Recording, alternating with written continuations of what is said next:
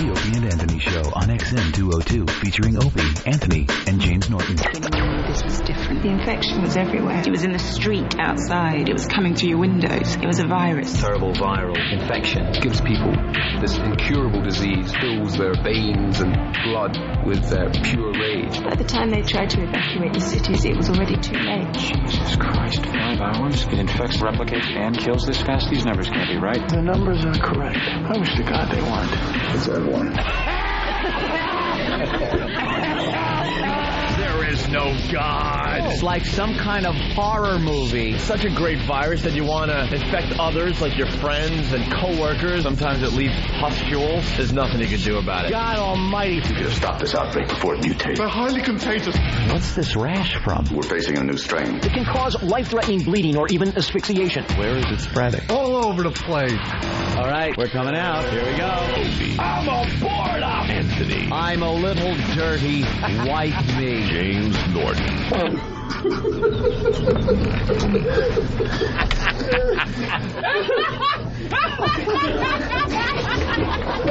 But enough of this palaver. Let's get the show on the road.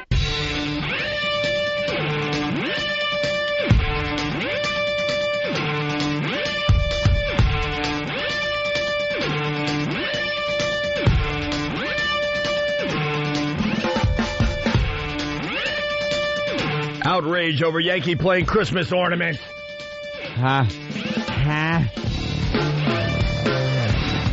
Helena is happy today. Used to be known as Henry. Oh, see, going with the same type of name when you have your sex change operation. Hillary is ugly. Again, see, what was Hillary's name before she got the sex change? Hank. Violent video games. Take them out of the hands of teenagers. What is this, the best of? No. Jesus Christ, we talk about this all the time. Oh, it must be. Oh, that's right. November election's coming up. They got to hit the hard-hitting, important issues like video games. Negative campaign ads. All right, that I like. It's the only fun thing about the elections. The fact that these sleazebag politicians go after each other tooth and nail. No holds barred until they're elected. Then they're the sweetest guys in the world. You see the most heinous ad just lambasting some other guy, and then they go, my name is blah, blah, blah, and I approve this ad. And then the election's over, and he's a nice guy again? Or is he the same scumbag that approved the bashing, lying ads? And it's both sides. I'm not taking sides on this one. Both Democratic and Republican ads are nothing but mudslinging now. I have no idea what any candidate really stands for, but you know what trouble the other candidate got into based on who he's running against, what stories they're spinning. We got a great negative campaign ad we'll get to in a few minutes here. I can't imagine this guy actually said, you know, I'm going to go into politics. Because based on the other guy's ad on him, he should be locked up in jail. Right. Not running for any office. Oh, I guess so it can't be true. I guess we're going to start with this. This ad we saw, 15 minutes ago? This is 15 minutes ago, and I was looking at it. My jaw was dropped, and I just said, how can this guy have said to his friends, yeah, I'm going to get into politics? Yeah. I don't know. Because it can't be true. This is the other guy that made this ad. He's lambasting this other politician. And trying to tie him into all kinds of shenanigans. Oh, he's a bad boy. Oh, it must be. According to his opponent. You want to hear this? Yeah. All right. Oh, by the way, good morning. It's the Opie and Anthony Show. Of course it is. The ONA virus spreading across America. Our first negative campaign ad of the season that we're playing. This is the one that finally got our attention. Oh, this one did. Bob Menendez believes sometimes you just have to break the law. Right away. The guy's a lawbreaker. Good for Bob Menendez. Bob Menendez believes sometimes you just gotta kill a hooker. What did he do? And so that caught my attention right away. I turn around and go, all right, I gotta see what this guy's up to. Bob Menendez says if there's grass in the field, play ball. And he's not talking about baseball. This is why I don't vote, by the way. Bob Menendez took trips to Thailand with John Carr. Right. Did he? Can't we get some ominous music so we can do this? I think they got it in the background, don't they? No, so we can do our version. Oh, yeah. And then people won't know which one is real and which one is I'm Opie and sure Anthony. they Jim won't. Norton. I don't think we're campaigning. So he likes to break the law. But this is why I don't vote. No. I can't be bothered. I can't be bothered with politicians in general. Is there one thing? I hate them all except for Obama! Stupid Obama. Is there one... Jimmy's eating right now, and I thought he was Obama for a second. It's a joke for the room. But rest assured. No, it's a joke for white America. I'm holding it with my hand. All right, here we go. Oh, that's horrible. Bob Menendez believes sometimes you just have to break the law. Is that why he brought a convicted cocaine trafficker with him to the Senate for... Wait, a what? A convicted cocaine trafficker. Oh, I thought he said a cooking chef. That wouldn't be bad at all. Yes. That's not breaking the law. That's just silly. Bob Menendez likes his eggs over easy. All right, we'll play this all the way through. Bob Menendez believes sometimes you just have to break the law. Is that why he brought a convicted cocaine trafficker with him to the Senate for his swearing in?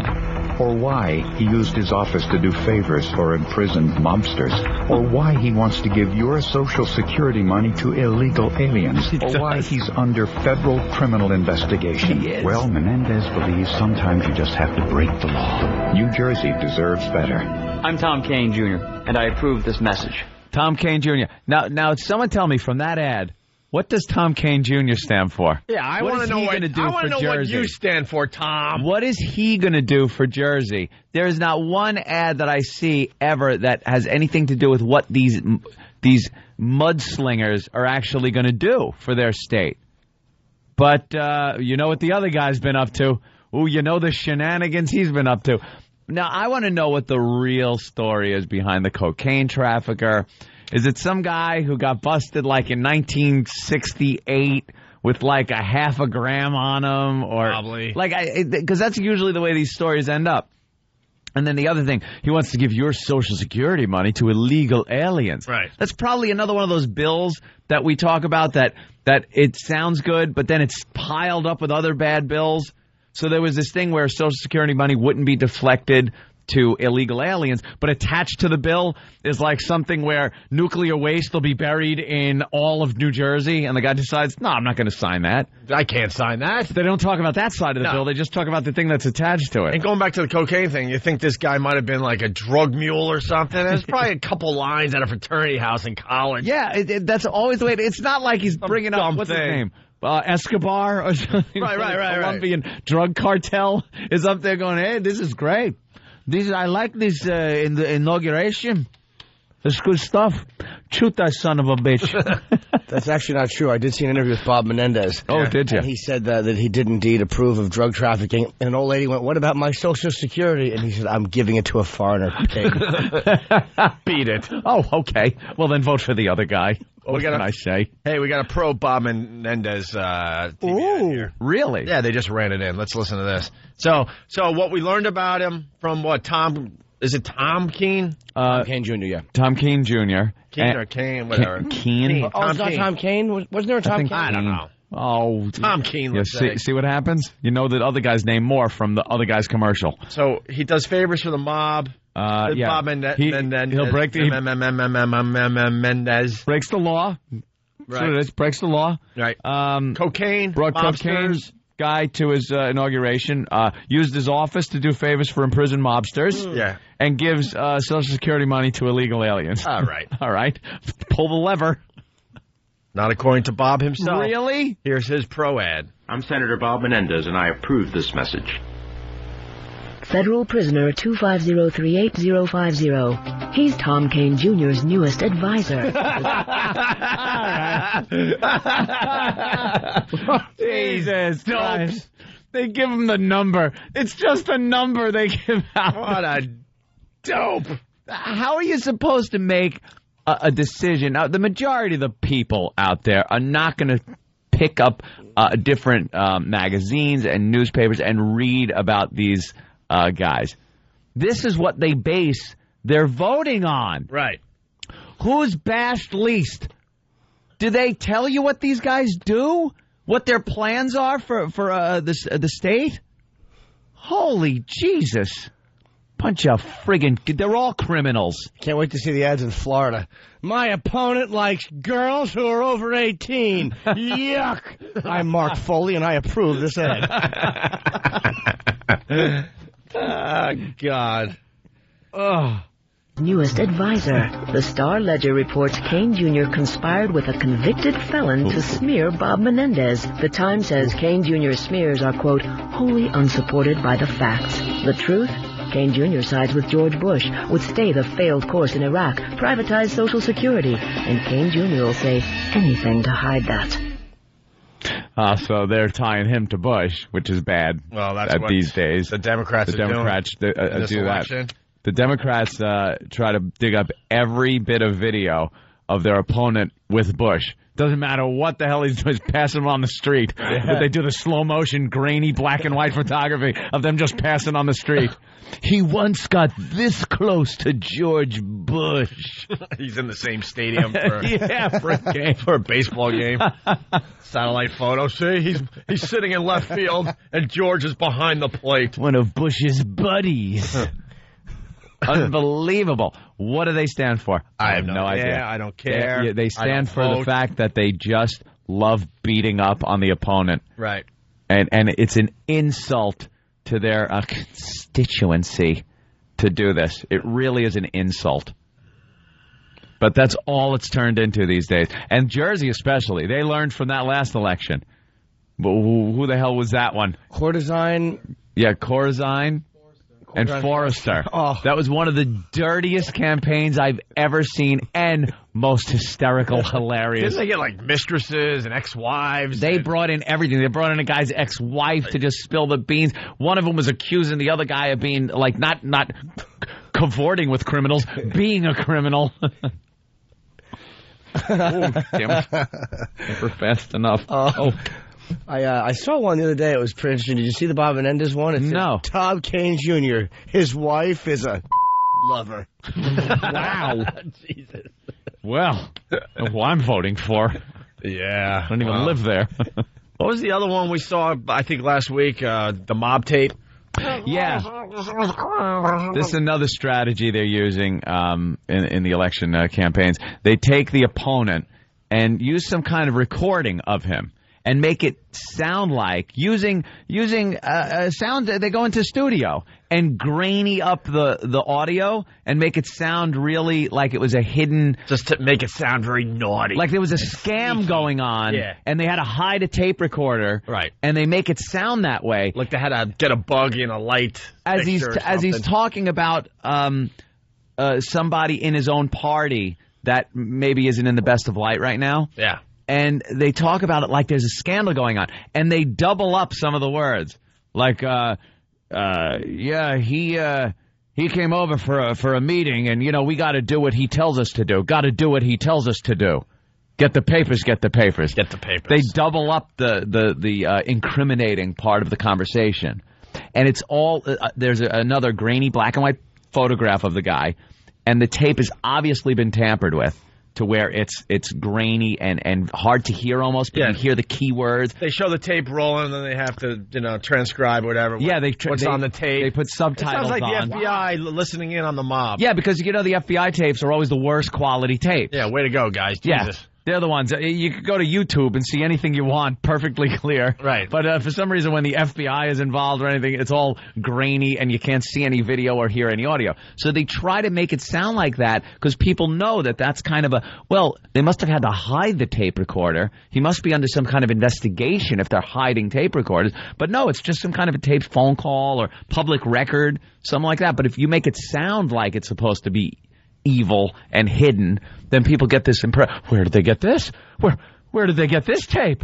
Oh, this is a coup. I got to vote for the other guy. Oh, wait a minute. Here's a commercial for the other guy. Oh, my God. He's a criminal. Oh, he eats children. Oh, my God. Jesus. He's a child rapist. What? He chewed right through a baby's neck. Oh, it's just the worst, but it's a lot of fun to listen to. Oh, you gotta love you late can't take October, any of these early ads November. seriously. They just bash each other, and you get no info on what their stance is on anything. Yeah, and the next week we want to start playing negative campaign ads, and this happens everywhere. Every city in America, every Jersey's little town. exceptionally bad, but well, maybe. Well, the challenge is that maybe there's another city out there that has a race, and the negative campaign ads are worse than Jersey. Yeah, you can send them in by emailing, I guess, Danny at FoundryMusic.com or Steve at FoundryMusic.com. Send in your negative campaign ads from your local races, okay? Right. Danny at FoundryMusic.com. FOUNDRY music.com. Let's go to Joe. What's up, Joe? Hey, guys. How you doing? Hey. Those tapes, there wasn't even Bob Menendez on the tape. It was some guy that supposedly worked for him that was just... And they keep repeating the same thing over. Bob Menendez wants you to do it. You know? Yeah. Bob Menendez wants you to do it. They try to make like it sound like he's a mob boss. Right. Remember in the last election, they actually used Dem bosses, like as the Democrat bosses. Dem bosses. He goes, and he caved into Dem bosses, trying to make it boss. Boss is a mob term. Right. He must be. Here it is, cocaine trafficker. Look, watch it. Menendez sworn in Diaz. Menendez assisted members of crime family. They have like now black and white, like almost night vision of illegal aliens running through a fence. Federal criminal investigation. Menendez believes sometimes you have to break the law. They showed illegals running across the border waving. Yeah. With night vision. Like Menendez is holding the bottom of the chain link fence up. Right. And letting them in. And then they showed like elderly people going hungry. Yeah. And I think they're probably trying to slant the little race, use the race card because his last name being Menendez. Sure. Trying to, scare Whitey into the fact that, look, he might have sympathy for these people. He's going to use your Social Security money. Look, I'm a nice white guy. Kane's my name, and I'm white. Vote for me. I got a nice white name. Bunch of white hands pulling that lever in the voting booth. That's right, with nice manicured nails. Of course. Let's go to Jim. Paper cuts from money. Jim, what's up? Hey, Jim, what's up? Jim, you're on the air. How you doing, Come on, Jim? we're off to a great start. We need you listeners to be on the same page as us. No, the guy running against Hillary Clinton yesterday said she had face work done.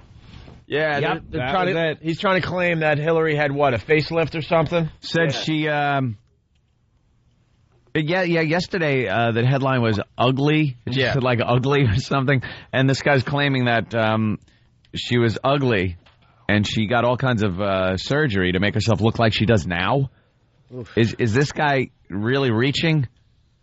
I mean, she was never, the looker, but she was just your average brainiac-looking student from the old days. There it is, getting ugly, Spencer's wacky charge. Hill needed millions in surgery to make her pretty. Now, you look at an old picture of her, she looks like any average girl out of a yearbook from 1930. Or whatever like she was on the yearbook staff. Yeah. She just the looks class, like vice president. Goody gumdrops. Yeah. She was, the drama club, maybe. She looked better then, actually. She doesn't look bad. I know, that's it. She looks better in the older picture than she does in the recent picture, so. Yeah. I don't know, this guy, but that's the gist of all of these ads. It's just how can you bash the other guy and not let anyone know what I actually stand for? Because you know something? I don't even know. Because it's too scary for a politician to take a stand. If a politician made an ad saying, here's what I want to do, bump, bump, bump, and spelt out what he wants to do, he knows too many people would go, no, I don't like that. I don't like that. I don't like 2 out of the 5. Yeah. So I might not vote for him. Right. So what they do is completely eliminate what they stand for. That way it takes out of the mix any chance that someone's going to not like him, and bash the other guy so that everyone doesn't like him and you win with people having no knowledge of what you're about. That's what politics has turned into. Thanks a lot. And occasionally they jump out on TV during this time, too, to complain about things like video games, violent video games. Oh, we got a video game story in a little while. And all the easy targets. Shock jocks have come up in the past. Right. Things like that. The easy targets that anybody is going to get behind the way they present it. Like, they know parents are going to be like, well, I want to protect my children. Right. This guy it's all seems about like a protecting nice the children. man. Well, he wants to take violent video games off so there's not another Columbine. Oh, is that what did it? yeah, that's exactly what did it. It was an awful parenting. You dope. More government, please shove more government down our throats. Can we do that? Here's the mob tape that we were just talking about. Oh, you got that one? Oh, yeah, listen to this. Listen carefully to Bob Menendez's top lieutenant pressuring a doctor. Lieutenant, okay, hold on. Again, a mob term. Yep. Lieutenant. His top lieutenant. That's a mob term. I would vote for the mob every time, by the way. You got no it. problem. They'll kick your ass. No problem. I'd vote for the mob every time out. Does anyone see They're more honest than these stupid politicians. The sleaziest form of campaigning you could possibly... It's fear tactics. They're scaring you, they're trying to make it sound like this guy is in the mob. Bob Menendez dozed off while eating salmon. He sleeps with the fishes. This November, you can act like a man and vote for Keene. All right, here we go.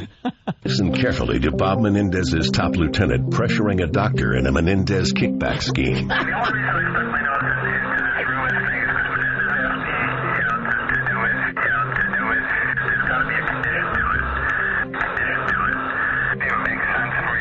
By the way, you're not supposed to understand what is being said, because I'm sure people out there going, what? But on the TV commercial, they transcribe what is being said. There's subtitles, and you can hear where the tape is doubled up. You could hear it where they cut it, double it. Because the strategy is, if you can't understand what is being said, they had to go really deep into the organization to get this audio. Right. There's a wire on somebody. Right. Like they wired someone up. Right. And it's so hidden because if the wire was found, of course, Menendez would have killed them personally. Of course. Personally. So as you sit here and try to understand what's being said, you're not supposed to understand what's being said. They tell you what is being said. Yeah, because they know, because they have a crystal clear version of what you're hearing. Of course they do. How's that legal? It shouldn't be. It's not. Well, I guess it is legal when it comes to negative campaign ads. Here they are running them like crazy today. Well, please send them in. If you got one in your town, send them in. Send it to Danny at foundrymusic.com, FOUNDRY music.com. All right, here's the rest of the tape. Ooh, the tape from the lieutenant.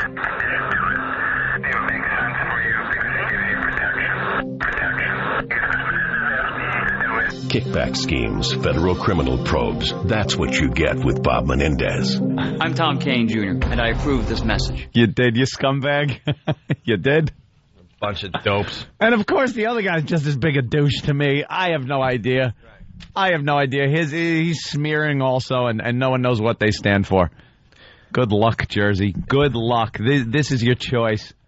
In his spare time, Anthony dresses up like a Nazi. I do. Vote for Opie, most popular person on the Opie and Anthony show. What? What happened? There have been allegations that I dress like a Nazi. No, actually, you never hear them talk. It's always somebody else talking. There have been allegations Anthony dresses like a Nazi. He's collected some memorabilia because he just likes the era.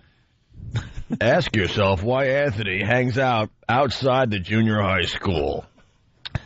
Wait a minute, that's where my office is. Office schmoffice, kid toucher.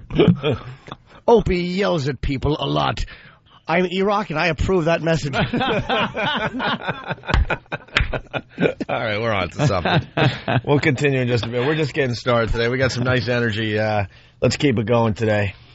Negative campaign ads, though, I'm telling you, because you know we're broadcasting pretty much around the world. If we do the Howie math, we're being heard in I don't know the whole solar system at this point. You know, radio signals do leave the atmosphere and travel infinite amounts of distance. So you never know. There could be alien worlds listening to this show. Absolutely. But we know there's some good negative campaign ads in your town, in your city. So please send them in to us. Once again, Danny at foundrymusic.com. Are you going to vote for a man who can't even get an apartment in New York City? Vote for a man with a home. Vote Anthony. For most popular person on the Opie and Anthony show.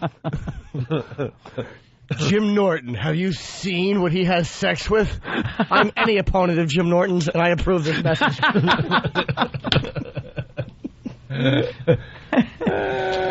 By way, Hillary, I'm looking at this picture. I'm not saying if I had to guess, I would guess Botox more than Yeah, they do. Yeah, get a few of the wrinkles out. The old broads do the Botox. She has a little chubby cheeks around. She looks like Anthony Hopkins' puppet in Magic.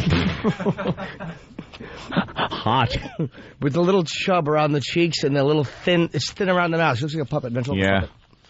Oh boy, we get it. Campaign ads are negative. Move the F on. Why don't you move? You move the F on and go listen to a morning zoo. Yeah, mister. You douche. John in Tennessee, what's up? Yeah, last night on TV I saw an ad. I think it was Republicans against the Democrat, and they said this guy was the Democrat was in association with some porn producer. And then at the end of it, there was this nice blonde chick that kind of looked in the camera and said, "Call me." So I don't know if he had some association with her. If he did, that'd be good. Fine with me.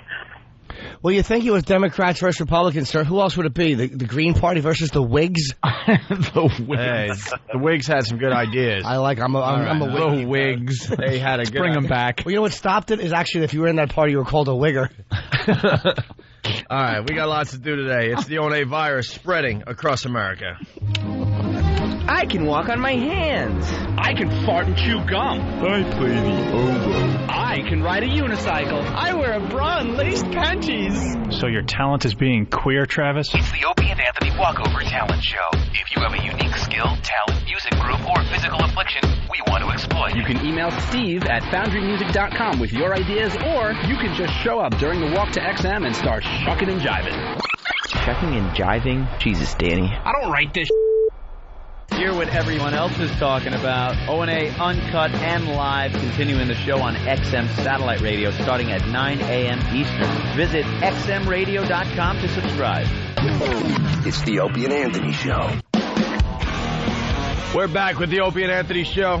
The ONA virus spreading across America. 1-866-313-FREE is our phone number. Write that down. You're going to need it eventually. The Opie and Anthony Halloween Party is brought to you by Saw 3. If it's Halloween, it must be Saw. In theaters everywhere Friday. I haven't seen one Saw movie, by the way. You got to see them. They're pretty cool. Real creepy. Bunch of uncomfortable situations that people are put in. Yeah. Very uncomfortable. Uncomfortable is kind of a... Maybe I should have used a different word. By the way, a lot of confusion. Life-threatening. Our Halloween party is going to be at the Hard Rock Cafe, a week from today? Yeah. Is it a week from today? Halloween is a week from today, I believe? Yeah. Okay. And I don't know how they're giving the tickets away. I'm hearing you got to listen to this station here in New York after our show to get tickets or something. Really? That's interesting. Can we just give away tickets? We want to give away tickets on our show to our people. Can we do that? We also want people to be able to get tickets night of the show. Yeah, a lot. We also want half the tickets for our XM listeners. Right.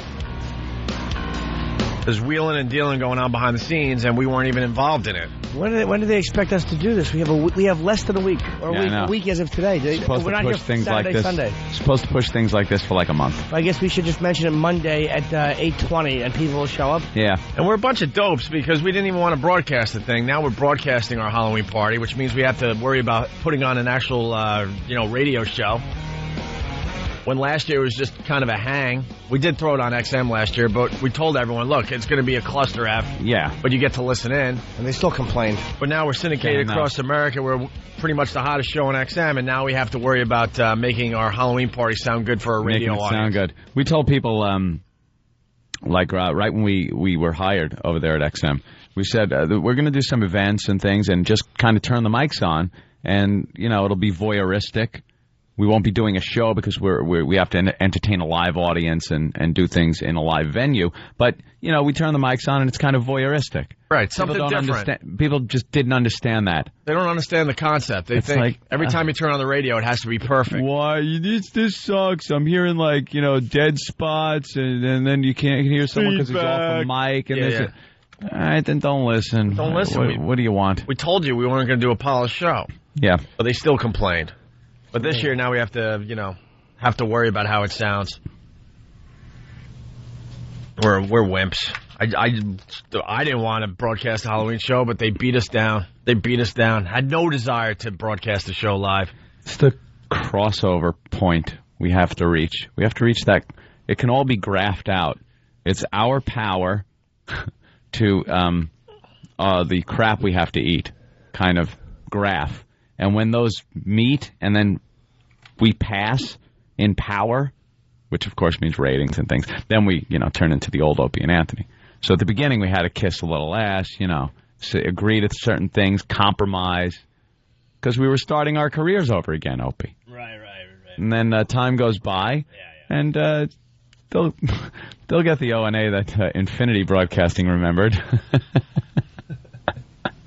Don't you worry about it.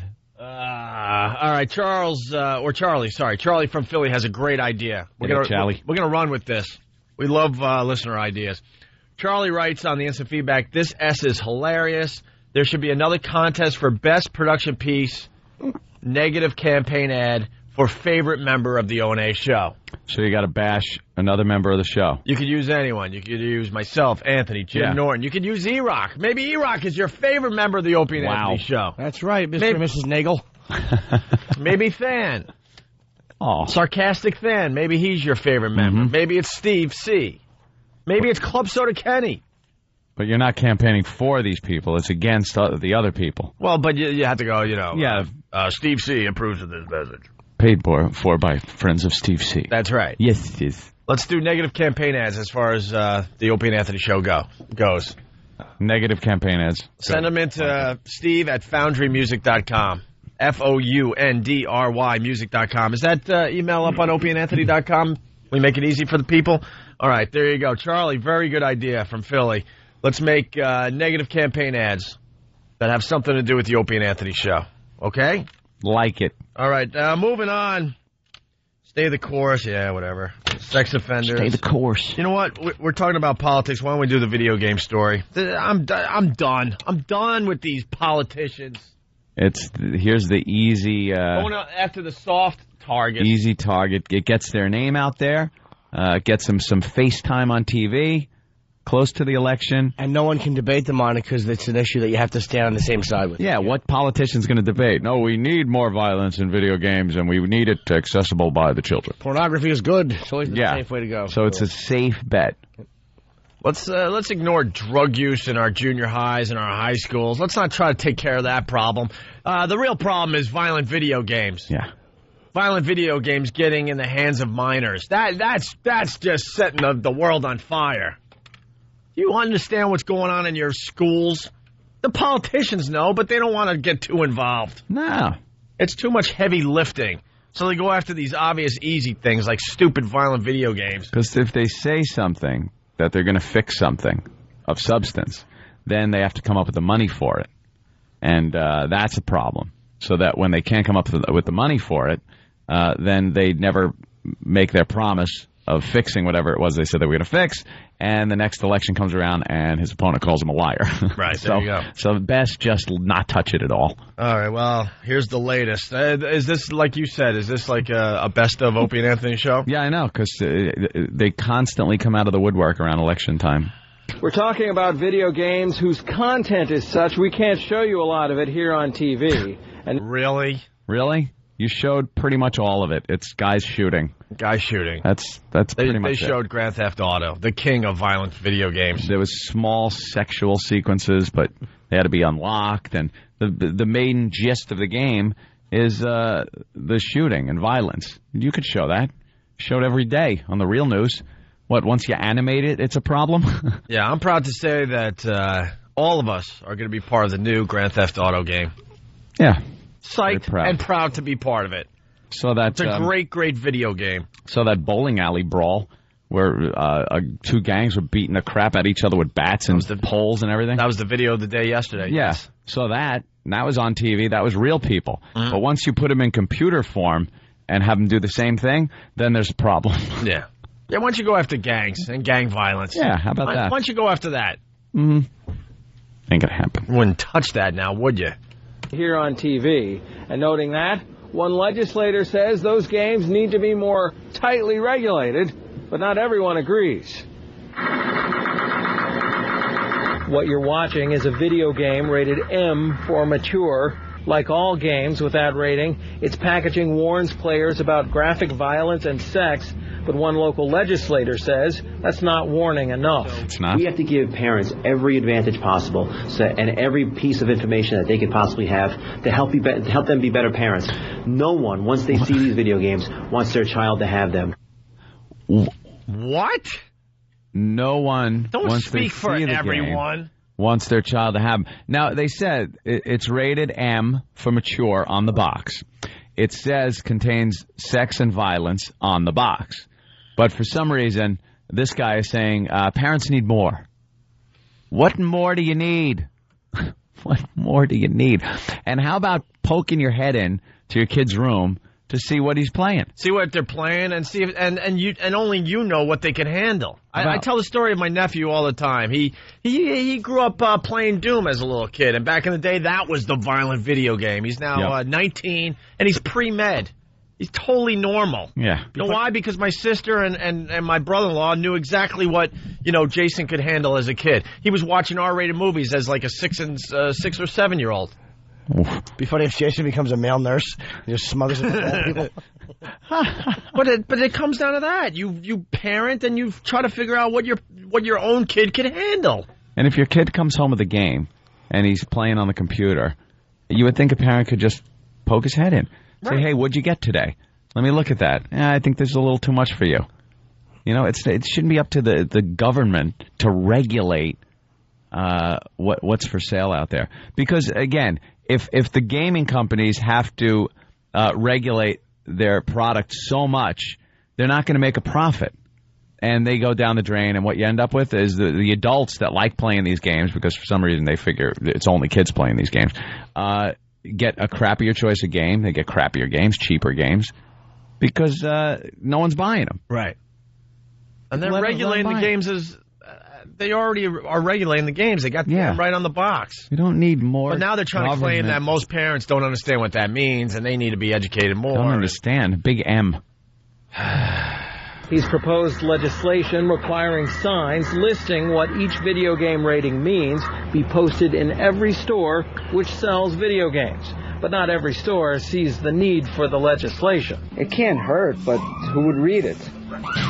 People don't read signs already. He's not convinced that the proposed requirement for signs would help. He is convinced what's needed is greater enforcement of the current warnings. If a little kid comes in on his own, I won't sell him a game that's rated mature or says gore, violence, sexual content. They'd have to come in with their parents. But the legislator says more warnings promote more safety and fewer hard feelings. They have a responsibility to the community and to the parents of these kids to let them know exactly what's on the video games they're buying. Because once they buy these video games and take them home and try them out and see what's actually on them, then they can't return them. He says his legislation has already gone through committee and he hopes it's passed by the full Nassau County legislature before the Christmas retail season. Oh, God. You ever buy something as a kid and just have it taken away? Back in the old days. I remember buying a wrist rocket. Oh, was I happy. A wrist rocket? They used to just sell those. You'd go into, like, a store and buy a wrist rocket. It's a slingshot, but it was kind of a modernized one made out of aluminum. And there was a brace that came off the bottom of it and went over the top of your wrist. So you could pull that thing back, and it's braced on your forearm. And it was surgical tubing connected to this metal tubing. And you could... Oh, okay. I mean, know what you're this thing about. was potent. And I brought one home at like 10. And I remember just my father, going, what is that? I go, oh, it's a slingshot. He goes, oh, yeah? Let me see it. He looked at it and said, no. And I'm like, but I spent my money. He goes, tough S. And that was the last I saw the wrist rocket. I think after a few Schaefers, he had some beer cans set up on the fence, and him and his buddies were knocking him down with my wrist rocket. It's the same dad that gave you guns when you were 12. And a hooker. And a hooker. She wasn't a hooker. She was a friend of the family. Buzz was a hooker. You just didn't know it. She wasn't a hooker. Buzz was a hooker. She was not a hooker. What was her name? It was Christine. Oh, all right. But her nickname was Buzz. I think she liked vodka. Or gin. Gin. Okay, do that. Or she was Devin Rattray. Hey, we got Walter in Philly. Buzz from Home Alone, you tool. Let's go to Walter. Walter.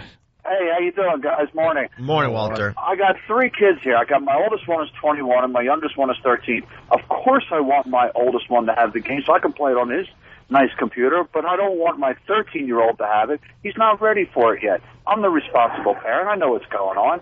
Wow, what do you do without a congressman in your house? Holy Jesus. You mean you have to actually do your own parenting? Yeah. Wow. Yeah, it's a tough job. You know, it's 20 minutes of pleasure. I got 20 years of hell with the kids in the house, but... It's people like you that ruin it, my friend, because people like you make it so government doesn't have to come into your house. God, what would we do if there were more people like this guy? I don't know. I don't know. We'd be in so much trouble. I don't know. Friggin' That's all I got. congressman. Bunch of wastes. Let's go to Sean on Long Island. Sean, what's up? What's up, guys? Hey. I used to be a store manager at GameStop, and I used to have to tell the people that when they were coming in to buy the game for their kids that it was a mature-rated game. And I had a lady once tell me that I had it all wrong, that Grand Theft Auto 3 taught her 7-year-old how to read. Oh, there you go. That's awesome. All right. Very good. Punch it out. Let's say hi to Kyle on Long Island. Kyle, what's up? Hey, what's going on? I also work at GameStop. I have parents every single day tell them that the game's rated M. There are about 30 parents a day buying their kids M-rated games. They really don't care. They don't care. No. And they know it's not affecting their kids. It's not a big issue. The politicians try to make it sound like it's a big issue, and it's not. We just tell them, and you know what? You say, oh, they watch horror movies all the time. I tell them there's sexual content. Oh, they say, oh, that's great. The fact is, we all love living in the fantasy world. Whether it's going to movies or playing our video games. It doesn't mean that we're going to turn into, freaks. Yeah. Yeah, but it's usually the black parents who have about 18 kids, so it really doesn't matter. You check out old cartoons lately and see all the violence they have taken out of the cartoons? Yep. Why? Why did they do that? We grew up on those cartoons. Yeah, look, we're normal. Was society completely out of control because of Bugs Bunny cartoons? But now you watch an old Bugs Bunny cartoon and all the violence is taken out. So the great racial references. They change everything. They take all that stuff out. They're editing. Yep. Yeah, they're editing all those out. You could get them, though, on DVD, but you'll never see them on TV. Like Wabbit Season, Duck Season, classic episode, where Elmer Fudd just shoots Daffy square in the face, point-blank range with a shotgun, and his bill goes around the back of his head, and he puts it back in place and says he's despicable. But now they cut it out. They actually show a frozen frame of Bugs Bunny sitting on, like, the edge of his rabbit hole. And it's a freeze frame. It's just a still picture. And you hear a gunshot, and then it goes to Daffy's face all blackened and his bill moved. But you never see him shooting Daffy in the face with a gun. Yeah. Because who perished the thought? It's funny that we're complaining. Why did they take the man shooting the other person in the face with a gun reference? And we're saying, why did they take that out for kids? It's not a person. It's a duck. Well, you know what I mean. Yeah, but we saw it as kids, and it didn't affect us. It didn't. I never looked at that like, wow, this is something that I have to do. Or, oh, wow, if he could do it to the duck, then I could do it, to a person. You could shoot him in the face. Growing up, you figure these things out for yourself, or you're taught these things. It comes down to this. You could do all this stuff. You could ban violent video games and try to have this perfect society. But the reality is there's just bad eggs out there. Yeah, and it doesn't matter what's out there. Unfortunately, there's a very, very, very tiny, small percentage of bad eggs out there. That's it. The government. No matter what you do, that's going to continue through society. Let's go to Matt in Boston. Matt, what's up? Not much, dude. I mean... You're 14, Matt? Huh? You're 14 years old? Yeah, I'm 14 years old, and whenever I go to, Best Buy or anything to get a violent video game, because, I love them, I'm addicted to them. Who doesn't? They always tell me and my mom that this is a violent video game. Do you still want to buy it? And she's like, yeah. So, politicians can't really do anything more than that. Yeah, you're being warned. What's your favorite video game, Matt? I have to say Grand Theft Auto and maybe, Black or something. Yeah. It's just awesome video games, and you could do whatever you want. GTA is great. It's just so open-ended, You could jump on it at any time. That you don't have to it's not like, oh, I forgot where I was. You just jump on and start racking head. Yeah. Do you have a desire to shoot people out there, Matt? Do I have a desire to shoot people every day? But I don't do it because I'm not stupid. See, that is as honest as you can everybody. get. Yeah, he's just growing up in America. Hey, Matt, wait, did you play bully yet? Do I play bowling? Yeah. No. Okay. All right, thank you, Matt. Thanks a lot. Jimmy's in that game. I just want to know if it's any good. Jimmy's I keep voice. seeing posters for. I wondered if it's. There's a review in the paper today. For bully? I didn't read it, but I think it's. Is it by Linda Stassi? I hope not. I want to get into her a little later. Smash her again. Yeah, we'll do that. Jay in Boston, what's up? Hey, what's up, guys? Hey. What's up, man? All right, so I guess when the kids turn 18, it's all right to play the real game of shooting and killing. But, when they're 15 or 16, they don't approve of that? Yeah, Jay's talking about, obviously, Iraq. It's if violent video games had an effect on society, don't you think kids would be lining up to join the war? Could legally do exactly what you're doing in the game. Right. Come on, it's great. Where are all these kids that are being influenced by violent video games? The line would be down the street. Right. Because there are a lot of very popular military games. Mm-hmm. Some of the most popular genre out there are the military games. Isn't that how they train a lot of the soldiers? The Army has a very popular one out right now. What's the name of it, Dan? America's Army. And the United States Army put it out, and it's great. It's really good. Teaches you tactics, and you got to work in a squad. All right, Jay, thank you. Good point. Thanks, guys. All right, we got to take a break. It's the ONA virus spreading across America. We got Ryan Starr here today. What's Ryan doing for us? Playing in and out of breaks or something? I think so. All right, we'll talk to Ryan Starr. We got Howie Mandel calling in today. I don't understand that. How the government can come up against violent video games like that, yet the United States government put out a violent first-person shooter. I mean, it's blood, it's shooting, it's how do they justify that one? Unbelievable. Hypocrites. Yeah.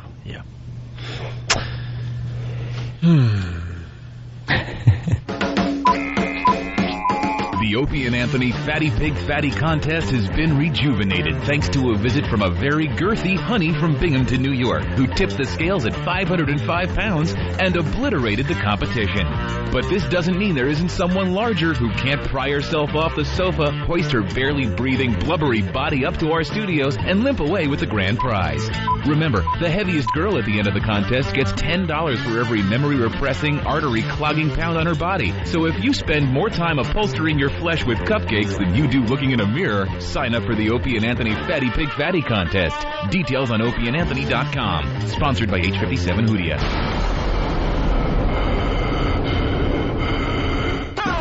It's the Opie and Anthony Show. You are checking out the Opie and Anthony Show. What's up? The ONA virus spreading across America. Fatty Pig Fatty, brought to you by H57 Hoodia. Lose weight for free at H57.com. Good news, if you weren't listening yesterday, we got a new leader in the Fatty Pig Fatty contest. Yes, we do. Pretty much all of us were pretty scared of Honey from Binghamton. She made the trip down, and she weighed in at what? 505.8. 505.8 pounds. Yeah. We'll call it 505 pounds. She is the current leader in the Fatty Pig Fatty contest. We're paying $10 a pound, so that's $5,050. Yep. And $1,000 for, what was the guy's name? Big fan of the show. Bob, I think? Yeah, I got the mustache. He gets $1,000 finder's fee for bringing Honey into the studio. He looked like a fat Hitler. Supposedly we got two more girls that are going to be coming down next week. That'd be nice. And supposedly they're much heavier than 500 pounds, so we'll see what happens. Won't they have to be down Monday or Tuesday? We're off Wednesday, and I think... Oh, wait a minute. Contest ends... Wait, Tuesday is our Halloween party at the Hard Rock Cafe, so we're not... Are we doing a show Tuesday morning? Yes. We are. Wednesday we're off. We're doing two shows Tuesday, right? Is that how it's... All right, whatever. So Tuesday is the last day of the Fatty Pig Fatty contest, a week from today. There you go. Okay. By the way, I was checking out opieandanthony.com for the latest videos and pictures of Honey, the new leader in the Fatty Pig Fatty contest. And, Steve, it says that she weighs 55 pounds. Yeah, what happened there? When I saw it, it said, honey, current leader of the Fatty Pig Fatty contest, she weighs 55 pounds. That's an important zero to leave out. How ironic. You missed a zero and you are one. Thank you, sweetie. And it got me to thinking that we should continue the Fatty Pig Fatty contest. Yeah. And we go the other way with it. The complete other direction. And we just try to find the lightest girl listening to the Opie and Anthony show. The lightest girl. The lightest girl. The slenderest girl. Who's with me? Who's with me? I'm completely with you. We want your fingers to smell like stomach bile, if you get my drift. all throat liquid knuckles. That slime on the back of your hands. By the way, we're not kidding, because I know they love selling everything on this show. Yep. We want to continue the contest after Halloween, and we want to go the other way. Other direction with it. You got to be, 18 years or older? Of course. Yes. And we want to see who the lightest girl is listening to the Opie and Anthony show. The lightest one. Yes. Before we run this contest, can I get a couple of those things you play a xylophone with? I have an idea. What are they called? What are those? Not sticks. Sticks, they're called sticks with wood circles on them. They got little puffy things at the end sometimes. Wood circle sticks. All right, I got to communicate. Winner to be announced on Tuesday morning. H57 will present prize during the CBS portion of the show. Nice. Mm-hmm. All right, very, very good. So, ladies, if you're out there, you got to beat 505 pounds. Current leader, Honey, from Binghamton, New York. The contest is great, isn't it? It's going well. Yes. H57 is a weight loss thing, right? Yeah. So why do people take that? Like after they win the contest, why don't they give them some H57? Yeah. Take it. Well, it'll be up to the winner. Some of these girls want to be fat. That weight. They want to be fat. Yeah. They don't want to be bothered. Didn't look like Honey was going to be trying that hard to drop any pounds anytime soon. She was sweating just standing there. She dabbed herself with a towel just standing there. She was really intimidating, man. I don't know what it was. Because I know she couldn't catch me. I know what it is. What? She could get you. No. She'd be able to get you. No. You know how good she is at cutting the room in half? Like Foreman, he had good footwork for a big man. That's it. The same way. Just turns left and the room is cut in half. You have nowhere to go. Well, moving on. By the way, we got Ryan Stark coming in a few minutes here. By the way, with Honey, you better get in the bathroom first in the morning. You don't want to follow her. Oh, no. It smells like rotted meat. It's a weird news day. It's a really weird news day. Yeah. You want to talk about Helena? Oh. Hey, man, people are out there. They got causes. They got some important causes. They're getting things done for you and I. Well, Helena Stone, formerly Henry McGinnis. Oh, sorry. A little distracted. What happened? That completely naked girl in the apartment. But she's a slob. But we still look every morning. Now she's standing right in front of the window, completely naked. She is on a scale, I think. Now she's turned around. She's walking completely naked. Where'd she go? She went to the edge of the window. To the left, can you still see her? Oh, there she goes. There she goes. Now she's turned her back into the bathroom. She goes into the bathroom a little bit. She doesn't look like she's very well coiffed. You see that? She looks like she's very au natural. But she lost some weight. She's on the bicycle, the stationary bike every morning. And then she's walking around naked, brushing her teeth. I got something she can brush them with. I'm sure you do, Mr. Norden. She looks like she shaves with Miracle Grow. I think she's getting braver, because when we first started up here at Free FM in New York City, about we're almost up to 6 months. Ooh. She was a lot chubbier, wasn't she, Ed? Yeah, I think... that bike is paying off for her. That bike must have been new. Here she comes again. Get out of the way. Do you think she likes being looked at naked? She has to. She has to. Why would she be? There's no shades. There's no curtains. It's the only lit-up window in the whole building. Facing this building that has a ton of windows. It's still dark out enough where it's really obvious, and you could see perfectly clearly into her apartment.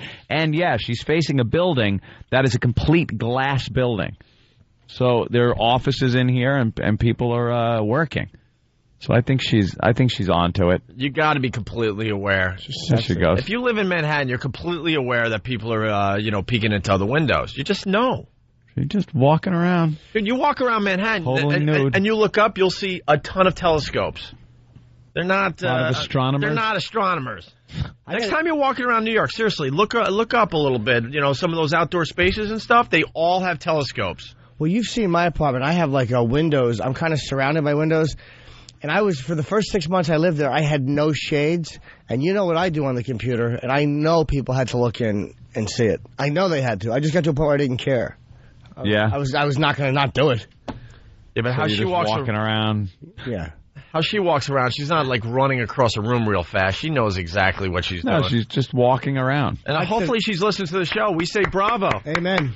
The exercise bike is paying off. It certainly is. She does the exercise bike, then she gets off the exercise bike and does a headstand against the wall for 10 minutes. Headstand is supposed to be amazing for you. Headstands are supposed to do something with your blood it makes you so much healthier. Yeah. Give you a headache. Oh, I know, Ed. From your lips to God's ears.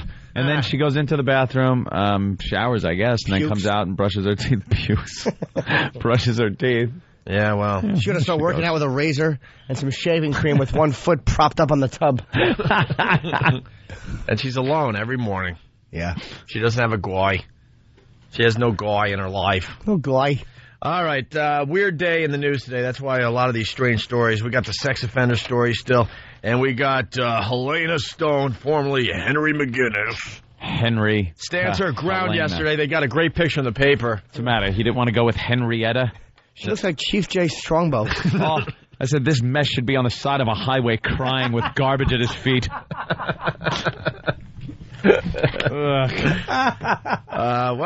Helena, formerly Henry, stands her ground yesterday outside Grand Central Terminal's ladies' room. That's right, ladies' room, which can now be used by transgender men. Get me a dress. It can, huh? Get me a dress. I want to test this out. There you go. Get me a dress. Transgender men free to use all of MTA's loos.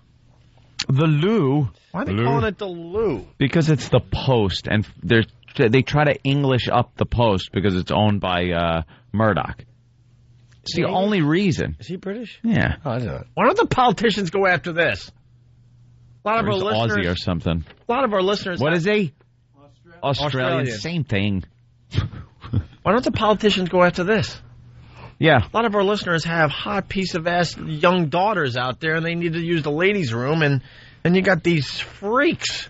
They're freaks. Scary man in a dress. Well, now, let's not rush to conclusion. And I wouldn't call you a freak if you changed your sex and you actually looked like the sex you changed into. Then I'd be like, all right, whatever you're into. Whatever, dude. Whatever, dude. I mean, Whatever, dude. But, I mean, what is this proving? Tatanka. Tatanka. That is just a disaster. The headline reads, Girls' Room, His Too. The line for the girls' room just got longer. Get it? God, men who live as women can now legally use women's restrooms in New York's transit system under an unprecedented deal revealed yesterday. Thank God we got this done. Yeah. Thank God. You're not women. This is important. You're not women. Doesn't matter what you turn inside out. You're still a man. No, if someone's had the operation, I don't mind them using the ladies' room. I think this guy's had the operation. All right, then I got no problem with it. There's actually a group that filed a complaint against the MTA on behalf of a 70-year-old telephone repair technician. We've been following Henry for a while, by the way, who was arrested for using the women's room at Grand Central Terminal. But is Henry just a guy who dresses and lives as a woman, or has he had surgery? There's a big difference to me. I think Hank has had the surgery. All right. He says he's a 24-hour woman. Wait, transgender people. That would mean post-operative? I don't know. No, I don't think... Transvestite is... What's the difference? Transgender, I don't think committed to the chop. No, I think transvestite... No, transgender is the same thing as transsexual, I think. Transvestite is just a guy who likes to dress like women, but I don't think transvestites have to be into men sexually. They can be into women sexually. Transvestite can cover a guy who just likes wearing panties and doing that, or the over-the-top drag queens are also considered transvestites. Henry explains it right here. I'm a 24-hour woman. I just feel like a woman, and I like to wear women's clothes. He's not had surgery. I like to wear women's clothing. What's going to stop a guy from putting on women's clothes and hanging out in the ladies' room and being a creep? Nothing now. Nothing now. And poor Gloria. Put on some little boy shorts and walk into the bathroom. Hot shorts. Yeah. Try to tuck. Poor Gloria. I would not like that, said Gloria David, a retiree from Connecticut. I have nothing against gay men or drag queens, but they can use the men's room. I just don't want to go to the bathroom next to a man. How about if you make that decision in your life and that's what you want to do, there are going to be embarrassing moments. You have to go into the men. All right, I know it's awkward, but what's more important, your right to not be embarrassed or women's right to use the bathroom without a possible guy standing in there? Yeah. God almighty, the human rights groups are so out of touch with what's going to happen. Yep. Yeah, this guy says it all. I mean, a writer, I guess, they interviewed people. One writer feared predators. It's actually a woman. Predator. One writer feared predators might dress as women and lurk in the women's room. First woman. Come on, do it. After the first woman is raped or assaulted by some guy in a dress, I guarantee you that this is going to be called into a task. And then the tranny group will... Looking like Sylvester Stallone. Protest. And Nighthawk. I just said called into task. How old am I? Ooh, called to task. That was believable. Just look at the shoulders, you silly goose. They're huge. All right. Oh, at the end when he was a lady, but it was Sly. Yeah. He's good. Yeah, exactly. So that's good news for you, you far rakes. Yeah, anybody that's decided to lop anything off, salute. It's your day. Yeah, once you've lopped something off to me, you can use the restroom. Yeah. Yeah, if you chop, if you have to sit, that's the bathroom for you. If you're able to stand, well, then you have a decision to make. And go before you leave the house. And you should be tested. There should be a test outside the absolutely the ladies' room. Yeah, I want to make sure you have to sit down. Got to take a look-see? Have somebody there take a look-see? The old peekaboo, as we call it. There's the old peekaboo. You, sir, can use the men's room. You have to drop those panties and give the old peekaboo. That's right. Not the oopsie, the old peekaboo. Make sure no one's tucking, though. Oh, good. Can't That's why you got to go for the test. So someone's got to actually reach under there and pull, and, and you just grab, just like you give a little juggle, like you would test a cow udder for milk. Just jiggle. All right, you left, you go right, you trickster. We're on to you, sir. You got me, Daddy. Well, another crazy story. It's just what story is this? Foul fly ball. Okay. Yankee plane ornament. This Santa Claus Yankee plane Christmas ornament is still on sale despite the death of pitcher Corey Lytle, whose small aircraft crashed into an Upper East Side apartment building. What does one have? They make it sound like Corey Lytle crashed his plane, which was a very unfortunate incident here in New York City, and then they decided to make a Yankee plane with Santa driving. Yeah. Or flying, I should say. It was completely disconnected. Of course. Why shouldn't they make this? I mean, he had an accident. He died. Okay. What if it was a car? What if Corey Lytle was killed in a car? Should there not be any Matchbox cars with Yankee insignias on them? You're jackasses. Right. Well, this lawyer in this story is just a dope. Of course he is. Talk about bad timing. A new Yankee Christmas ornament sanctioned by Major League Baseball. And bearing the team's official logo features a beaming Santa waving as he pilots a plane. My reaction at first was, I don't believe it, said Midtown lawyer Dennis Guerin. Really? Who yesterday received glossy literature touting the Yankees' victory plane. A limited edition annual holiday treasure in the mail. Guerin shuddered as he recalled the horrific event that unfolded October 11th. Can I be Guerin? Yeah. There's a plane ornament. October 11th. Shuddered. Guerin said he and his wife were shocked and dismayed. And it was October 10th, wasn't it? Again, when they opened the mailing featuring the Yankee Santa in a plane, he said the plane appears to be going into a Christmas tree. Can you just be dismayed? What?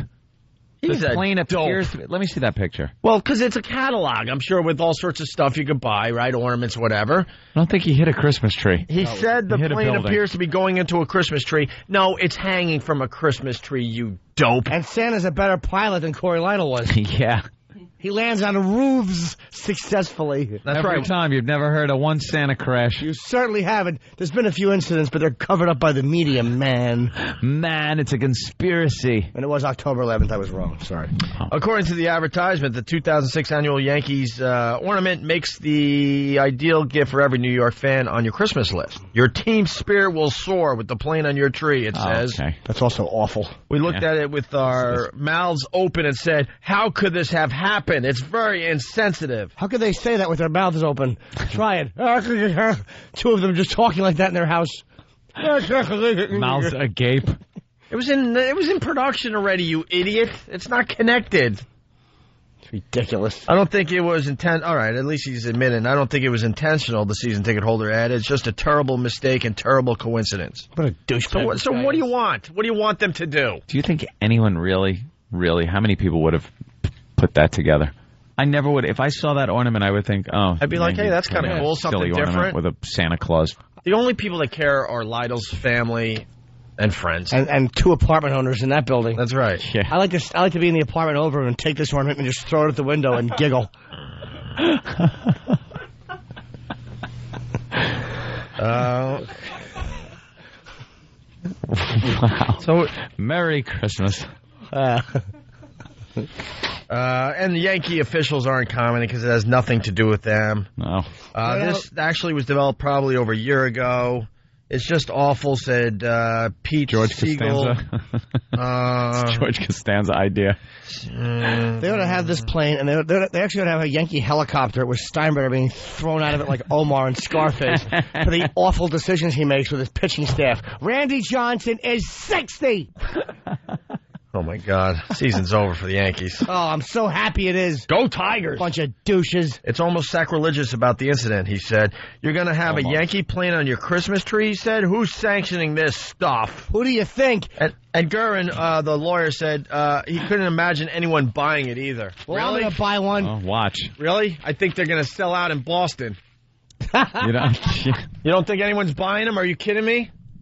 Not only are they going to be on trees, they're going to be lit on fire in Boston. How do you like them apples? They'll sell just fine. What a killjoy Dennis Guerin is. These people have nothing better to do. Yeah, I was shocked, dismayed, awed, and upset. And I shuddered with my mouth agape. And I said, all in one thing, this guy really doesn't...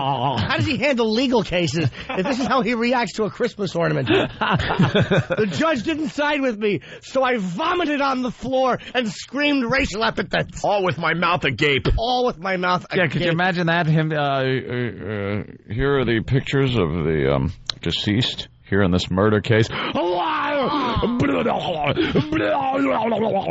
Just shaking around the courtroom. That's insensitive. I'm suing you. Dennis Guerin is a horse's ass. This is how the news is reporting it, because they love this stuff, man. Yeah. Well, it seemed like a good idea at the time, but the tragic death of Yankee pitcher Corey Lytle, the timing could not be any worse. We were talking about a Yankee Christmas the same ornament that's now on sale. The Yankee Instead of wearing a Santa outfit like the ornament is. The timing could be worse. Yeah, it could be the same day that he crashed. It could have come out. That's right. He could have been in a plane that had pinstripes on it. Yep. And he could have been dressed, yes, like Santa Claus. Yeah. The timing also could have been better. It could have happened in Tampa when Cashman was signing certain contracts. Wow. Christmas ornament that's now on sale. The Yankees victory plane was designed more than a year ago. Earlier this month, Lytle and his instructor pilot died when their plane slammed into a building on the Upper East Side. Yankees officials have refused to comment. Victory plane. They should have put out the Hindenburg ornament. Yeah. Goddamn team. You stink. Stupid. Here's it's like a prop plane, and the Santa is almost as big as the plane, and he's waving, looking to the left. He's too big to fly that plane. He's much too big. I think him sticking out of the plane, let me see the picture. That would definitely affect the aerodynamics of that plane. Yeah, I don't think it would get off the ground. Santa has a waterhead. Yes. Big waterhead. The wings are too small for the plane. There's no real engine. It's just hollow. Santa doesn't have any genitalia. Santa uses the ladies' robe. Santa's a fat tranny MTA worker. Well, Verizon worker, whatever company that was. But he can use the MTA bathrooms. Santa's alter ego is Santana. Santa's a douche. Santa stinks. I really want to dress like a Santa and go on a killing spree and just spoil it for all the children. Ruin it. Yeah. All right, let's say hi to Ken. We got to make it fast. I got 3 phone calls to do before we go to break. And Come on, I got to Ken. get Ryan Starr in here. Ken, what's up? Come on, Ken. All right, boys. Hey, I've seen these ornaments for about 10, 15 years. What happened? Didn't Thurman Munson go down in a plane crash in Yes, he 78 did. or 79? Yeah, but see, enough time went by, man. It's all about time. Canton, Ohio. That's right. Let's go to Carlos. Carlos. Yo. Hey. Yo. Hey, Carlos. I got a quick question about your new contest coming up. Okay. You said that the age requirement is going to be 18 and over. Yes. What if you have a 70-pound midget walk in there? We're just looking for the lightest person that and this is a person, not even girls anymore. It's guys and girls. The lightest person listening to the Opie and Anthony show. I think we want to start up right after Halloween, and we still want to call it Fatty Pig Fatty. By the way, What if a midget comes in? I say go for it, man. Yeah. Yeah, Mini Pedro died the other day. If midgets ruin this contest, if some midget comes in here and he's just an average midget and he wins because he's lighter than a skinny broad, we're hoping some girl with anorexia wins, yes. But midgets can be fun, too. If they ruin the contest, they've ruined family photos. They've ruined rides or Coney Island laws. How could they not ruin this? Might as well ruin this contest. Spoilers of all that is good. By the way, what's not mentioned in this story, and everyone's calling in, they make those ornaments for every team out there. Exactly. Every team. They should make them for a soccer team in 72. Then we'll see. With the little pieces eat each other up. Yeah. Nice callback. Holly, Maine, what's up? Milk chocolate passengers that you could just eat. Hey, Christmas. I just wanted to clarify between the whole transsexual, transvestite thing. Oh, yes. Thank you. We know the difference, but go. Oh, well, if you know the difference, but, Yeah. Well, anyway, transsexual is, the type that actually goes out and dresses up, and they really believe in their mind. But a transgender was born that way. Like, it's kind of like a genetic thing. Oh, see, I thought you were going to talk about the difference in pricing on Craigslist. All right, thanks for nothing. Either, so, like, we did a whole course about this, and there's actually it's a mental thing. They actually believe in their heads that they were born as a female if they're a male and vice versa. Where did you take a course on this? What college was teaching this nonsense? It was actually Catholic college in Maine. Oh, God. The 13th grade. What were they saying in Catholic college? One should be shot and one should be burned at the stake? Yeah, right. Yeah, tell me about it. All right. I just wanted to let you guys know Maine loves you. I know I love you guys. Oh, thank you. What do you like about the show, Holly? I think it's awesome. Oh, no, she was into me. She was talking. Thank you, Maine. Someone from their cell phone. You got to write your names down if you're instant feedbacking from cell phones. That will go great with the Bob Ojeda motorboat. Oh, yeah. Nice. Oh, boy, we're going down that road today. That ornament. And all right, Joe Pepitone mule. We got to take a break, and we'll continue with the Opie and Anthony show featuring Lowell Jimmy, who's going to be on Letterman next week. Yeah. Jim Norton will be appearing on The Late Show with David Letterman Wednesday, November 1st. Check local listings for showtimes. It's the Opie and Anthony Show. We're back with the Opie and Anthony Show. The ONA virus spreading across America. In studio, let's say hi to Ryan Starr. What's up, Ryan? How's it going, guys? We had to get some radio done, so sorry that we made you wait a little bit. It's all good. But we have a lot of people listening right now, so this is prime time on the Opie and Anthony Show. It's all good. Hey, admit it to everybody once again. We helped you with that. You guys helped me on Rockstar, right? I mean, you guys brought me back. It was mainly due to your misunderstanding. I think it would take 10, 15 minutes just to figure it out. The whole cell phone thing had to vote for me, but yeah, man, it worked. You got like 10, 15 minutes, people just pounding the lines. Well, the ONA Pest, they have a new project. It's the Jerry Springer project. Yeah. Vote for Jerry. Today's the day, right? You got to vote for Jerry today? Yeah, I think today's the day. We're trying to keep Jerry in that stupid Dance with the Stars show. You can So, do it. You guys have the power. You guys have the listeners. Yeah, he's so annoyed. Like you kind of wanted. Yeah, you to wanted our come help. back in. He doesn't want our help. He wants off the show. His knees are bad. He's complaining the whole time, and we just keep. And that's a weird setup because 50% of the vote is the judges, Right. And the judges hate him, obviously. And the judges give him like the lowest scores every week. And yeah, the audience there, our listeners and stuff, just keep pounding and pounding and keeping him in there. And he's so aggravated and annoyed. He called us from the airport the other day, just bitching. Just saying, stop, please. No, really, it's not even funny anymore. Because he's taping his Jerry Springer show. So now he has to fly from L.A. to Chicago, do his show for a while, and then go back to L.A. to tape Dancing with the Stars. So against his will, you're really keeping him up. Well, he looks like a freak show now. Right. It was fun at first, but now he just looks silly on TV, and that's why we're loving this. Mm-hmm. I think we got a tough week ahead of us, though. I don't know. It's going to be really tough to keep him going. Every week is tough. Who else is on the show? We don't even watch the show. Okay. We could care less. Oh, we don't watch it. We don't care. I couldn't tell you. Yeah, it's just a matter of. I know that making broad him- this is what I know about the show. The broad had to quit because her nanny's having an affair with her husband. Mm-hmm. That's all I know. And some guy from Saved by the Bell, right? Or one of those shows. Screech, not Screech. Emmett Smith is in. Emmett Screech Smith? is in something, Screech is another on- project. Yeah, He's on doing the another indie project. film circuit. Yeah. And Heather Mills is doing the electric slide next week. But to the O&A Pass, vote for Jerry, abc.com. I guess we've taken over the message board, and then the real fans of the show are pissed off, and they're trying to fight the O&A Pass, but they're losing. Good luck. We got all these little battles in cyberspace every day. It's great. There's no fighting the pest. Of course not. But we got a tough week ahead of us, so vote for Jerry. Let's see if we can get him. How do you fight with Connor's anchor or something like that? There's just no way One of to those do it. awful names. Old Gravy Legs checking in, and Right. you lose, sir. So Ryan was telling us you're going to Malaysia. Malaysia, yeah. Yeah. Well, I just came off a West Coast tour with this girl. She's 16 years old, really talented. Her name's Cheyenne.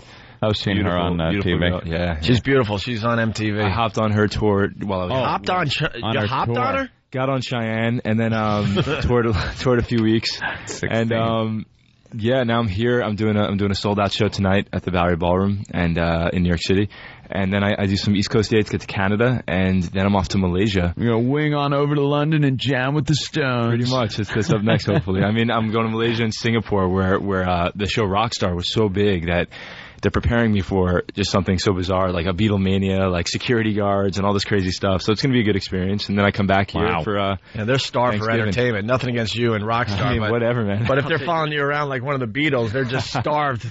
They need some sitcoms or something in that no one damn goes country. there. It's so damn far. No one, it's like Yeah, no one take it bothers. So I'm excited to go. And they don't want to get blown up. Yeah, well, Seems to be a thing that goes on over there sometimes. Doesn't Malaysia have the tallest building in the world? That's all I know They about do Malaysia, actually. right? Is that it? That's Yeah, the one that Nakatomi Plaza. Two of them. No, it's from Die Hard. I think they have.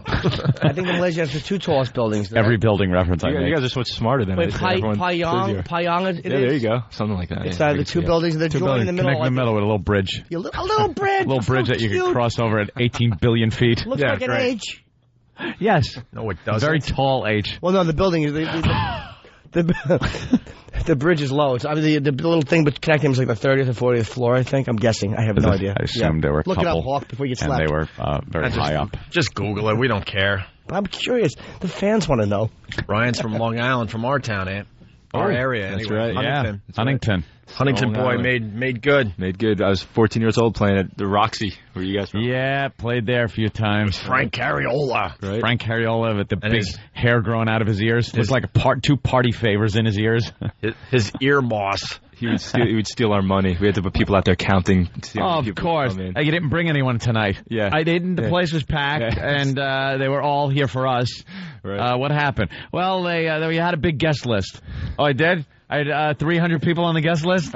Well, they drank a lot. You shyster. I feel sorry for you guys, you musicians. You get screwed out there until you make it, right? I mean, well, I'll see. I've never made a dime doing music. You still haven't made any money? I mean, now for the first time, people actually think I'm worth something when I come play their town, so that's exciting. So next up is I'm gonna record a record. I'm gonna go, come home after Thanksgiving and get in the studio and do it the right way. Well, what is Dark Horse about? Dark Horse is awesome. It was kind of like the show when I got kicked off the show.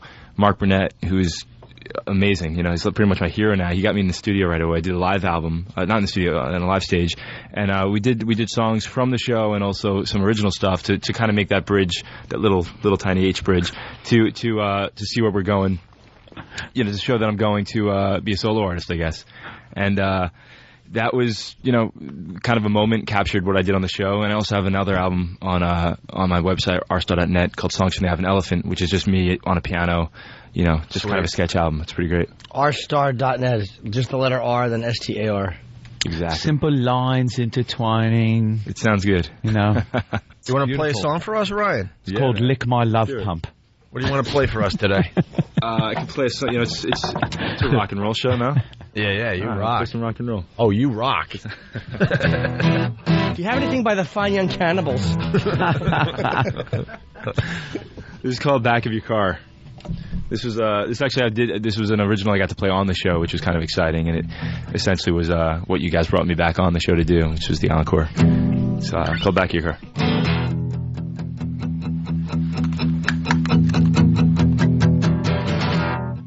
It's the perfect time of night to be losing your clothes now. If you carefully take them off, then I'll carefully show you how.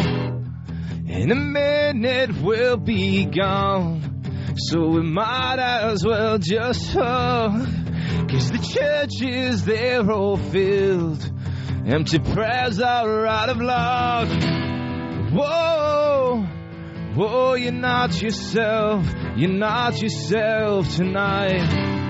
Whoa, whoa, you got your life, now get yourself in mind. Whoa, whoa, you won't be sad, but you won't be satisfied. Whoa, whoa.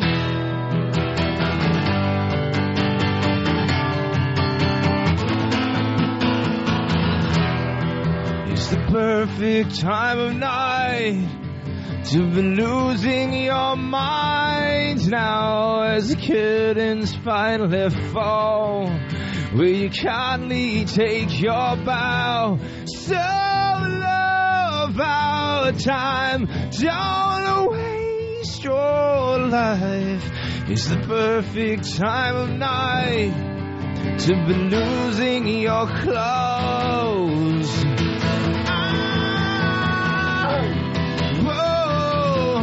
Whoa, you're not yourself tonight. Whoa, whoa, you got your life, now get yourself in mind. Whoa, whoa, you won't be sad, but you won't be satisfied. Oh, I'll wait for you in the back of your car. Let's find out who you really are. I'll never change if you want me to. You better change if I ask you. So tell me, what is the matter with this? They say it starts with just one kiss. We're never gonna be here again. Again. Yeah. Whoa, you lost yourself tonight. Whoa, you got your life, now get yourself in mind. Whoa, you won't be sad, but you won't be satisfied.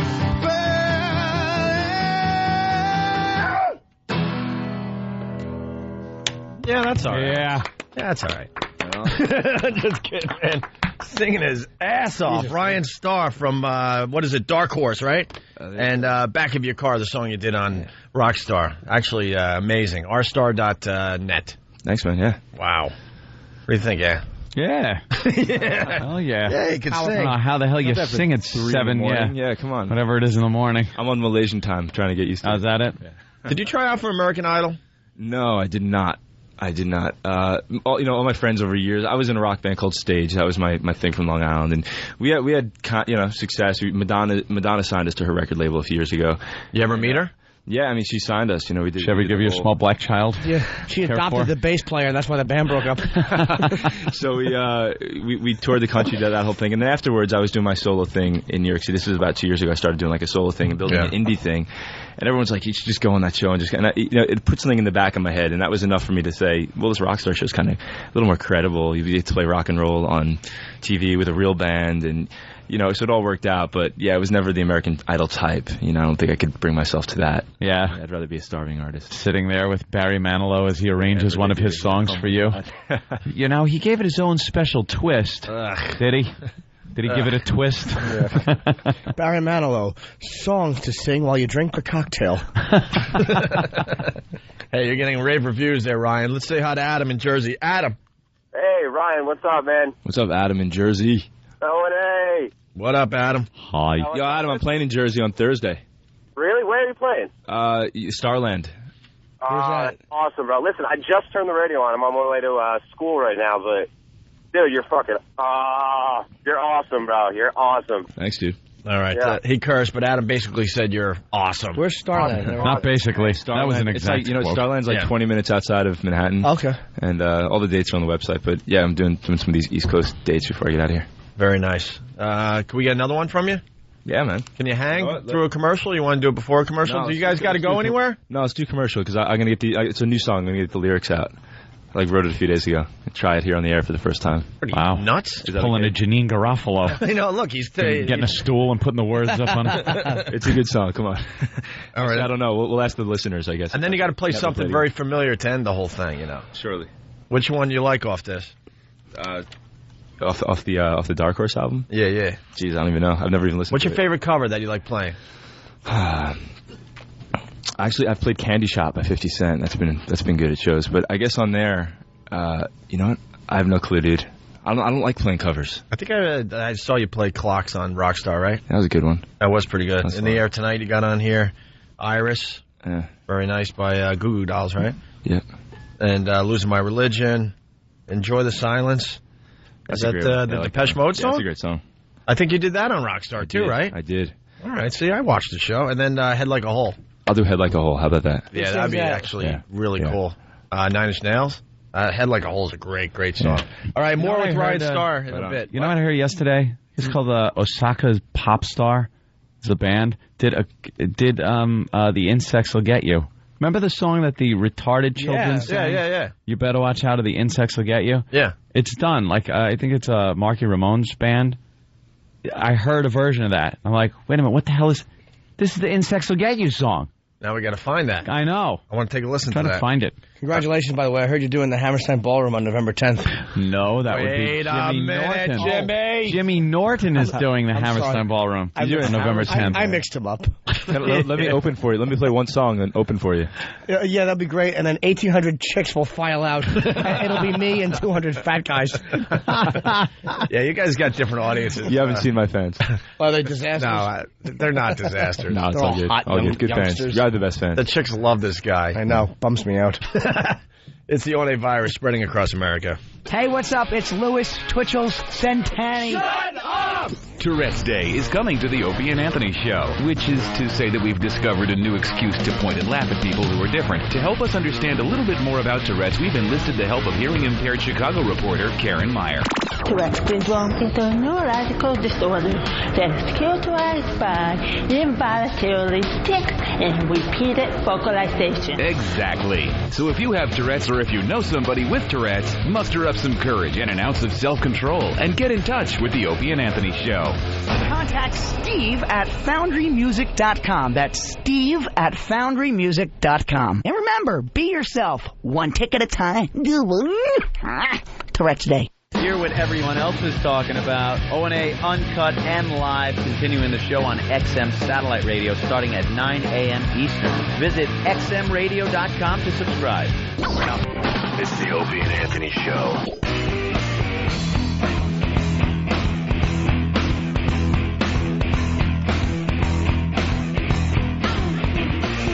Dad told you he'd be back, Sam. The show's back! The show's back! The show's back! You don't have to worry. You can hear it inside. It's the Opie and Anthony Show. Ryan Starr in studio today. No. It's going to play another song or two for us. Gotta get my belt back. Who's back there? You came in with your pants half on. Gotta take a leak. Talking about Long Island, and I'm like, wait, it's a break. I gotta go to the bathroom. At the end of the break. I know. I finally realized, wait a minute, we're going to be back on the radio. All right, we got another cute story to get to. Then we're going to get some more music out of Ryan Starr. Yeah, it's just a weird news day today. We got one of these sex offender stories. Yeah. We love the sex offender stories. There's so many of them. Listen to what they're doing on Long Island. Well, imagine finding out that 27 sex offenders lived in your neighborhood. That's what the people of Hempstead discovered, along with other neighborhoods on the South Shore of Long Island, and many are finding out for the first time. Sex offenders dumped in shelters like this one in Hempstead.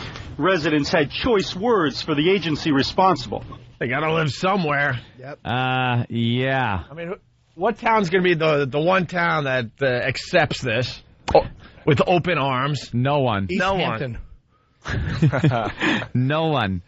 But it's responsible. Shame on you. It's okay. So far, Hempstead. Huh? So far, Hempstead. So far, Hempstead. Didn't we do a story where they were in Mastic? Yeah. Yeah. Okay. Seeing a trend. Well, they said poor towns all over the South Shore of Long Island. We'll see if the report should have been done differently. Imagine you're a sex offender and you find out all your neighbors are. Choice words for the agency responsible. Shame on you, because you're deteriorating actually lives by the hundreds in these urban areas. Newsday reports the largest. Deteriorating? They're deteriorating? Wow. What are they going to do next? Go look at the fall foliage? That's a common mistake, though. Foliage and foliage. Yes, but people under the age of 7 frequently say that. People who used to carry guns professionally never do. Deteriorating. Hundreds in these urban areas. Newsday reports the largest clusters of sex offenders are concentrated in low-income areas of Long Island's South Shore. We see they exist in Freeport, Roosevelt, Hempstead, Uniondale, all areas of middle to lower income areas. These offenders are level 2 and 3, those most likely to strike again. They're placed in neighborhoods with little political power. It's unfair, and it's not put in neighborhoods where they are more affluent. Another problem in these neighborhoods, rents are cheaper, and landlords are more willing Of course. What do you want them to do? What do you want to put them on Park Avenue and have them pay $3,800 a month? $3,800 a month on Park Ave? I don't know. I don't live there. Maybe for a closet. 10,000. Yeah. All right. Start at 10,000. What about the really rich sex offenders, though? That's a good point. They probably pick up their own digs somewhere. Yeah. Sure. Yeah, they're in Thailand or something. Yeah. I think out of the country. I think people should be forced in low-income neighborhoods to have sex offenders living in their kids' room. And chipping in for the rent. See, put it this way: the sex offender is going to be scared to go out. I think that's they got a strategy here. What do you want? What do you want them in nice, affluent parts of Long Island? It ain't going to happen. Nope. This is all based on what you pay your taxes for. If your tax bill is really, really low, your services and who lives in your neighborhood is going to be a little off. If your taxes are really high, you're paying to not have a bad element in your neighborhood and to have all of your services working well. That's just the way this country works. Who's surprised by this? You're actually safer, though, when you live near them. I lived next to a rapist for a few summers. Yeah? Sexy now. Yeah, and it was then the law came out. You had to tell your neighbors, if you and hello. Yeah, you know. But home. Statistically, you're a lot safer living right next door to a sex offender than. Yeah, it's kind of hard to rape someone and run next door. Yeah. You know, he's on the lam. There he goes. Oh, next door. Lights on. Let's get him. That is stupid. Did you tease him at all? Did he rape girls or guys? No, I remember one day though he came up to it was my family. It was like one of those like a summer thing in Montauk that we went out to, and right on the beach. And I remember one day my sister, before we knew this, he asked my sister if she wanted to take a boat ride with him. He had a boat. Oh, that's good. And then 2 days later, the old Peterson cruise. We never went back. the lost summer. Or maybe the guy's just into boating. Yeah. I mean, you have many different hobbies. Boating and rape. Yeah, but it doesn't mean he's going to take your sister on a boat trip to rape her. Maybe he just wants to go out and enjoy the water. I mean, we did live next door, so I'm sure it was fine. Maybe he fancies himself a young Alan Hale. Another problem in these neighborhoods, rents are cheaper and landlords are more willing to take on sex offenders as tenants. And what about notifying people? Right now, police only do it once, when the sex offenders move in. So if you move in after the time they do a notification, which is quite possibly, very likely, then chances are you're not going to be notified. Well, the Department of Social Services says how often do they expect you to be notified? Every 20 minutes you get a phone call? Do we mention? Yes, I get it. Yes, we know. And he didn't forget. We know, I heard. Thank you. You should know when your tax bill comes and it's easy to pay. That's when you know that your whole neighborhood is full of people that might cause you some type of harm. And someone has to stick up for the sex offenders. These guys gotta be scared assless living in these neighborhoods. I don't stop at lights in these neighborhoods. Right. I keep going. You think these sex offenders are walking out and walking the streets whistling a happy tune? No. And everybody knows why you're living there. If you're like all of a sudden you're a middle-aged white guy with a mustache and a bad gut, everybody knows why you're in that neighborhood. And you smell like Similac. Old baby powder breath. Let's go to Debo from Patterson, New Jersey. Excited about Halloween. Yeah. Debo.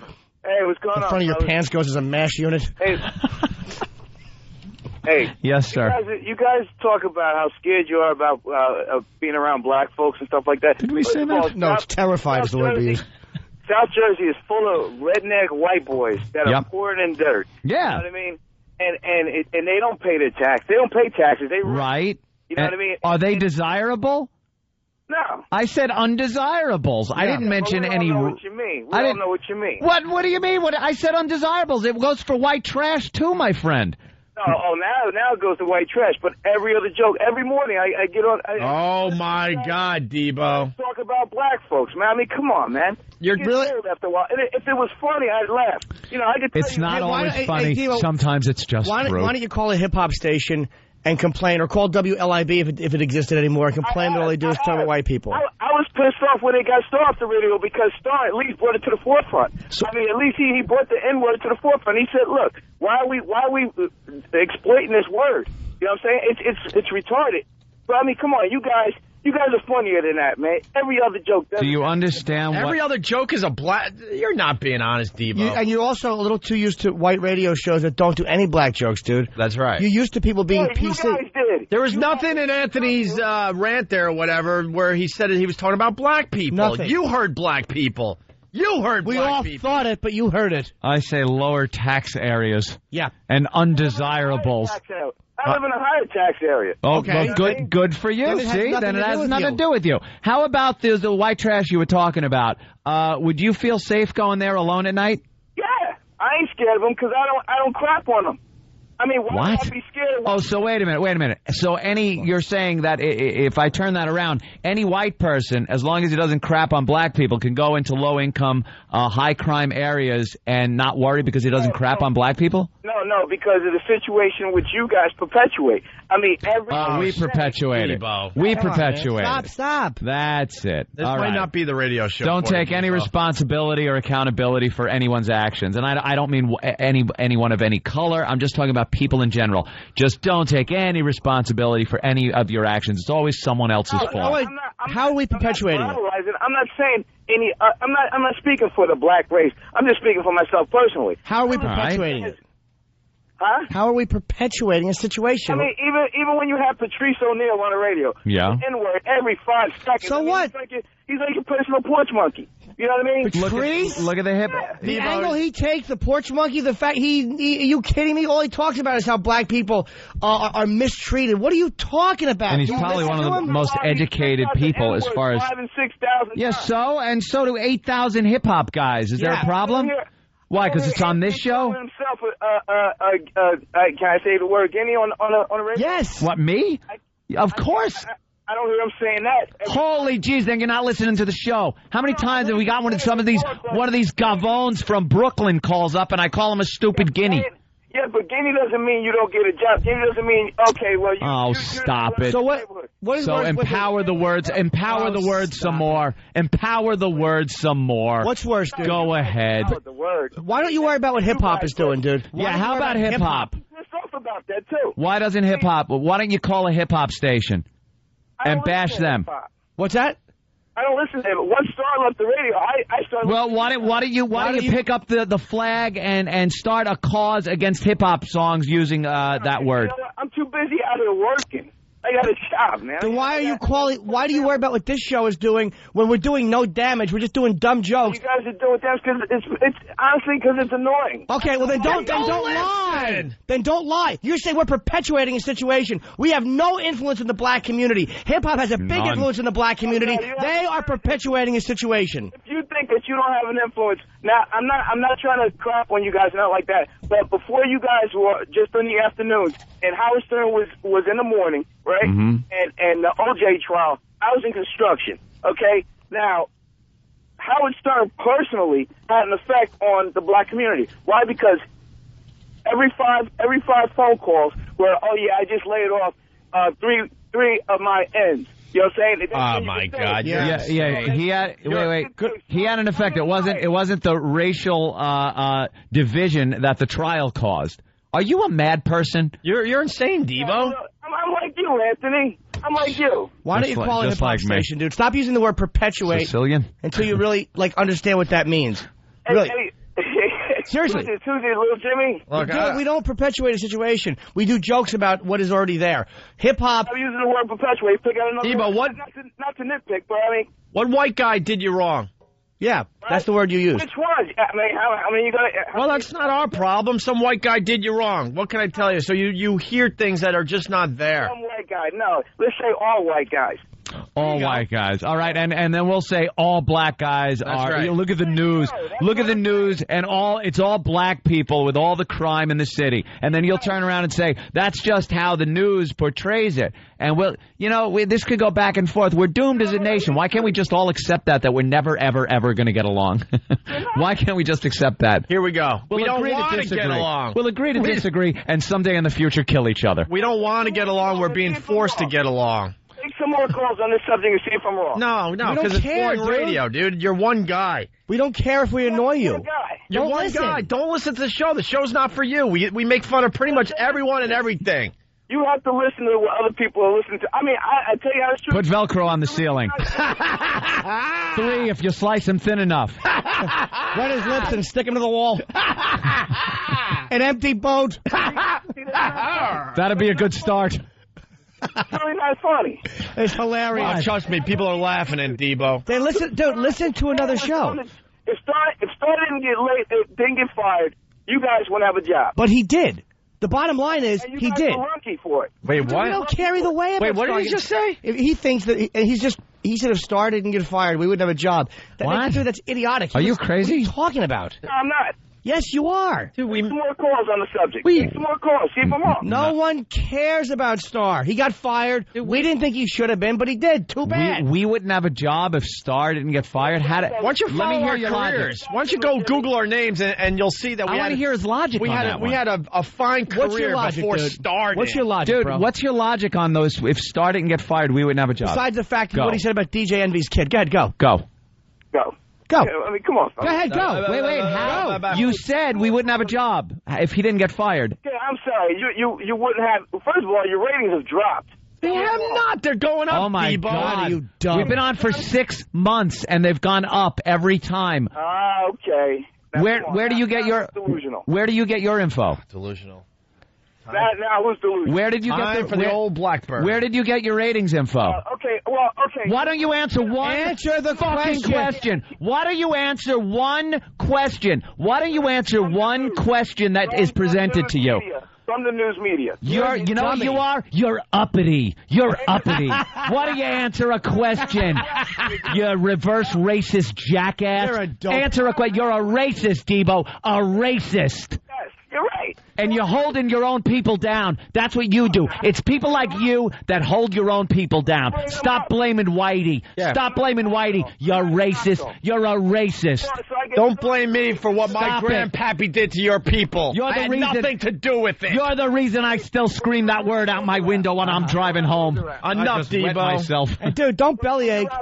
Debo, don't bellyache because you didn't deal. Okay, what about Shut up! Don't bellyache because you didn't deal with whatever white guy wronged you. Don't bellyache about it now. You had your chance and you didn't do it. So don't snivel about it now. Bring it to that level. I'm trying to speak on it. You're lying. You're losing the argument, and you're lying. Everything we've asked you.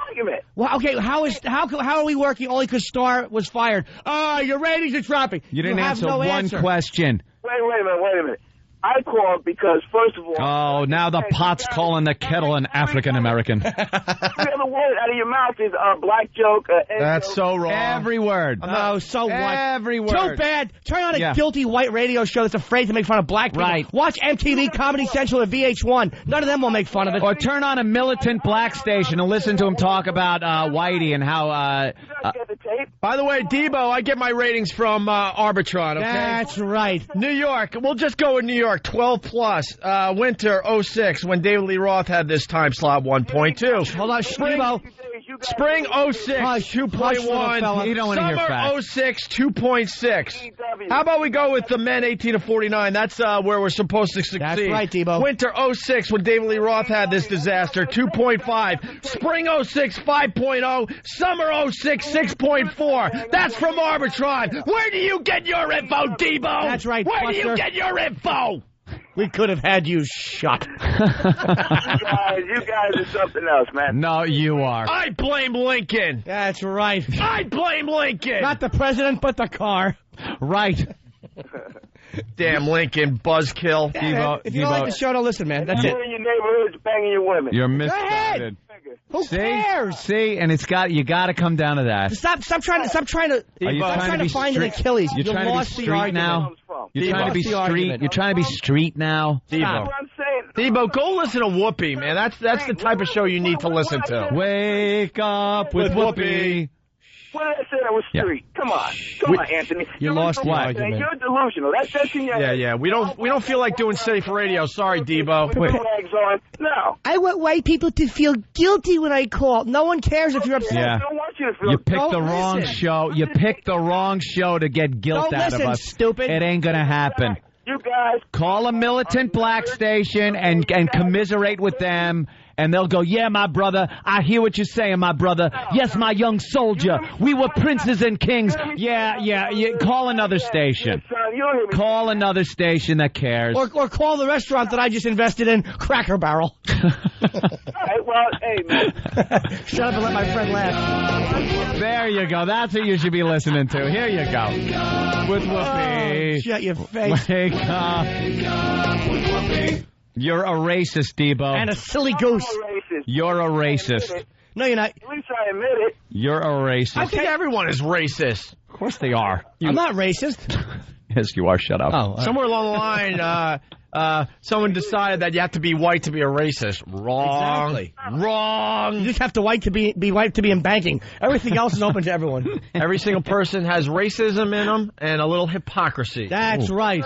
Goodbye, Debo. Thank you for nothing. Thanks for the call. Stop listening to this show. This one's not for you, man. Go listen to Whoopi. I didn't like the fact that he wouldn't listen to the ratings info. That's the only thing that bugged me about Debo. He wouldn't listen to that, and he wouldn't answer any questions. Besides, his name is awful. Like, he'd call us out on something, and then we'd ask him, where did that come from or anything, and you wouldn't get an answer. And to call Patrice a porch monkey, look, as much as nobody likes Patrice, to call him like some sort of a sellout is just and silly. that is what a lot of people in the black community do with black guys that are friends with white people that hang out, like would be on this show as a regular guest. He's got to be some kind of Uncle Tom or something. What do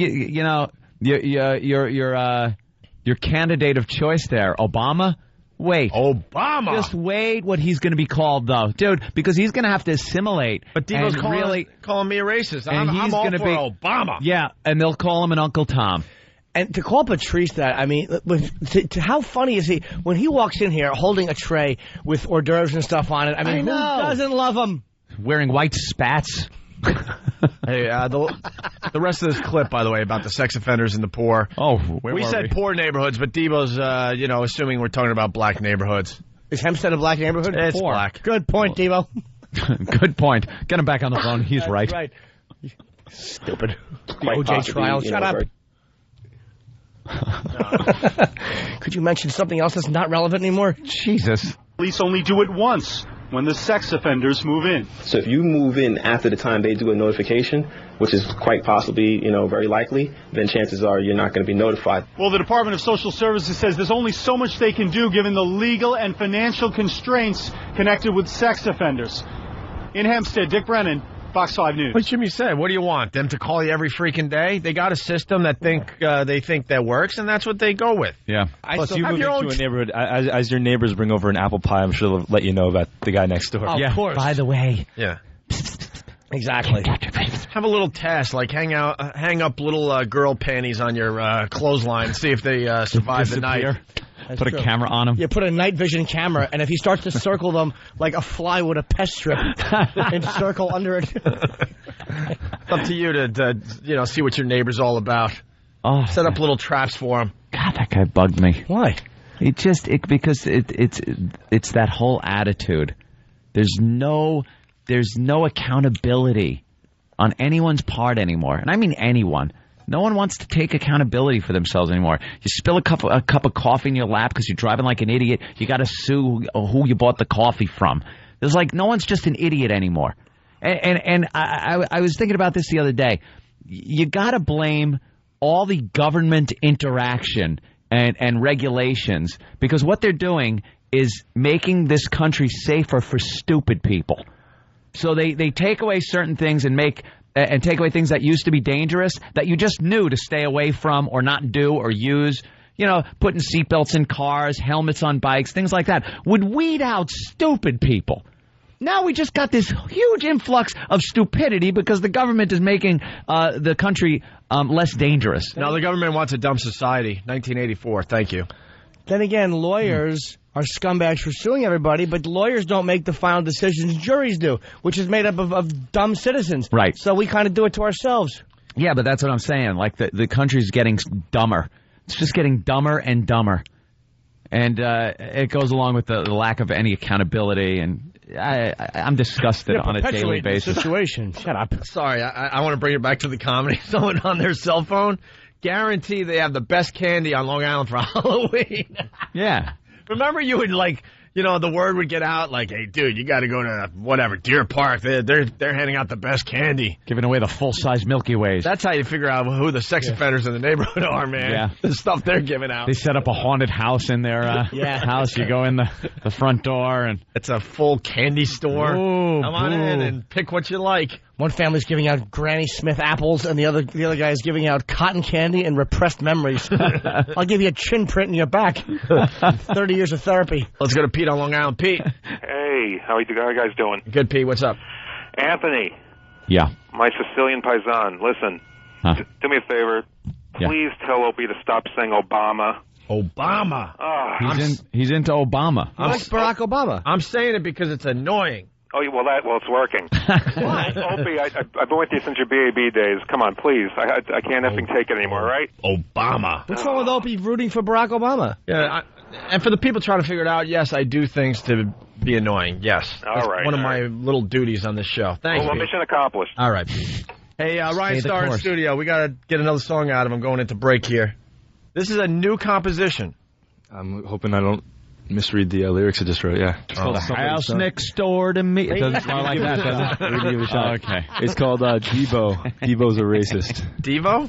Debo? What was that guy's name? Oh, Debo. Oh, okay. Debo. I mean, yeah. Stupid me. I'm like, Devo? Debo. And you're playing the Bowery Ballroom tonight at 10 o'clock. For tickets, go to... Isn't it sold out, though? It's sold out. But you know what? I'm just... I'll announce it here. It's probably a bad move, but there's a little place that I started out a year and a half ago playing in front of 5 people, and it's called Rockwood on Allen Street. And I'm probably going to go over there after the show at midnight, play a little set, private set. You're that famous? Ooh. No. But the place only holds 40 people, so I'm hoping you guys come. And I think we're going to work it out where Ryan Starr plays a song or two at our Halloween party a week from tonight. Let's do it. Yes. At the Hard Rock Cafe. Ticket info coming soon, I guess. we can announce. All right, Ryan Starr, let's hear what you got. It's called what? This is called Somebody's Son. All right. Brand new.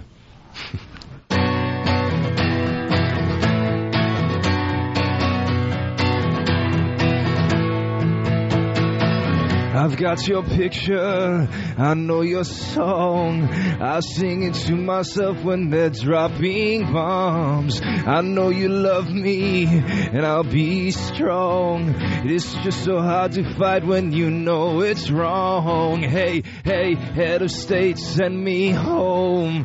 Take that freight back where I'm from. Wake me up, 'cause I wanna lie by your side.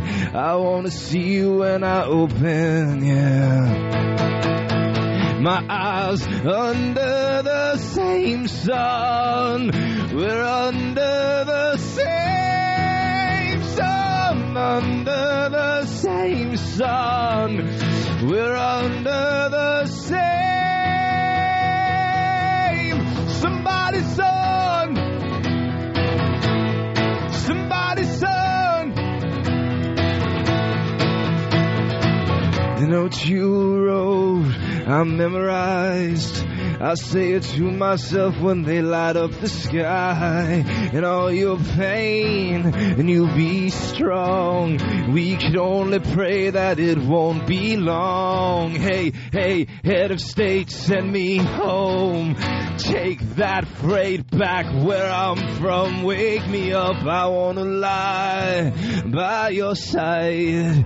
I wanna see you when I open, yeah. Oh, my eyes, we're under the same sun. We're under the same sun. Under the same sun. We're under the same. Somebody's son. Somebody's son. Oh. Somebody's son. Oh. Somebody's son. Oh. Oh. Oh.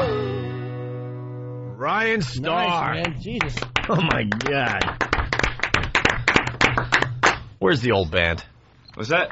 Where are the other guys? The other guys from Long Island. I'm always curious about that. You know, when one guy breaks out and decides to do his own thing, you leave your old band behind where you sweated in someone's garage and in their basement for years. That's what it was, man. We played our first show. We were like 14 at CBGB's. And, you know, my bass player does my website. He does rstar.net right now. So he's still a good guy, and he does he's my best friend. You know, he does all my stuff, and he's doing his own thing as a graphic designer. Another guy moved to Florida to work at Starbucks and be happy, you know? I mean, they're all happy. That's the thing. I'm the only miserable, you know. You don't look miserable. Trying to make it. So, no, I'm not miserable. I'd say really Starbucks happy. guy. You're trying to tell me Starbucks guy is happy. Starbucks guy. As he sees you on Rockstar.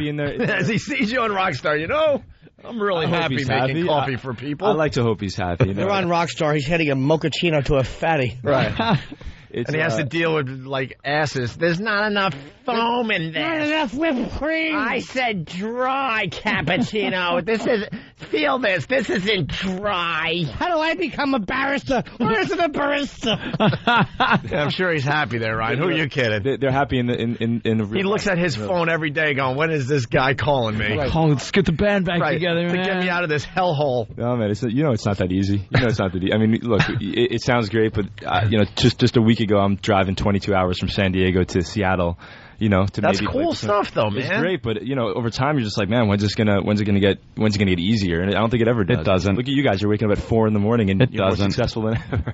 Well, the worst part of our day is getting up when that alarm goes off. I curse everybody I know. Yep. How long does it take to? And I bang my legs and my feet. What? 5 hours. How long does it take to get out of it? I clear up at about 10:45 every morning. Yeah, I'm hilarious for 15 minutes. The truth of the matter is, you like this. The second the mics go on, we're ready. You're on. You're ready to roll. The second we're done for the day, done for the day. I mean, exhausted, tired, driving home, falling asleep at the wheel. Oof. It's just done. But when the mics are on, you know, we're on. You got to go. That's right. That's it. Doesn't matter. Right. You know how it is. You hit the stage. You got to be on. That's it. That's it for me. That's it. But he's happy at Starbucks, huh? I would hope so. I'm sure he is. You know, he was working at Starbucks while we were pursuing. I mean, it's part of the reason the band. They have good benefits. It's just they get good benefits. They were all working at Starbucks. Broke up the band. Yeah, Ryan's having a threesome with Tommy Lee and a chick, and he's going, "Would you care for a pastry with that?" They say that the cinnamon muffins are delicious, and I haven't had one. I'm trying to watch my weight. Ryan. He's having nuts and I'm allergic. Rstar.net. We still have lots of show to go. We're going to have one more from Ryan Starr. You're going to do Head Like a Hole? Head Like a Hole, yeah. All right. He's going to play us out with Head Like a Hole in a few minutes. And I think Howie Mandel's calling to say hi. In 10 minutes. And what happened to John? Oh, my God. All right. Well, why is he not on a microphone? Roland. Why the hell is Roland not on a microphone? That's right. He's going to try to call back tomorrow because we had Howie calling at the same time. So John's still rehearsing in Malaysia. John Mayer.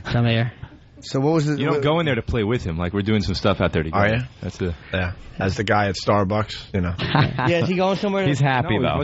He's going to make coffee. He's in Dubai, I'm sorry. Dubai. What's that? He's in Dubai. Who is? John Mayer. So what's he doing now? Rehearsing for tonight's show. What time is it there?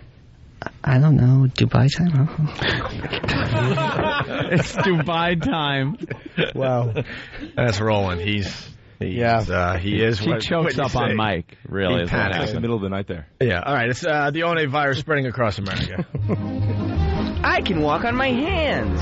I can fart and chew gum. I play the oboe. I can ride a unicycle. I wear a bra and lace panties. So your talent is being queer, Travis? It's the Opie and Anthony Walkover Talent Show. If you have a unique skill, talent, music group, or physical affliction, we want to exploit. You can email Steve at FoundryMusic.com with your ideas, or you can just show up during the walk to XM and start shucking and jiving. Shucking and jiving? Jesus, Danny. I don't write this. It's the Opie and Anthony Show.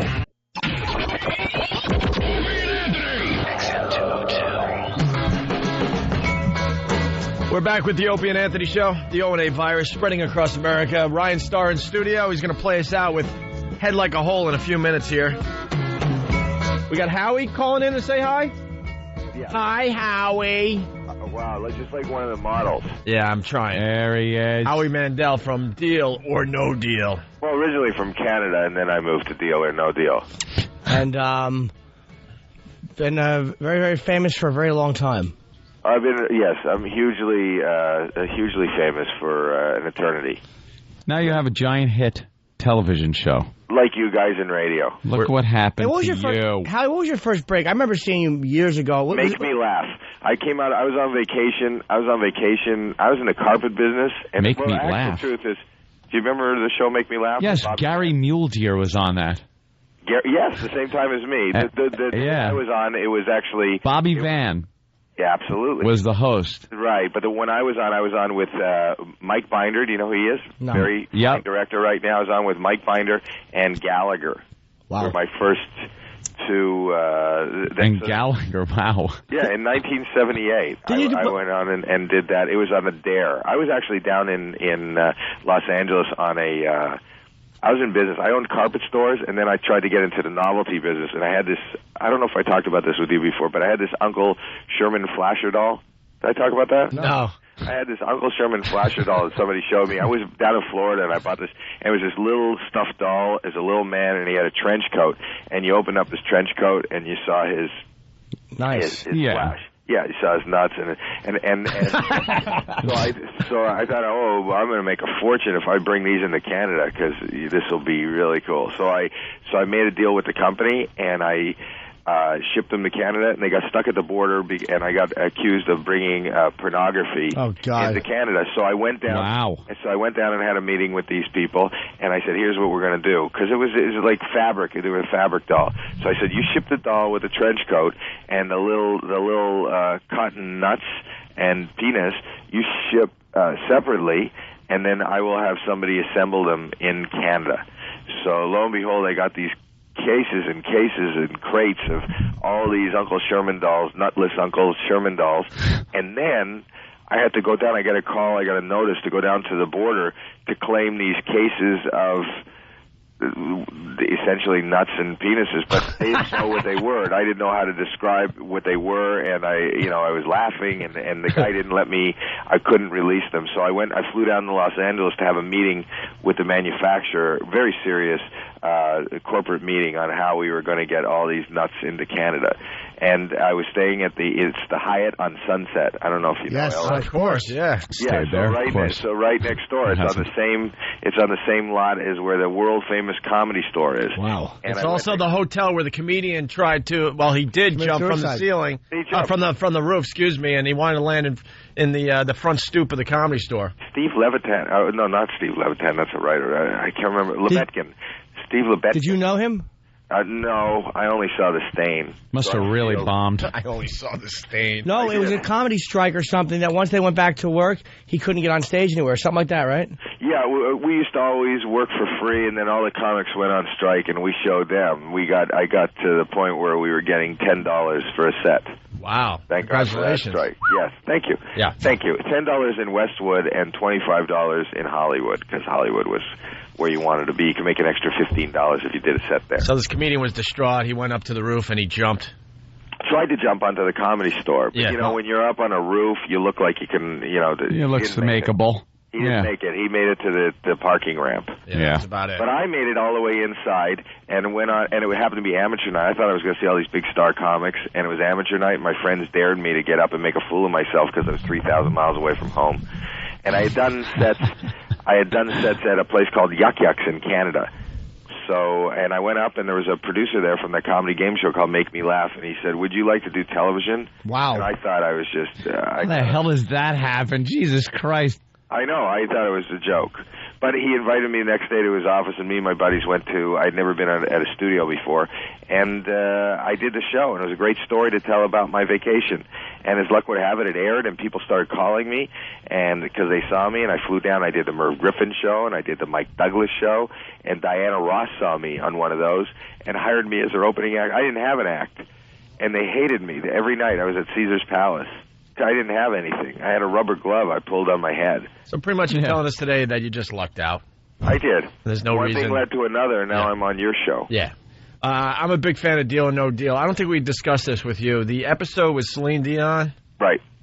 Is that your favorite episode? It was. It could be. It was a bit strange. She was like on a big screen from Vegas cheering on the contestant. It was like I saw that. You saw it, Ryan? Oh, come on! That was weird. It was. Win now! You can win. They were asking her for her opinion. Like, what do you think? It was the finale. Like, she's not. But the girl that was the contestant was like lived, ate, and breathed Celine Dion. Who doesn't, Howie? She had her lucky pen.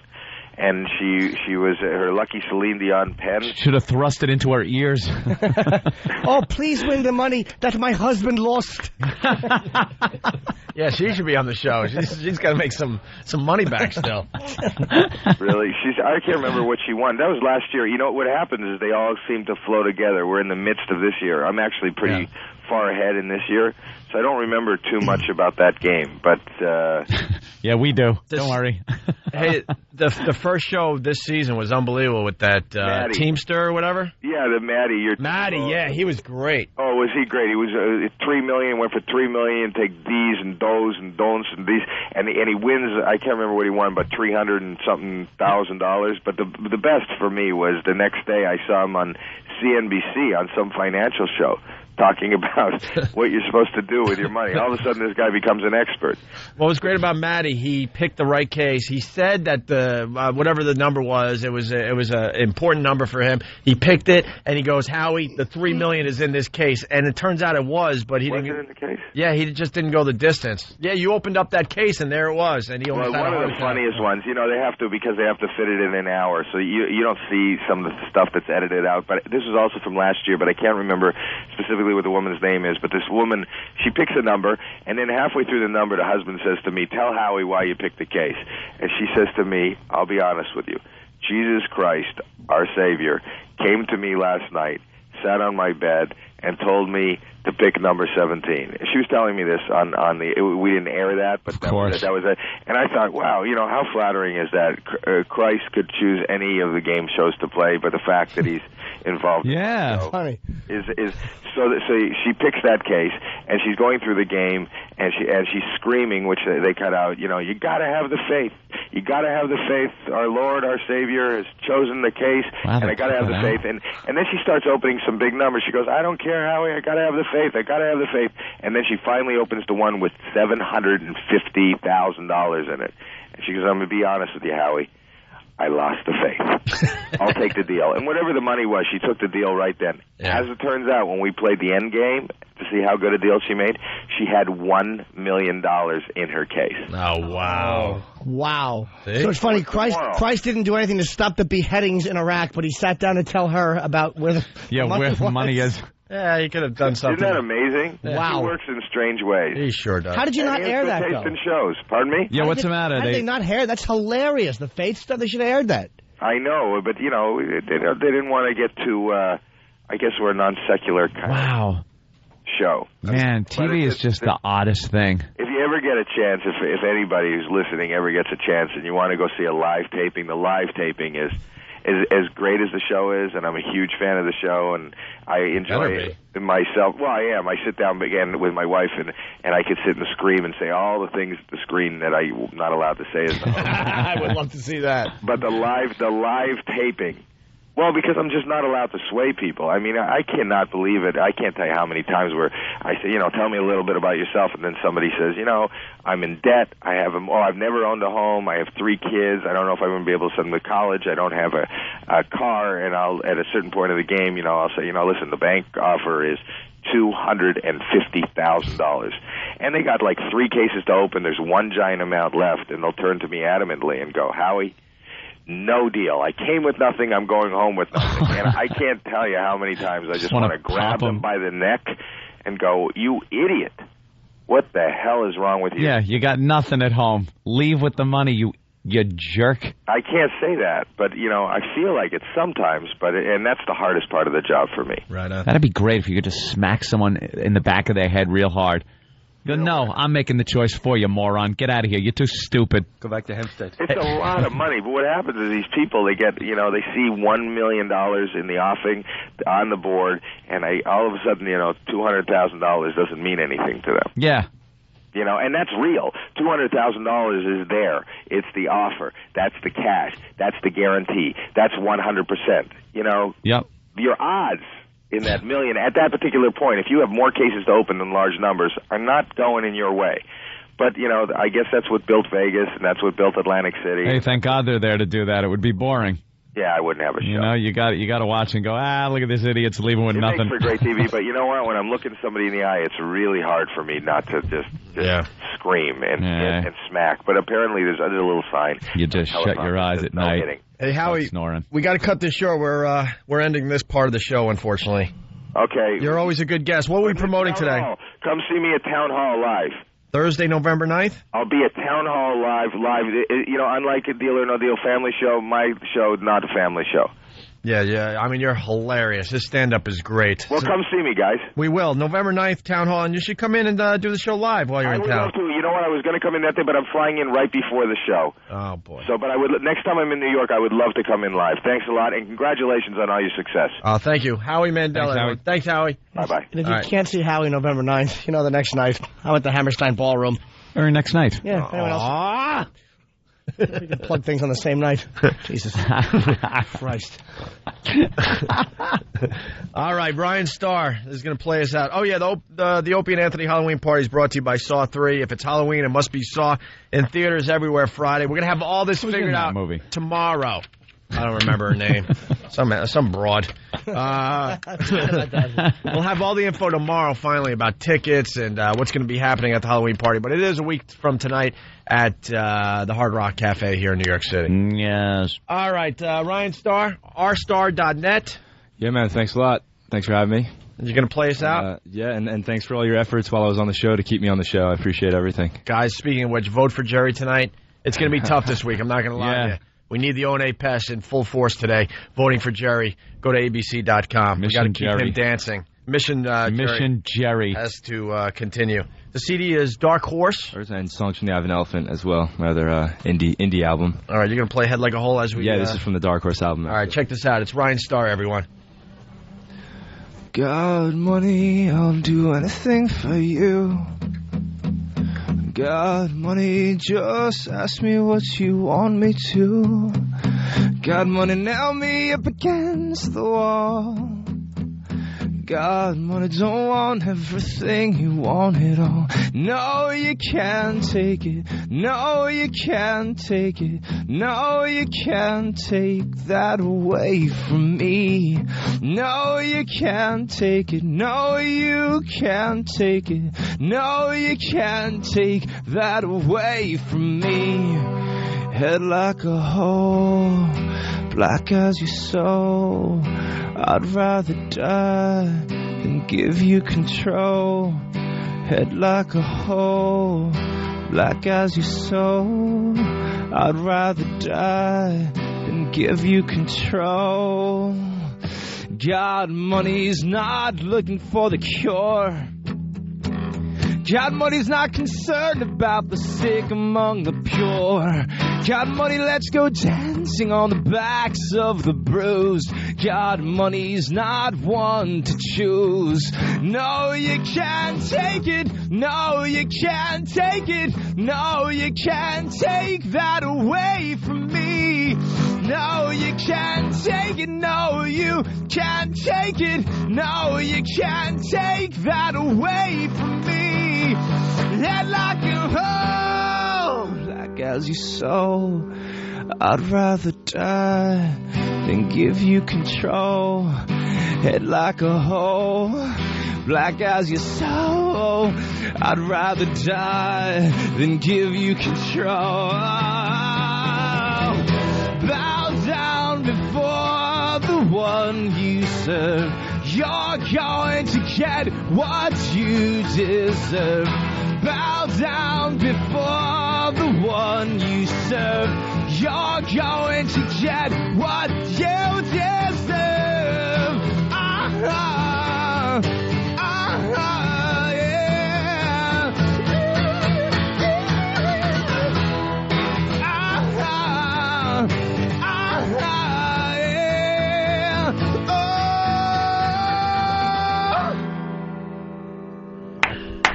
Ryan Starr, everyone. Very, very nice. And that's how we leave you guys today. If you're not joining us over at XM, have a great day. Thanks, Ryan. Thank you, guys. Jim Norton will be appearing on The Late Show with David Letterman Wednesday, November 1st. Check local listings for showtimes. It's the Opie and Anthony Show. The Opie and Anthony XM walkover begins now. Let's walk. All right. Want to say hi to my cousins. The twins. You're related to these two? Yeah, I'm related to these guys. Cousins, eh? Oh, my God. That's Jason. That's James. You know how I talk about my Uncle Tom? Oh, Opie. No, I got an Uncle Tom. Oh, right. Remember Earl used to get really pissed off when I would refer to my Uncle Tom? Yeah. This is my Uncle Tom's kids, Jason and James. Wow. Hello, gentlemen. Hi. The beauty. Good. That's like identical. How old's Uncle Tom now? 54. My 54-year-old uncle just had a kid. Wow. God bless. And how old is his wife? 31. 31. Jesus. How old are you two gentlemen? Huh? How long has he been with her? 23. 25 years. 23? You guys 23? They have worked out the dress exactly the same thing, except for the sneakers. And the undershirt. And because they got the same mustache, same hair. Yeah. Like you think one guy would grow the long hair and not have the mustache, the other guy have the short hair and the mustache. Yeah. But no, these guys are working it. That's great for crimes, I hear. Yep, alternate rapes. Like you can commit a crime and then say it was the other one, and they can never figure it out, and you both get off the hook. These guys smile a lot, but they are a problem. Oh, are they? Yeah, they could be a they problem look like at any second. A couple of beers in a bar, and they're racking some head. Oh, yeah, they're a problem. They're racking some head. Or it could start off with maybe a little bit of a fight between the two of them, and if someone jumps in, they both jump on the guy trying to help. Don't let the matching outfits fool you. Yeah. They are a problem. Or if one guy is fighting a guy and knocks him down, and then the other one shows up, the guy's like, what the fuck? Yeah. Are you saying someday they could wear matching outfits with inmate on the back? Well, let's just put it this way. They have the potential to be the first serial twins killers or whatever. Wow. Has there ever been, Jimmy? No, serial killer. You're the expert. Serial killer twins. Wow. Yeah, hey, guys, work on that. Yeah, all right. That's pretty good. What happened to your body? What happened to your body? Holy fuck, Opie. Go figure abomination to Jim. Opie just walks over like he's saying, hey, how you doing? Where are you from, bro? Detroit. Detroit? Go Tigers. All right. Yeah. You're visiting New York City? Yeah, we were here for the Jets game. Got the Lions, watch the Lions get beat up, and now wait for Tigers Cardinals. Was hoping Tigers Mets. Yeah, you have the torso of a 50-foot tall man. You have a long torso. Yeah, and you short were legs. supposed to be like 7 foot tall, I think. I was. I'm just a little short for my weight. Yeah, no, it's your long torso. It's not your weight. I got to ask you another thing. The hat looks like a bandwagon jumper hat, my friend. Yeah. That is a new Detroit hat. I bought a couple summers ago. It just hangs up. Usually I wear Couple like of summers, a Lions huh? hat. It looks pretty new, but are you noticing more of those around? A lot more. Yeah, a lot of people all of a sudden are fans. I think it's the only hat that could fit that skull of his. Yeah, he is a big-headed boy. It protrudes outward. You have to hit him with a fucking Buick to knock him out. What are you guys doing in New York? Just visiting, seeing the sights. Yeah. Tourist crap. Yeah, right on. Yeah, tourist crap. What, Times Square? Times Square. Central Park. Boat tour around the island. Hey, I did that Saturday. Which one you doing? We did the 3-hour yesterday that turned into 4-hour because the bridge was all blocked up. They had to turn around and go back. Oh, Jesus, thrill a minute here in the city. Sailboat or? No, the Circle Line thing. Oh, the Circle Line. You know where you go? Yeah. Go to the Museum of Natural History. There's a display called The Ascent of Man. See where you fit in. Yeah. I'll try that. Yeah, give it a whirl. It's fun. Actually, he looks like that fish. That fish with the teeth. Help me out there, Anthony. A nurse shark? Not a well, that's pretty close. A what? Hammerhead. Not a hammerhead. It's like the fish with the vicious teeth. A piranha? Kind of piranha-ish. Can we take your picture? A barracuda? Can someone take his picture? I got to match his face with fish. Oh, he's moray eel. Huh? He's a sweet boy. You are a sweet boy. Are you here with your my wife? Hello, miss. Hello, ma'am. Wow. How are you? Enjoying New York, are you? Yeah? How long Good you work, guys been married? good mic technique, Danny. 3 years? Very good. First child or? Oh, no. Opie. Well, I took a guess. I'm sorry. It's just the jacket. Do you have any children? No, good. See, then you're able to do things like this. Come to New York and have some fun. I'll rent a child from another country soon, though. Are you? Like permanent? No, just you get for to a few keep months, it, and then you give it back? And Yeah. send them back. Make a few movies, send them back. LOL. No. No? Oh, no. Yeah. It'll be fun. Show them everything. We would have brought them to New York, but we don't get it. Where are they coming from? Vietnam. You're getting a little Vietnamese kid. Yeah. How old? 17. Nice. Whoa. That's a little old for a show 'em around kind of a thing. Yes. Yeah. Uh-huh. Enjoy. All right. What the hell's going on here, man? Holy Jesus What is going Palomino. on Does she have here? napalm scars on her back? Well, not yet. 17-year-old Vietnamese girl, and she comes over, and what do you teach her? Does she go to school? Go to the school, take her to all our crappy museums and sporting events. Sporting events in Detroit. That's I didn't know this was going on. Where do you sign up for this? Craigslist? Just found it online. Yeah, Craigslist. You found it online. Of course. And what is it? Is there a cost to this? Not just supporting the kid while they're here. And what do they have parents over there, or are they orphans? No, they have parents. And what do they get in exchange? An education and learn better English. Oh, so they go back after a while if they're still alive. And what do you get? What do you get besides an empty ball bag? A horrible international incident on my record. Are you? Now I got to ask the wife here. Are you a little worried about a 17-year-old girl in your house? No. No? That will do anything to stay in America? Exactly. Now, I would think once she sees the wonders of this country, instead of her hooch that she lives in now, she might be a little desperate to do anything to stay in the country. Well, I hope not, but you never know. Well, are you speaking Vietnamese now? You sound like that woman that Barnes shot in the head. No. We're nice people. We'll take good care of her. How long is she in America for? About 5 months. That's 5 months. You can't teach 5 her much in months. 5 months. Maybe Yeah, 3 teach her of you. enough. Teach her a good lesson is what you could teach her. Teach her how to not sit comfortably. Give me those ribs. Are you guys XM fans or? XM, back good. in the $2 a month days. Oh, wow. All right. Thank you. Appreciate it. Then come walk with us. We'll let you check out the XM show today. Yeah, you come up and hang out. Look in the window. Cousins. Hi, how you doing? The Hi cousin's making the walk today. I like it. Oh, my God. What is going on Look with at the Roland's Vietnamese thing? physique. Oh, my I God. was telling someone his physique is almost unbearably awful. Just short of unbearably awful. What's She's going not on? pregnant, though. Come on. Dude, Oh. you were lobbing insults. What's with the Vietnamese thing, though? Dude, don't that know. is such a... What's going on? That guy's going to be banging a 17-year-old Vietnamese girl. So will she. Why not? The three of them. You think? Yeah. Betsy? That's what they should do. Me, you. Betsy, The the gook. Me, you, the hole. The slope. The IUD. IED. Oh, fuck me. I suck. It's not like she's a real human or anything. Jesus. Oh. Is this Andrew? Hey, Andrew. Wow, where Back. have you been? Look at How you doing, Andrew? I love Where you watching been? the decline of Andrew. Andrew, where the fuck you been? Andrew, they're taking your spot The over guy there. took your spot with a box and a cat. Ain't my spot. It's a lost spot. Well, yeah. They take it. God bless. Paid that man his money. Are you cold? Are you cold today? I'm cold. Of course I'm cold. Are you a I'm little human drunk? being, You know? look a little drunk. woozy today. You look a little drunk. No, I'm not drunk, but I had a couple of beers. Couple when? About an hour ago? Last night. Oh, last night? Yeah, I Partying always with the get guys? like that, you know? What's in the box? What's in the box? What's in the box? What's in the What's in the box? What's in the You box? guys, treat Oh. yourself. What is it? Wow, that Wait, let me looks see. good, but Wait, I am not touching You it. eat it, Wait, let me Andrew. see. No, Put it down it's for a some kind of a second. cinnamon. Put it down for a second. Cakey thing. Come on. Oh, I had to walk away. Oh, no. I'm leaving. Oh, no. Oh, no. Oh, no. Oh, You know, I earned Oh, that. he didn't do that. Oh, he did not do that. I earned that. Oh, no. He did not just fucking. Oh, no. You knew it was coming right when I goes, hey, let me see that.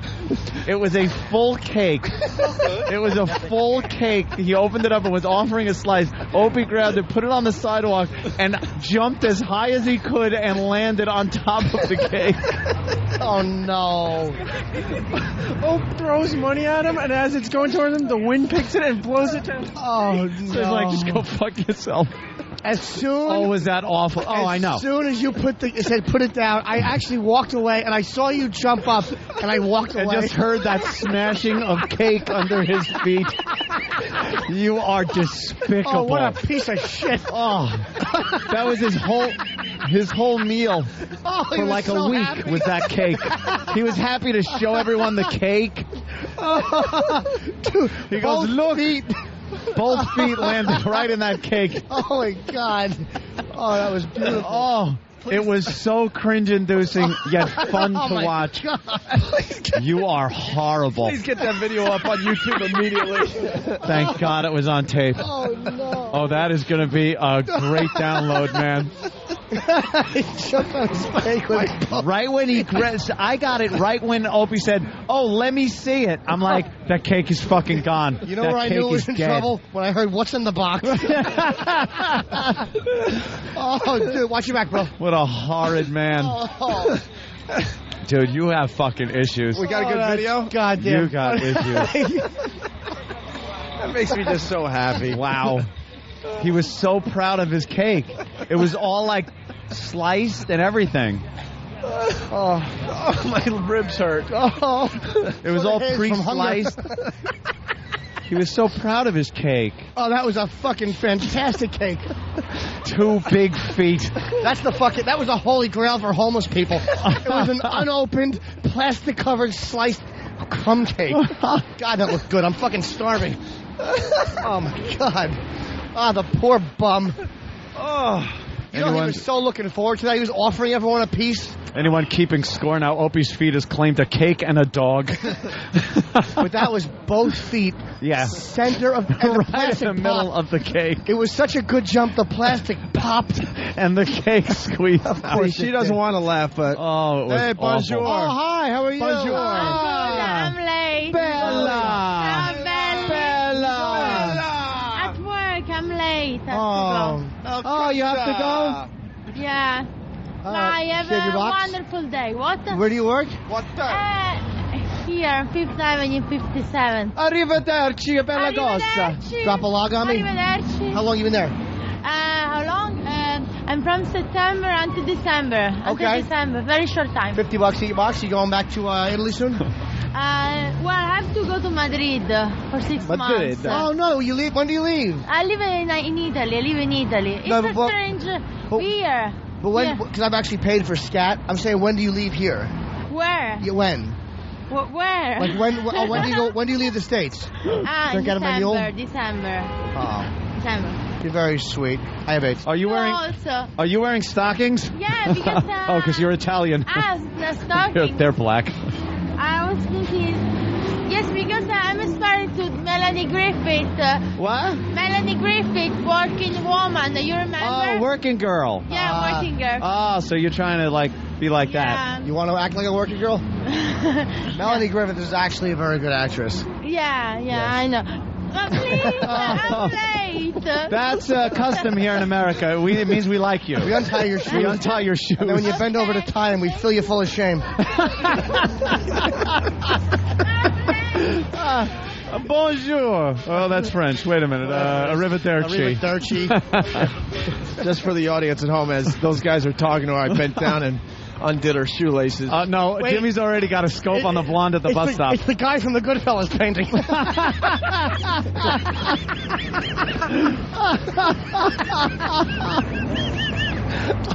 I'd like to redden his beard with an axe. Douche. Oh, shit.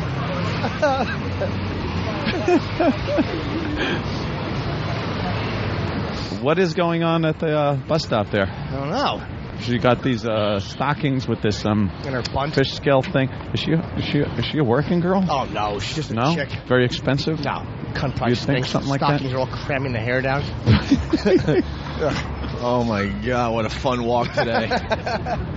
Oh, that's gonna make me laugh all smack day. dab in the middle of that fucking... No. Do you know how unsanitary these phones are? You don't have a cell phone? Where are you from? Where are you from? England. Oh, England. Oh, okay. Hello. We're just saying hi. Hi. Hello, little lad. But those phones are so dirty. Ooh. Who are you calling? You want to use my cell phone? You want to use his cell phone? No? No one uses the public phone. Don't look for change in there because some people do awful things in the change dispenser. No, thank you. You don't have to be shy. Don't worry. We're okay, people. You guys want to play the La-La game? Who wants to play the La-La game? What's the La-La game? You've seen it on YouTube. We haven't done it in a while. As soon as she connects to the party, it's the La-La game. What, you just loudly... You don't remember? Yeah, we did it once before. All right, let's play the La-La game. Oh, no.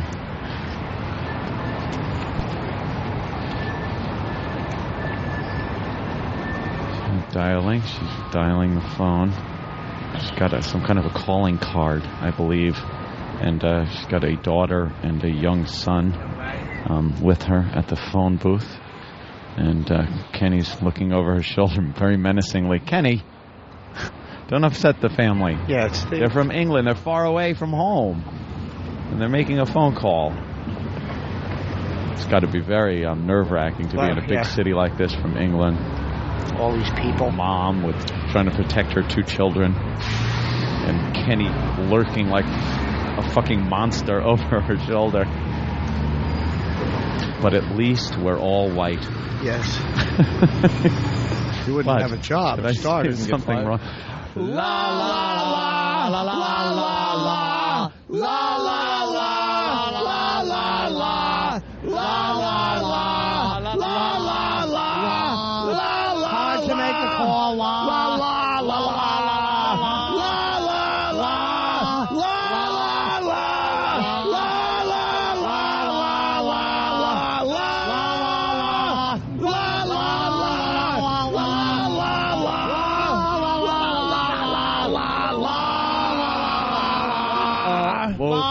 Just hung up. All right. That was mission accomplished. Oh, was she an angry limey? I hope that was a medical emergency. I'm having a cuntectomy. They're removing my personality. Kenny, make sure the cousins come up. Make sure the creepy couple from Detroit come up. And any chick who's not with a guy who's willing to suck a cock for a few bucks. That's right. There you go, sir. We'll see you upstairs. Opie and Anthony, XM202. They are the most vile, despicable human beings in the country. Creeps, ankle biter. Obviously, the strength is their ability to turn mistruth into something people would believe. Wow, how long is this guy going to continue to babble and say nothing? All day long. Shut up. All right, here we go.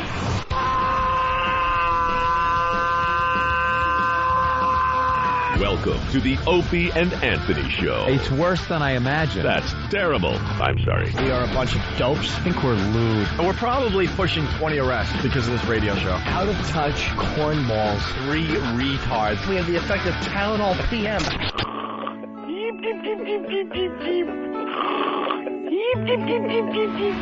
Opie. You know I could have been a model. Anthony. I'm gay. James Norton. I like yogurt. Robert Reed.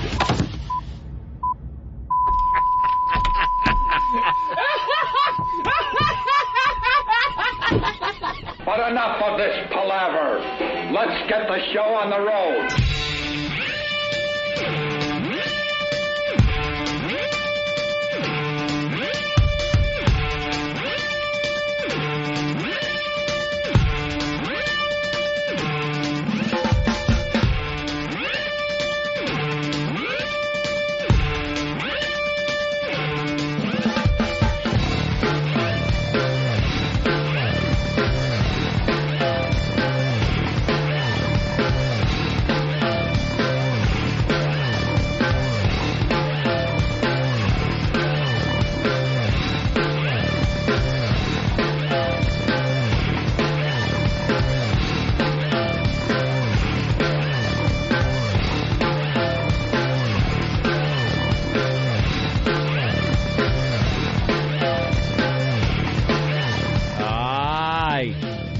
Just logging on to Pal Talk. Hi. Welcome. XM. It's the XM side. What a fun walkover. Wow. Opie and Anthony show. XM satellite radio. You're on the satellite? Yeah. What's the satellite? I've heard you on the radio, but you also, what do you do, the satellite? Yeah. Yeah, we do. And here it is. Wow. That was funny. Between the cake, the La-La game, and our little Italiana. We had 3 bits. Untying her shoes. We are tough guys. We pick on the homeless, fat women and their children, and foreign girls. Yeah. That poor woman from England trying to make a phone call. First she's got Kenny lurking over her shoulder. And then the La-La song, so she couldn't hear anything. She had to hang up. She was very upset. Those have to get up on YouTube. By the way, could Whackbag do me a favor and eat their own? This guy, No Fate 301, he's just trying to be a buzzkill every day at this point. He writes, "Yeah, way to bring something to the show, Opie. If you can't be funny, just annoy people and take food away from the homeless. You are an ass." He's probably not even a real Whackbag member. He probably isn't. Where was the insult? That's why we ask for you guys to eat your own at times. Yeah, sometimes they just write down. Let's say hi to Max in Dallas. Max!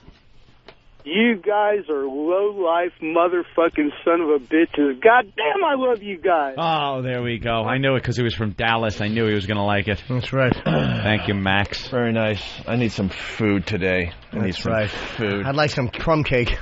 That was a damn... I gave the guy... We got to give him money because that was a fucking brand new... You know how much it cost? You know something? It looked New York? simply delicious, and it...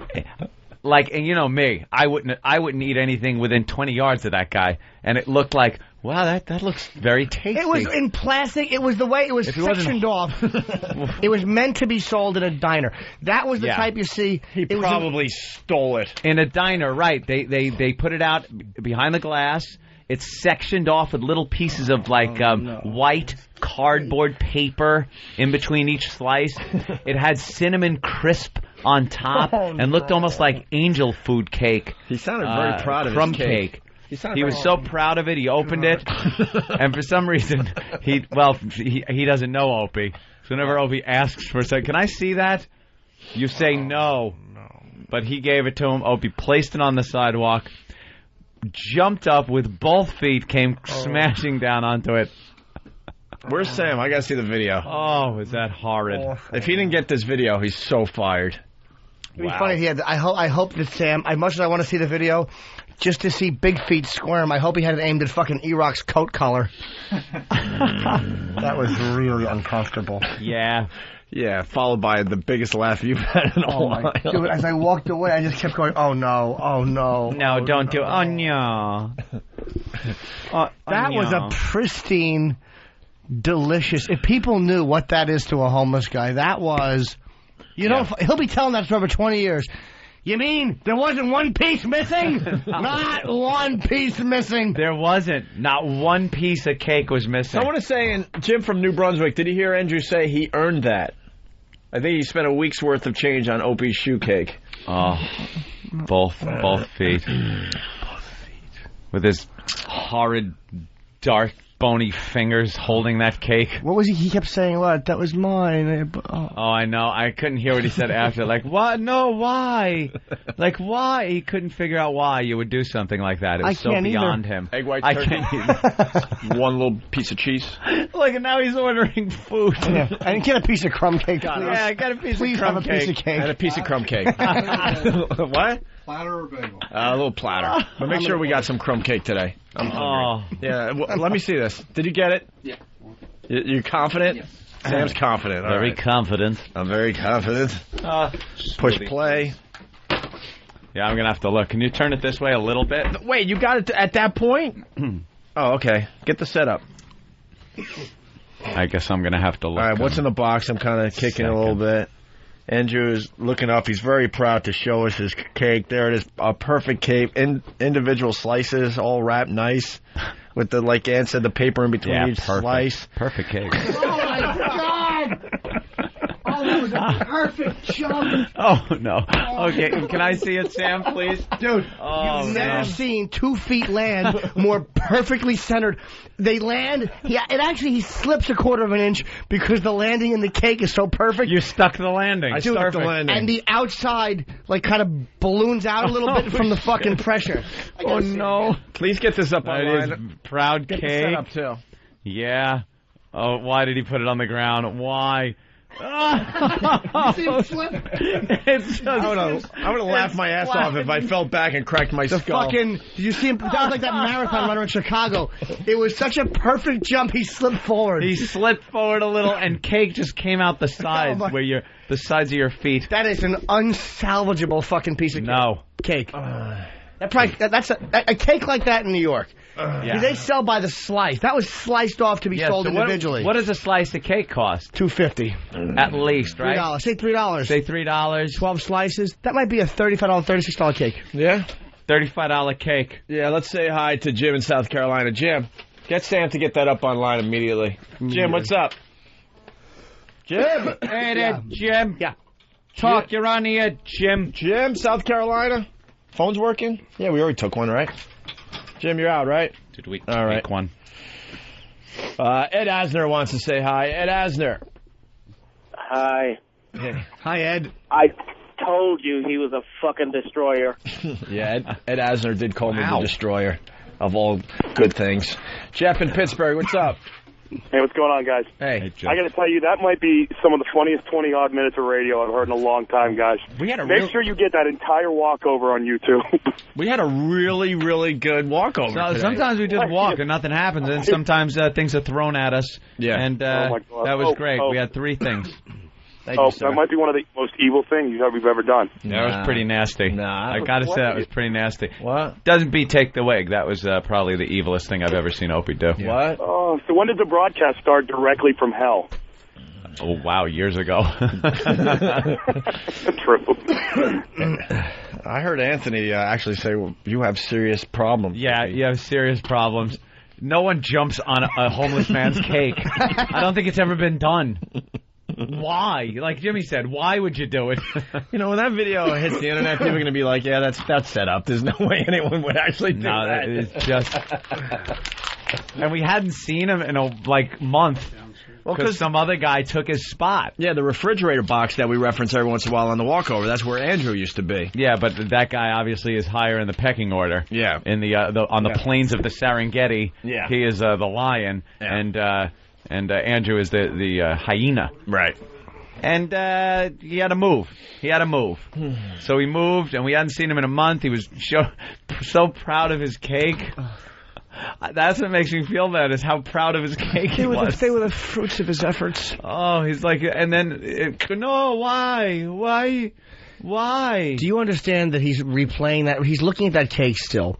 He's replaying it over and over, and he's looking at the shoe print in it.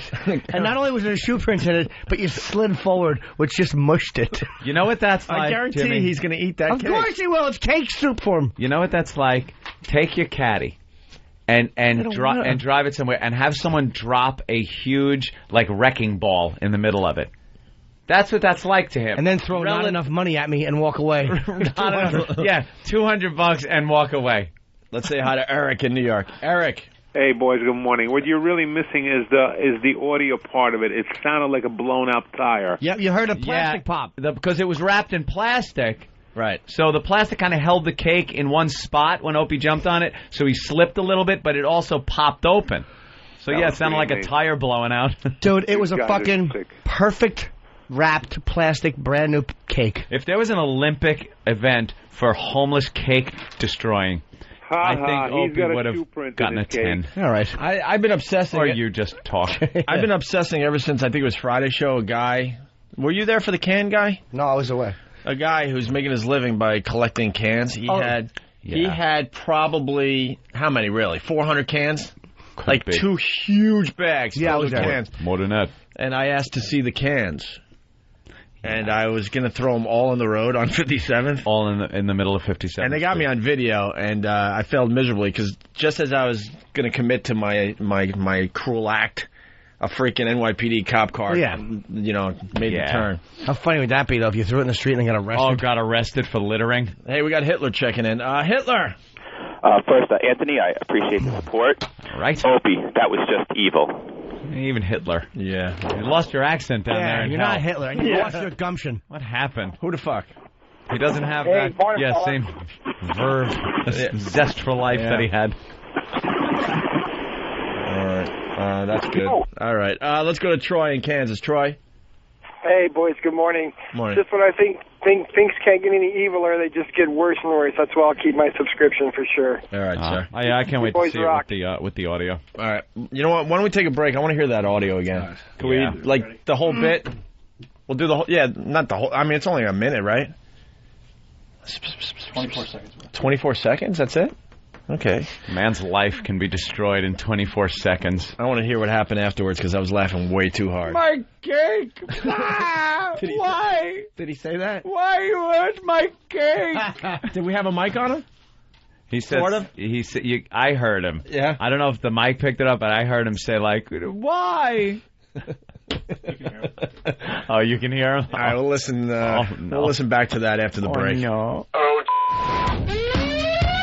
The virus is out. Tell your friends. He's infected. That's right, Opie. Shut your mouth. I love the homoerotic nature of the whole event. The virus made my genitals rot off. Whoa, dude, don't come near me. We're your celebrity skin cancer connection. And it was better than my first kiss. Oh, laugh until your innards spill out on the chair. And Anthony Show. Jim Norton will be appearing on The Late Show with David Letterman Wednesday, November 1st. Check local listings for showtimes. This Halloween, spend an evening in the most frightening place imaginable. Jesus, Jimmy. The Opie and Anthony Halloween Party, Tuesday, October 31st at the Hard Rock Cafe in New York City. From 7 to 11 p.m., join the freaks, the mutants, the genetic disasters. Pest alert. As we celebrate another Halloween. What are you doing? No! Featuring the Opie and Anthony costume contest. I basically should put on a dress and just slap it. The candy eating contest. I just would eat and then hold another gentleman. Bobbing for dildos. Special guests to be announced. Who the F are you? Stay tuned for your chance to get tickets. It all happens this Halloween from 7 to 11 p.m. at the Hard Rock Cafe in New York City. Details on opieandanthony.com.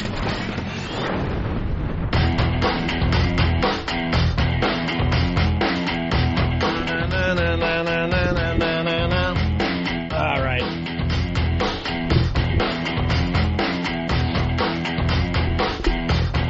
checking out the Opie and Anthony Show.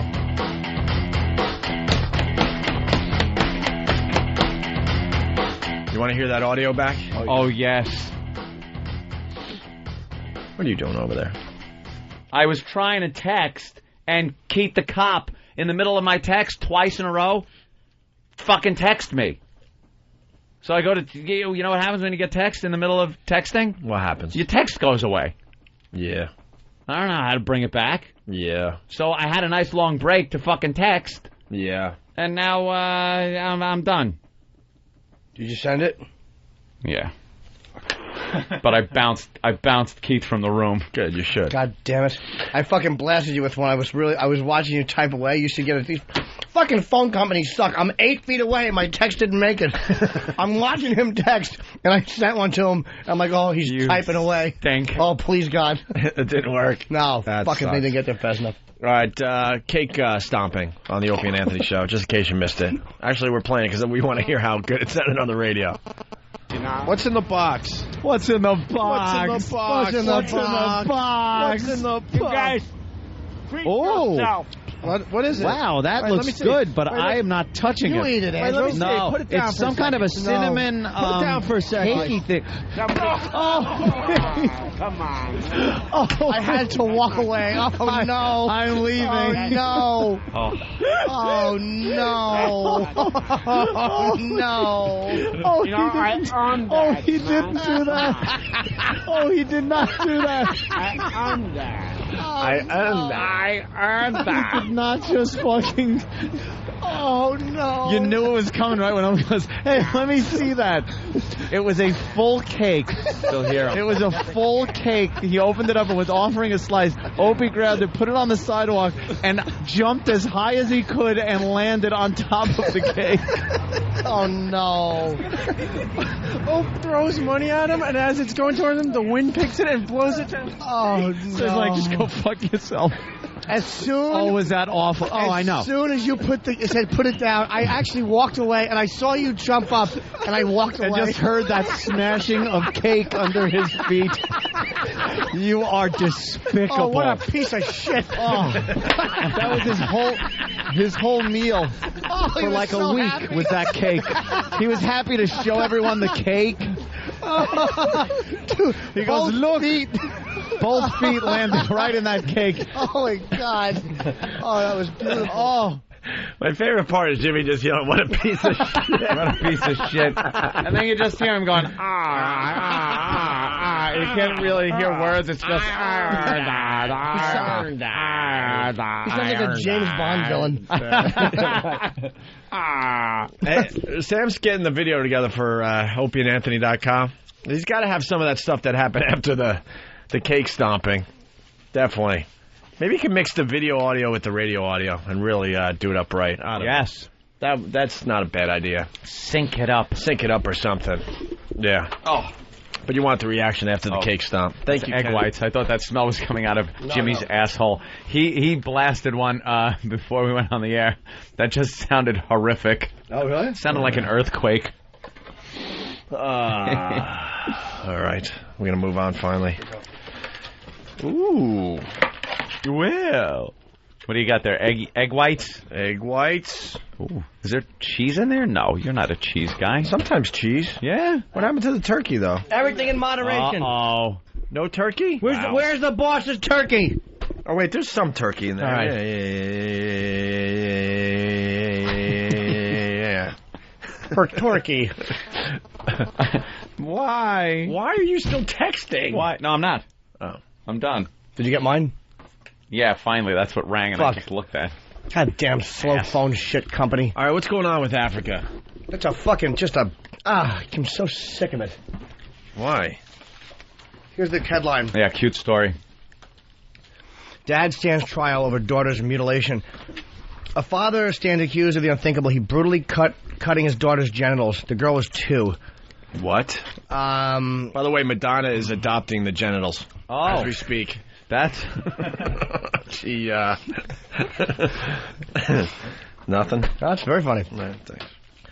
Monday, activists from all over the world focused on Gwinnett County courtroom as Khalid Adem accused of cruelty to a child and aggravated battery for allegedly circumcising his daughter. He goes on trial. Now, this guy was accused of cutting her clit off with scissors when she was 2. Oh, that just gave me that tingly feeling. Yeah, I know. I got a little hard when I read it, too. I don't mean like that. Well, he actually is denying it. He's saying he did not do it, that the wife's family did it, because they're all African, I think. So I don't know if he did it or not. But just the fact that there's a culture that still does it. He was born in Ethiopia, where circumcision is a common procedure for young girls.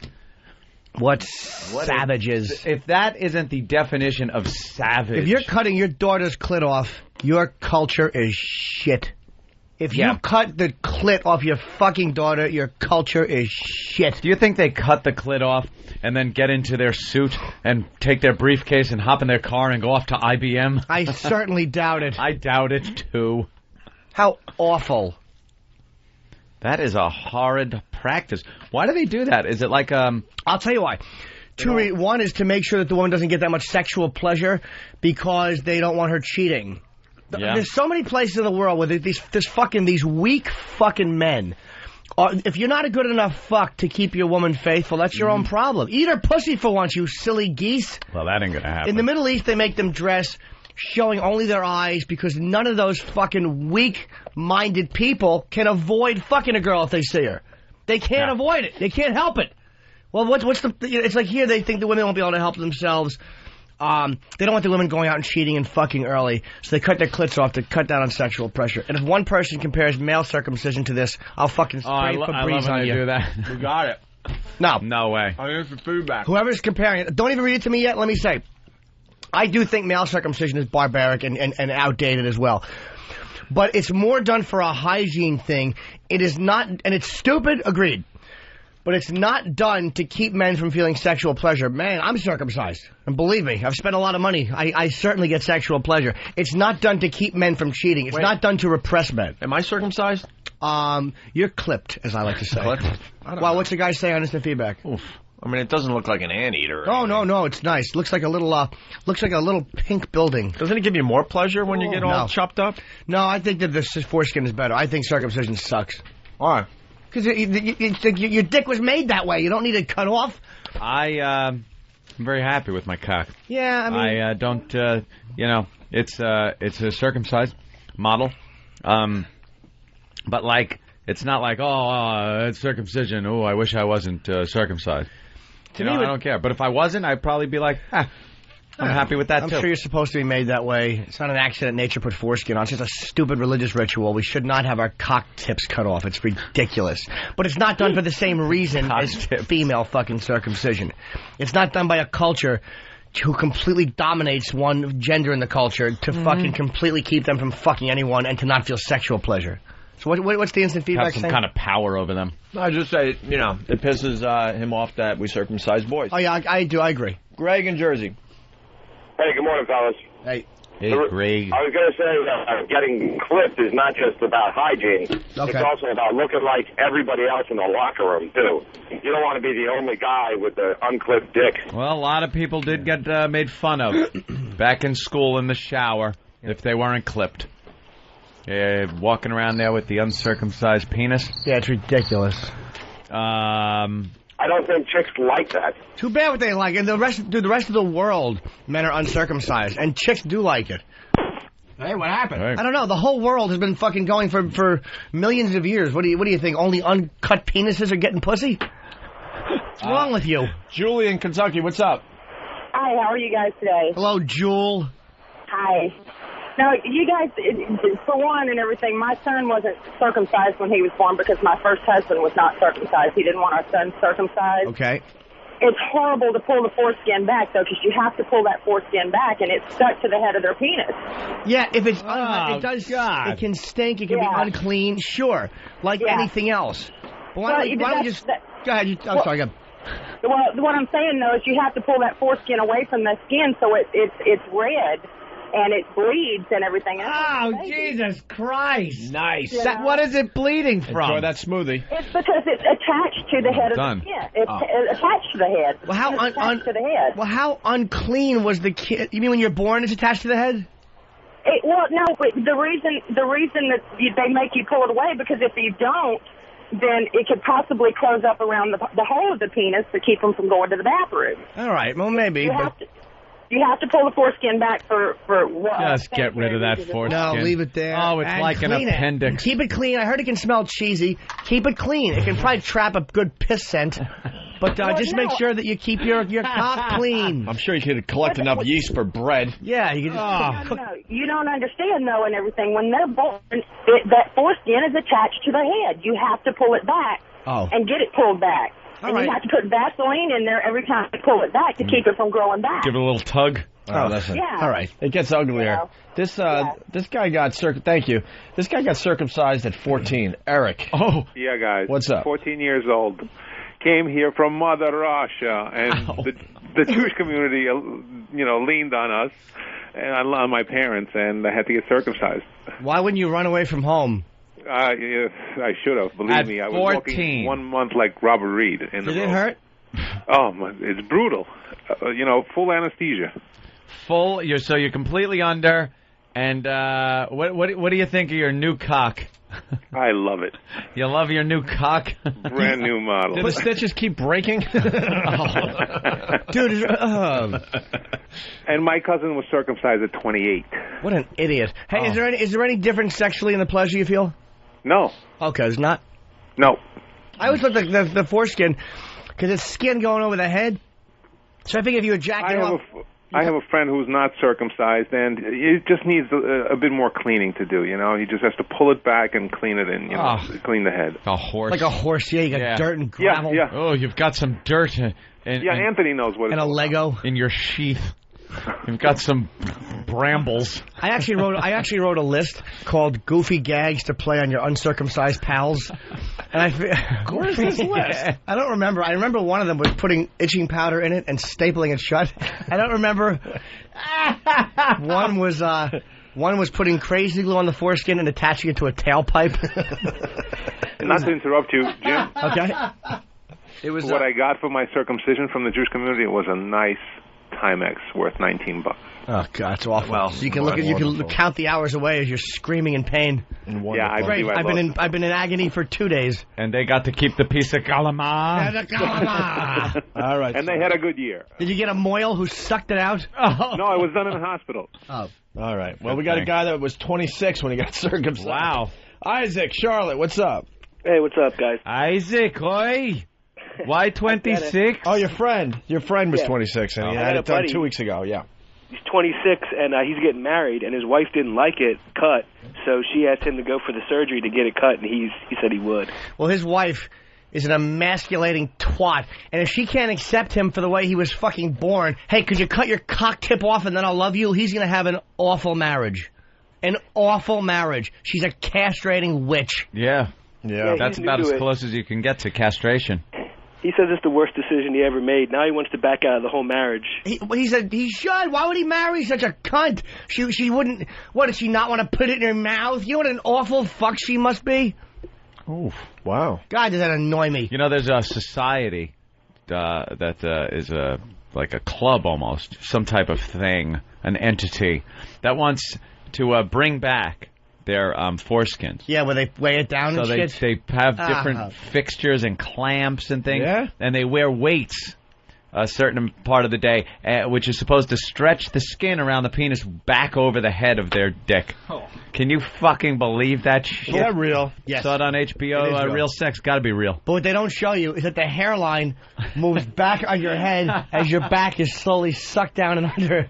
What do you think? You're creating extra skin? It constantly looks like you're pulling your ass cheeks apart. Yeah. Every time you step down and make a point, your dick jumps. Dave in Virginia. Dave. What's going on, guys? Hello, Dave. My wife's a doctor, and she said if you don't get circumcised, it can cause a really nasty infection. It probably can, dude, but look at the rest of the world is not circumcised. And look what savages they are. Good point. They're decapitating each other, hijacking planes. Bad example. Your wife's a doctor. What are you? I work as missions. As what? I get kids in the college. Okay. Missions. Admissions. Oh, admissions. All right, so you work in admissions at a college, and she's a doctor.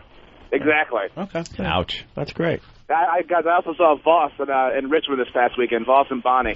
Where? What do you do? Killed. He had a great show. All right, good. You do the EZ form during tax time, and your wife has to have it sent out to an accountant, right?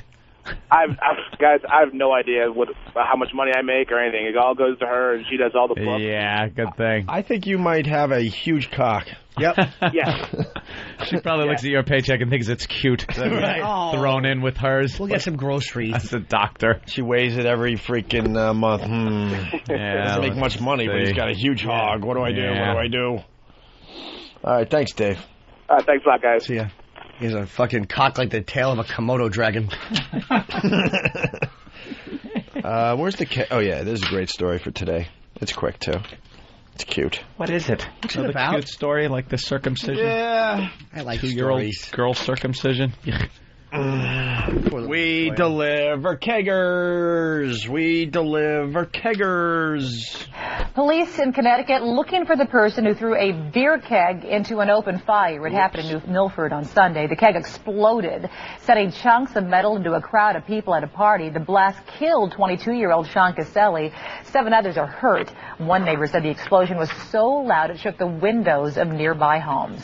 Wow. What You threw it into a fire? Probably not on purpose, just probably to be a dick, not to Just to be idiots. You don't think it's going to kill someone. But you gotta think, who wouldn't think that a sealed metal container thrown on a fire isn't going to explode? I don't know. It's one of those things, or especially if there's beer inside of it. Who's around it that boiling? Didn't move? Yeah, I mean, it's fun to watch for like 30 seconds, and you've got to start thinking, this thing might explode. This is going to explode. Why don't we get it out of there? There's always some idiot. We used to hang out in the woods when I was a kid. It was a big thing to just go into the woods with a little bottle of whiskey or something and just hang around, smoke cigarettes, drink whiskey around a fire in the woods. Get naked, hug each other, and hug. Whatever you're into. Yeah. Oh. And there was always some asshole that would be like with the paint can and his lighter, making the flamethrower, and then... Hey, guys, throw the paint can into the fire. Mm-hmm. And you'd all, have to run for your life. Literally. You couldn't sit there. And boom, the fucking thing would explode, metal would go flying. You look at the trees and see chunks of metal in there. People don't think. They just don't think of consequences. Throw a keg in a fire. Fuck. Now the guy's dead. I remember when I was a boy. Yeah. A friend I palled around with, there were some leaves, and he set them on fire. Yeah. And then what happened? Oh, that was it. That was all. Sure? There was we had to throw dirt on it. There were 7 leaves. All right. I wouldn't even throw snowballs at cars like people would do that. Because even as a kid, I'd be like, well, what happens if you throw one and it hits his windshield and he gets surprised and kind of swerves and crashes? So, yeah, I would always have that in my mind, so I never did shit like that. A fun kid. Yeah, I was kind of the stick in the mud. Don't do that. Well, you're a wet blanket. Until I was introduced to the wonders of alcohol. Then that kind of got it to the point where I started backing my truck through garage doors and stuff like that. I didn't care. My mother did that when she was learning to drive. She was learning to drive in North Brunswick. It was a big move for her to get her license. And she just stepped out of reverse in the driveway and just crashed in the garage door and bent the whole thing in. And I'll never forget, me and my father just looking at it and looking at each other and fucking howling. Good laughing at Mom. Oh, we just laughed at her. Typical woman driver. Right into the... I don't know, there's 2 ways to go. Into the street or into your home. Mom. Yeah, 50-50 shot, Mom. Oh, it was really funny. Hey, I'm Matt from Goose Bay.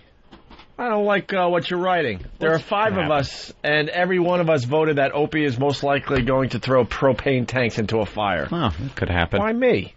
I don't know. You might get a little rambunctious. Jennifer, Connecticut, what's up? Mm-hmm. Jennifer? Yes. What's up, Jennifer? Hey, how you doing? What's up? Your name sucks ass. I'm sorry. Everybody in 1971 was Jennifer or Michelle. Oh, shit. Or Brandy. So I just wanted to tell you, I'm a mother-baby nurse, and I'm very anti-circumcision, and I actually go out of my way to... All right, hold on. We got a girl, Stacy from Connecticut. I prefer a cut. So why don't we get Stacy to talk to Jennifer? Yeah. We got one pro and one con as far as tearing apart the penis. I actually go out of my way to convince parents not to circumcise their babies. Can we get Stacy on the line? Blocked cock blocker. No, the phone's froze up. Nothing? Shit. The phone froze up. I didn't Most listen. doctors try to convince parents to have their... And she just hung up, and then the phone jumped to line 3, and all by itself, there's a ghost in the machine here. What's happening? We didn't hang up on you, miss. Can you call back? Maybe it's God calling. Hello? Hello? Yeah. All right. No. That was me. weird. I don't know why that happened. It's God. Why'd you jump on the cake? All right, so I provided that for him. He was hungry. I earned that. He'll still eat it. Of course he will. Spitting gravel out. He eats it, and that crunch sound, that loud crunch of a little pebble in your tooth. Can we send a scout out to see if he's eating it? Oh, yes. Send them. We absolutely should. Do we have a scout? Send Craig. Craig, go see if the homeless guy still has his cake. Wait, should he have the camera, too? Yeah. We should get Craig should have the camera, and we should film that man eating his foot cake. Can you go see if the homeless guy still has his cake? Footprint cake. Yeah, he's between... Someone show him where it is. Between here and there. Where it is. You want me to carry... Yeah, bring a video camera. Sam's going to go. Yeah. What kind of tread is on your shoe? Just tell him it's waffles. You just made him waffles. They're my brand new Timberlands. Oh. Yes. Oh, cool. Nice. Yeah. Nice for the I thought it was a toy pistol. That's why when Thomas was selling a customer coffee, he continued the transaction while the masked robber just stood there. But when the coffee sale was complete, everything changed. And that's when the robber put the gun in my face. At that point, I grabbed the .357 Magnum that's next to my register and pulled the hammer back. In a flash, the robber lunged for Thomas's gun. The two wrestled over the counter for it, and the Magnum went off. The robber fell as he was leaving the store empty-handed, but police aren't sure if he was struck by a bullet or not. The thief is believed to have left in a car waiting outside. The store is right next door to a preschool for at-risk and special needs children. They find today's events unnerving. Oh, it's very scary, because anything could happen.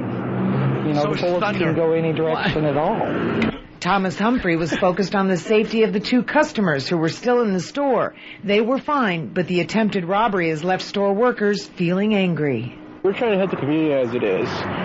You know, we're trying to make sure there's stuff community located for other people, and here we are having other people trying to rob us for what little money that we actually have. Why are they? I know it's next to a special needs school. What's that got to do with anything? Nothing. They just wanted to say that and get the reaction. Wanted to get a tart on camera. It's scary. So what happened? I had the boom boom. And I made one in my pants. Some guy came in to rob the place. Mm-hmm. And didn't know the guy behind the register had a .357 Magnum. But what an idiot. He pulls it out and cocks it and lets the guy lunge at him? Yep.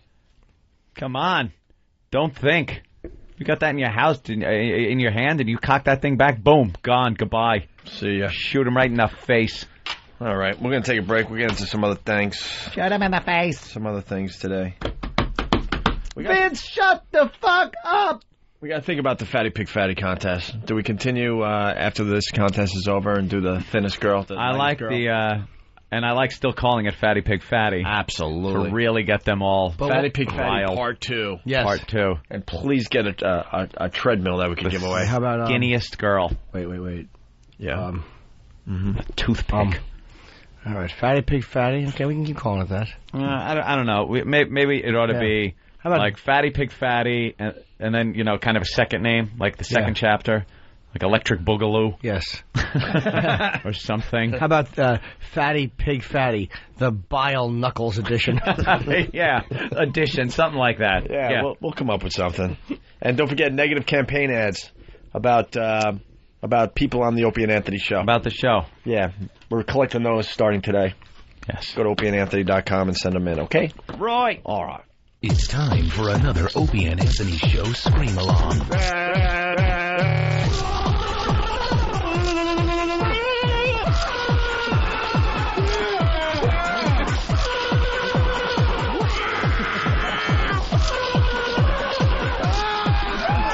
Shut up. Okay, terrific. The Opie and Anthony Show.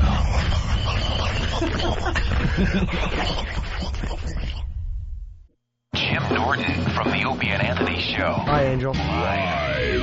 New York City, coming back November the 10th, Hammerstein Ballroom. Tickets are on sale now at Ticketmaster. Here in New York, November 10th, Hammerstein Ballroom. I'll be performing with our own Nathaniel and another guest who I have to figure out yet. For more information, check out Jim's website at EdoBullet.com.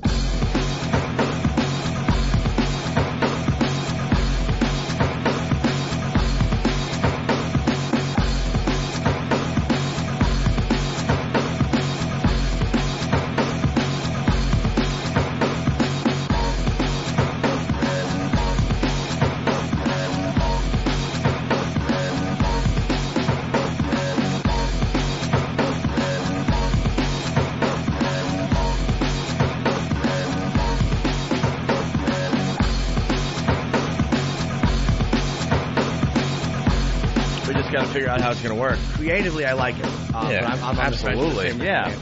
But creatively, it's good. Yeah, Dynamite's good, too. All right, we're back. It's the Opie and Anthony good. Show. It blows things apart. Sorry. Yeah, you know what? We haven't talked about Bush. Bush. His name, Bush. What? Stay the course. Stay the course. Stay the course. Stay the course. Stay the course. Stay the course. Stay the course. What's he been saying now for years? For years, Bush. People are saying that the cake jumping incident was a dramatization. I'm here to say it was no dramatization. I wish we could be that creative and clever to like stage something on the walk like that or do something. People are saying it would really be nice if we actually had that motivation. But no, we just walk. Well, wouldn't we then plan something real fun every day? Some of our walks suck. All it is a walk. Some. And us commenting on the weather. What are you listening to? Because we have to walk from point A to point B. Sometimes things happen. Right. The fuck? I want to get a baby and put pit bull bait on its feet. Ooh. Nothing says good radio show like my cousin's falling asleep on the couch. I got to tell you. Thanks for the support, guys. Jesus. All right, let's say hi to Jennifer in Connecticut. Jennifer. Hi. Hi. Hey, regular guys were fired? Were they really for that? Come on. Go to regularguys.com, man. I don't have to. I got an email from one of the guys. Said, what? Hi, how you doing? Yeah, we got fired. I've never met you, but we share an agent, and had a link to the site and what is written on there, the circumstances that they got fired under. Fuck those guys. You know how many things they blatantly took from our website over the years? Fuck them guys. Did you really get an email? Yeah, I don't know how he got. I guess he must have. How did he get my email? I don't know, but my question is this: opening slot in Atlanta, one of the top 10s that we're not on. Yeah, we'll be on. That's what we do now. We take your job. Let's go in Atlanta. Atlanta. Ask him about the wiffle ball bat challenge. They did that. They bastards. We start there, but if we say too much, then we sound like you know who. So, but they know what they do. Jennifer, Connecticut, what's up? Yes, you fuckers hung up on me. No, I swear. We have stupid phones. All right, Jennifer, you hate circumcision. All right, you hate circumcision. And you're a nurse, right? Yes, I'm a registered nurse, and I've been a registered nurse for 9 years, and I've always done neonates. And when you have an uncut cock in your mouth, like it or hate it? Honestly. Disgusting. Disgusting. It's disgusting. But you know what? I've seen babies bleed out and almost die from circumcision. Wait, now, do you in your personal life prefer a man who's circumcised or uncircumcised? You know what? Honestly. Definitely uncircumcised, because I know that it's painful, and I did it to all 3 of my children, and I regret it. I wish that I could have made a different choice. Have you ever held an unclipped one in your mouth? Yes. I have to be honest, yes. Good girl. All uncircumcised and circumcised. And uncircumcised... You whore! Well, apparently your mouth is a penis way station. But now do you do prefer uncircumcised? It's different. that's different from my professional opinion because I've seen babies bleed out and What the hell are you getting seeing circumcisions? Yeah. Pencil sharpeners? Yeah, what the fuck? How they almost bleed out? All right, we got a girl that loves cut penises. Stacy, you're on with Jennifer. Hi. Hi. Stacy? Hi, Jennifer. Have you ever seen a baby getting circumcised? Unfortunately, I never had any boys. I only had girls.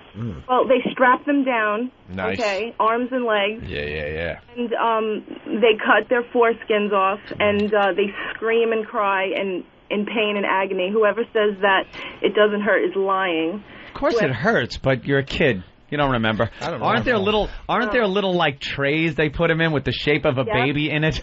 And they put I worked straps at a hospital on their arms, one day. straps on their legs. They what?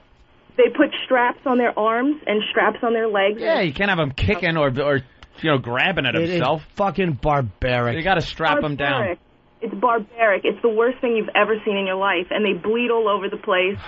And one time, one baby almost died, and they had to, cauterize the blood vessel because it was bleeding out. They don't. It's really bad. Yeah, I understand that it's bad, but it's just much better in the long run for hygiene and everything. I mean, there are a lot of nerves underneath the foreskin that are taken off with the foreskin, and it. All right. Well, Stacy's a fan of the cut penis, right, Stacy? Yeah. Well, when you're giving head, it's a lot better. Yeah. Why is that, Stacy? Why? The taste of an uncut penis. It's disgusting. Well, what does an uncut penis tast like, Stacy? Maybe they didn't clean well enough. All right, shut up, Jennifer. We get your point. Stacy, what does an uncut penis taste like? You asked me or Stacy? Stacy. Is your name Stacy? I can't compare it to anything. Still talking. It tastes like rotten cheese. Yeah. Well, who are you blowing? Cabbies? Well, apparently, some people were not taught how to clean their cocks correctly. Yeah, but you gotta understand something. Let me just jump in and play devil's advocate. I like having my ass eaten. I love it. I really do. Okay. And I like to stick it on a girl's mouth and make her lick it. But I'm sure every girl out there who's eating an ass would have a horror story about it. Not with mine, you wouldn't, because I'm fucking Hank Hygiene. I'm fucking Kenny Clean. You know what I want to tell you guys? All you know the person who called before and said that their kid was bleeding because they pulled back the foreskin? Yeah. The foreskin naturally separates in about 2 years. You're not supposed to pull back a foreskin until then. Yeah. Until it naturally separates. So that's everyone knows that. Of course. What is it? It'll shed like a snake skin? Oh, God. I can't even. Oh. Imagine pulling back your dick skin and ripping the skin back. No. Yeah. It's like taking a corner of a piece of construction paper and poking it in your dick hole. Stop it. Just for that reason, I would make sure that if I had boys, they would have it. I did it to all three of my boys, and after we know. nurse and watching it being done, I was horrified. I couldn't believe how painful. It toughens them up. Hey, did they really? When your boys grow up and they're receiving head, then trust me, the women will be happy that you had it. Nah, but women suck uncircumcised dicks. Well, I'm trying not to think about that. Well, my son is 17, and how big a boy is he? He's 250 pounds and 6 feet tall. Big one. No. When was the last time you saw his penis? What did you say? What'd you say? When was the last time you saw his penis, Jennifer? I haven't seen it in about 10 years. Oh, and you're bummed, right? So I really don't know what it looks like, and I don't want to know. I want to know if any mom... I think you're wondering just a little bit. Are you ever curious? Honestly, I'm not being creepy. Are you ever curious as to how big his penis is? Actually, I took him to the doctor and had him checked because I was afraid that maybe it was like a little bit on the small side. So wait, why did you think your own son's penis might be a little on the small side? It was just a suspicion, and I just had him checked. And how old was he? He was about 10 years old, and he came out after getting checked, and he said everything went okay except for the part when he went under my underwear. Oh my God! And I was like, and then he giggled. The doctor giggled. There's some things going on with Jennifer. Wait, Jennifer, let's get to the bottom of this. Yeah, why do you think he had a small penis? You had a suspicion. What does this have to do with being circumcised? It's interesting. This is interesting real life stuff. Okay. I think her husband has a small penis, and she was wondering if her own kid has a small penis. Why? When kids are really overweight, it can make your penis look a lot smaller. And after you lose the weight, you'll see that, you have a regular sized penis, and he was always a bit on the big side. So you had a chubby kid with a little cocktail Frank Dick. And how did you know this at 10 years old? Why were you still looking at his penis? I wasn't looking at it. It was just an accident. Aren't they all small? It was an accident? At the age of 10? What happened? How did you accidentally? Yeah. How did you accidentally see your son's penis? Well, my son had a habit of coming out of the shower and standing in front of the TV and just letting the towel fall. You know what I mean? Yeah. So, no. Of course. No, I don't. Time that I walked in and I was horrified and I looked away as fast as possible and I said, what the hell are you doing? Not fast enough, obviously. The windows were all open. So wait, he's a little exhibitionist? He has a little dick and he's an exhibitionist? He was young at the time. He was an exhibitionist. He was 10 years old and you saw enough, you looked enough that you said, wow, that's a real small dick my kid's got. You did a quick math calculation. Yeah, you really quickly assessed his penis. Very quickly. And how long was it before you were on the phone with the doctor? It was quick. I took him because I worked in a clinic with the doctor. Holy shit! You see him naked and drag him to the doctor. I'm such a bitch. Oh my God! Best thing I could do. And what did the doctor say? He said that it was fine. He said that when a child's overweight. Yeah, we got that part. I thought it was something else though. The pubis gets fat as well. Ew. Old fat pubis. Old fat pubis.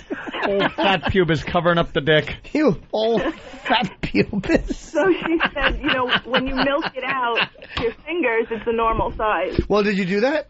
No, the doctor did it, but he made me stand in the room and turn my back to her because you're not allowed to do that in a room alone with a child. Wait, it was a woman doctor? Okay. What did the woman do? She had to squeeze the boy's fat pubis. Wait, did she push in on his fat pubis?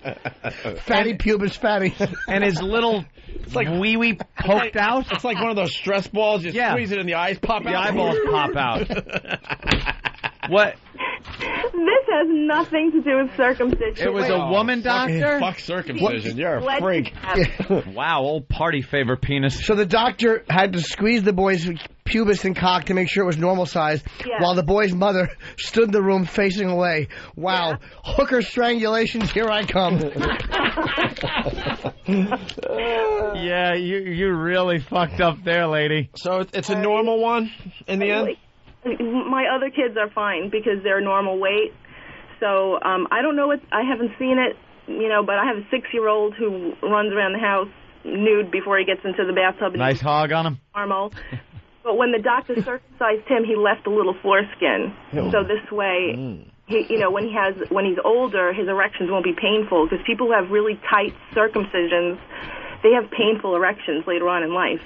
See, my foreskin was cut, but they did a good job. And actually, I got little bumps on the back where they cut. They didn't do a great job with that, but there's enough skin where when my fat cock gets rock hard. That is a really gross mental image. I'm getting a rod right now talking to her. Wait, Mommy. Because you're talking dirty to her. Mommy, let me ask you, did you ever get curious, about how big your son's penis is now? Not in an incestuous way, but just curious. No, it's not. No, I mean, there's a natural curiosity only because I want them to be normal and I want them to, be of course object of ridicule. You know what I mean? So when's the last time it occurred to you or you were curious? And I mean, I know that it's not for a bad purpose. Because my oldest kids are 16 and 17, and sweatpants, tight pants. Did you look? Did you ever look just to see? You ever look at sweatpants, or if they're wearing tight pants, you look and go, okay, that's normal. I try not to. But you have though, right? A couple times. It's pretty normal. I can't believe we're having this. Jimmy. Well, no, I'm just wondering if you. I'm trying to talk to you. Sit down, Jim. I don't want to look at your No, I'm not being dirty.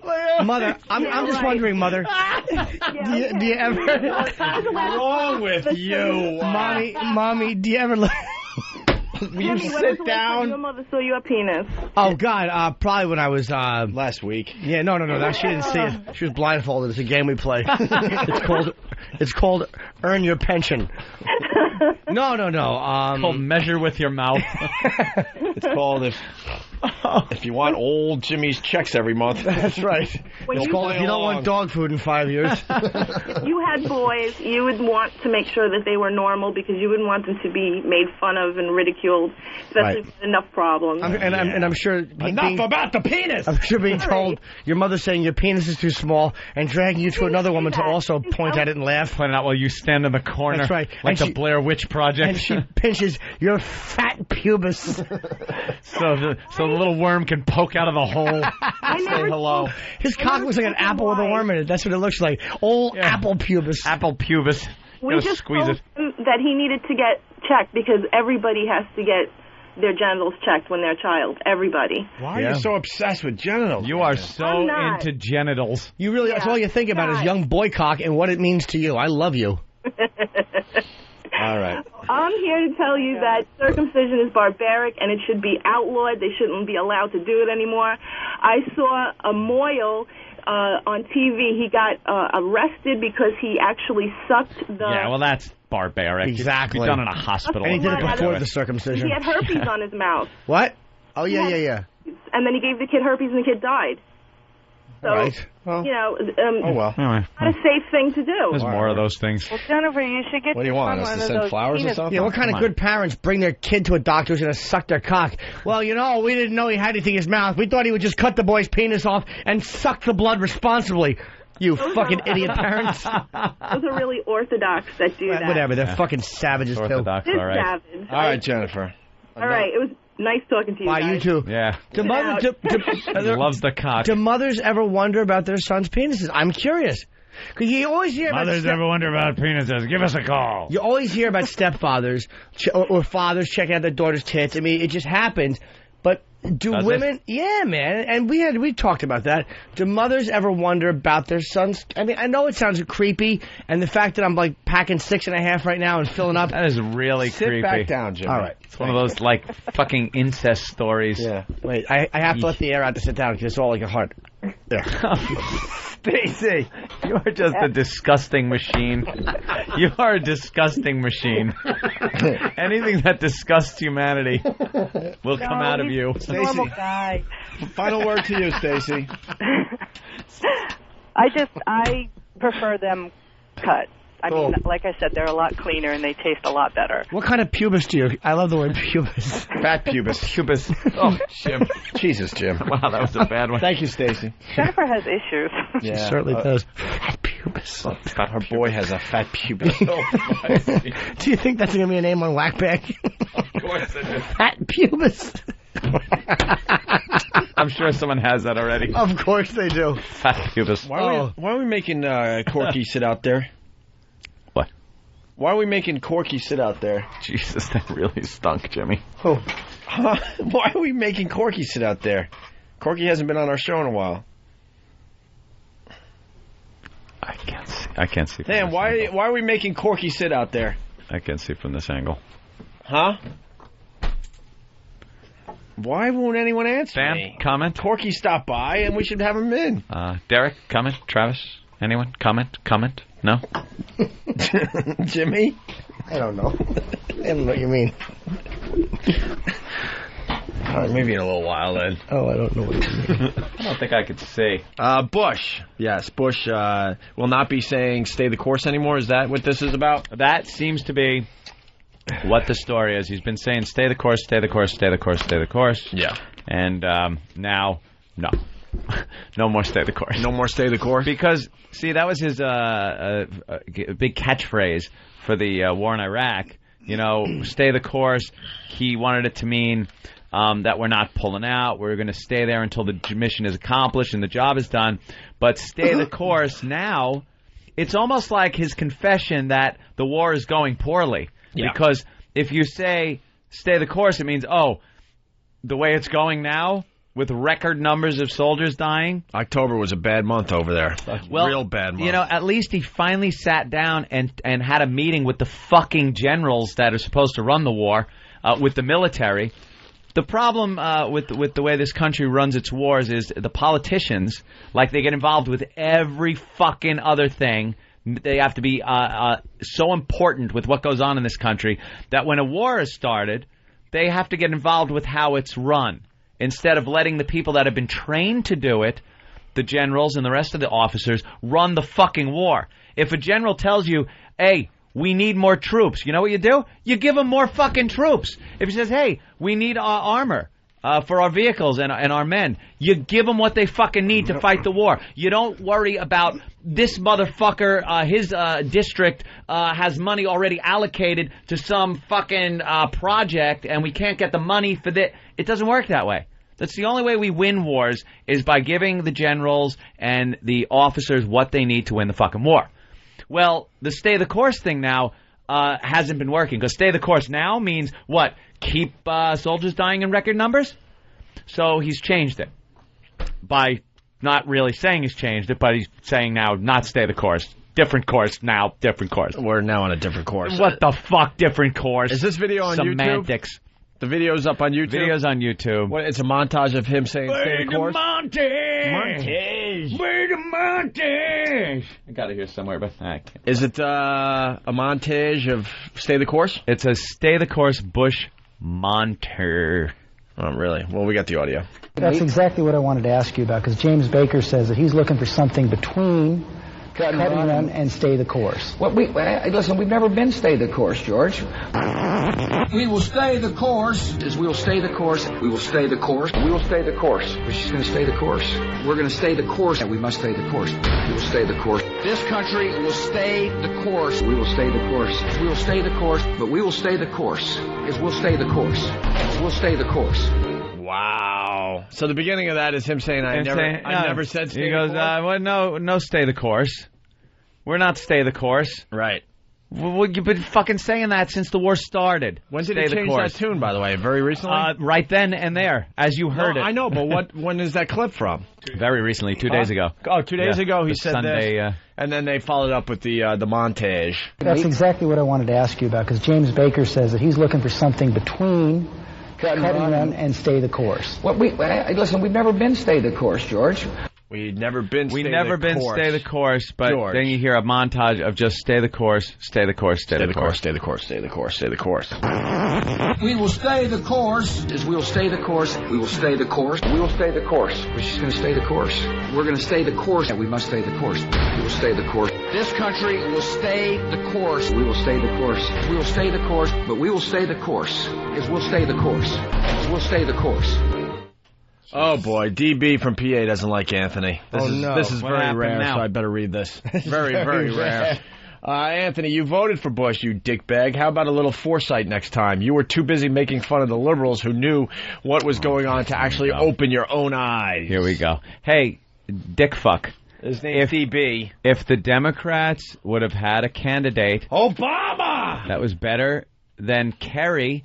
maybe things would happen. So whose fault is it that the Democrats can't even come up with a fucking guy that could beat a guy that everyone can't stand? And they still don't have one. And they still don't fucking have one, you idiot. 8 years. Obama! And Kerry was the best they came up with. Best they came up with. And who do they have now? Hillary or Barack Obama? That's good. It's like fucking, it's a prop candidate. Look, this one's a woman and this one's black. Just stop it. Come up with a fucking guy that's going to win. And Pelosi will be the speaker if they win. Who the fuck wants to listen to her? Listen, man. It's unbelievable. Listen to what Obama has to say. All right. He's got some good ideas. No, he really does. He probably is a good candidate. I just don't think he's been... He had one good fucking speech, and everyone's all over this guy. I know, which was what? About how we at the as Democratic Americans... or the convention. Yes. Yeah, great speech at the White convention. people love a fucking dark fellow who can speak well. Like white people. We love it. We don't like the shucking and jiving, Whitey. Whitey hates shucking and jiving. So people like Colin Powell, we love that. We love our Condi Rice talking. Oh, boy, she's so well-spoken. Obama, listen to him speak. He's so articulate. You know? You don't want the shucking and jiving. I want Farrakhan. You better hurry. I love him. I hear he's not going to be around too much longer. He's a good speaker. He don't shuck and jive, and he's well-dressed. Oof. And he's a bright guy. All right, listen. I love him. He's a little extreme. He is, but I do like him. Where do we get that montage? Lance from Houston needs to know. It's on MySpace.com/Jim Norton or YouTube. On Jim Norton. I don't know. Do a Bush Stay the Course search on YouTube. You might find it. Glenn in Philly, what's up? Hey, can you guys help out with this contest we're doing with the political campaign? The negative political ads that have something to do with the Opie and Anthony show, yes. Yeah, can you all state your name and then say you approve this message? Okay, good so we idea. can tag the messages. Excellent. That's a great idea. Please. Wow, right. but then, is everybody ready? Hey, this guy's going to have the best ones now because we have the personal thing in there. Oh, I see. For him. Oh, you want us to do it right now? If you could, that'd be terrific. Well, everyone can take it. All right. And if you get it on the replay? Or put it on Foundry. Hey, we'll throw it on the web. All right. Okay. I'm Opie, and I approve of this message. Hey, you hung up on the middle of mine. You can have a click in yours. Yeah, I don't like that. I'm Opie, and I approve of this message. Thank you. This is Anthony Cumia, and I approve of this message. I'm Jim Norton, and I don't approve of that noise, but I do approve of the message. All right, I think we got it. God, take print it. Perfect. No, come on, they're working on their ads, Jimmy. Okay. I'm Jim Norton. No, I'm Jim Norton. No, I don't approve. That I approve of. All right, we had our fun. I'm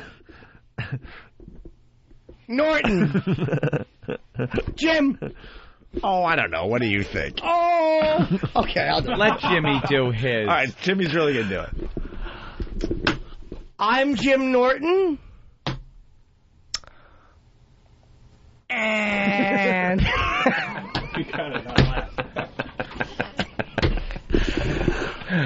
I do approve of this message. All right, we're going to take a break. We're going to end the show by talking to the couple from Detroit. I want to know more about this Vietnamese girl. Yes. We got to make sure we're not supposed to call the authorities on you guys. That's right. Or set up video cameras. We're and watching. Watch the three of you get to know each other. We're watching you two. The lady still has her scarf on. Mao! We're watching you two. Mao! All right, we'll talk to them next. They came all the way from Detroit. Hey, what's that? Well, you've never seen it before? Looks like a rock. New from Sedentary Toys and the Opie and Anthony Show. Oh, it's so shiny. It's got corners. It's the cool new toy that has everyone jumping for joy. O&A Party Rock! It's not just any rock. It's the O&A Party Rock. The O&A Party Rock is incredibly versatile. You can chuck it, you can fuck it, you can drop it in a bucket. You can race it, you can chase it, you can yell right in its face. It's the bestest friend you'll ever have. O&A Party Rock! Why is it wearing a party hat? Every Party Rock comes dressed in a colorful party hat and party blower, making it the centerpiece of any party. Now with shiny red dancing shoes. Not only that, the O&A Party Rock is it's a fucking rock, you dildo. Jim Norton will be appearing on The Late Show with David Letterman Wednesday, November 1st. Check local listings for showtimes. This Halloween, spend an evening in the most frightening place imaginable. Jesus, Jimmy. The Opie and Anthony Halloween Party, Tuesday, October 31st at the Hard Rock Cafe in New York City. From 7 to 11 p.m., join the freaks, the mutants, the genetic disasters. Pest alert. As we celebrate another Halloween. What are you doing? No! Featuring the Opie and Anthony costume contest. I basically should put on a dress and just slap it. The candy eating contest. I just would have eaten and hold another gentleman. Bobbing for dildos. Special guests to be announced. Who the F are you? Stay tuned for your chance to get tickets. It all happens this Halloween from 7 to 11 p.m. at the Hard Rock Cafe in New York City. Details on opieandanthony.com.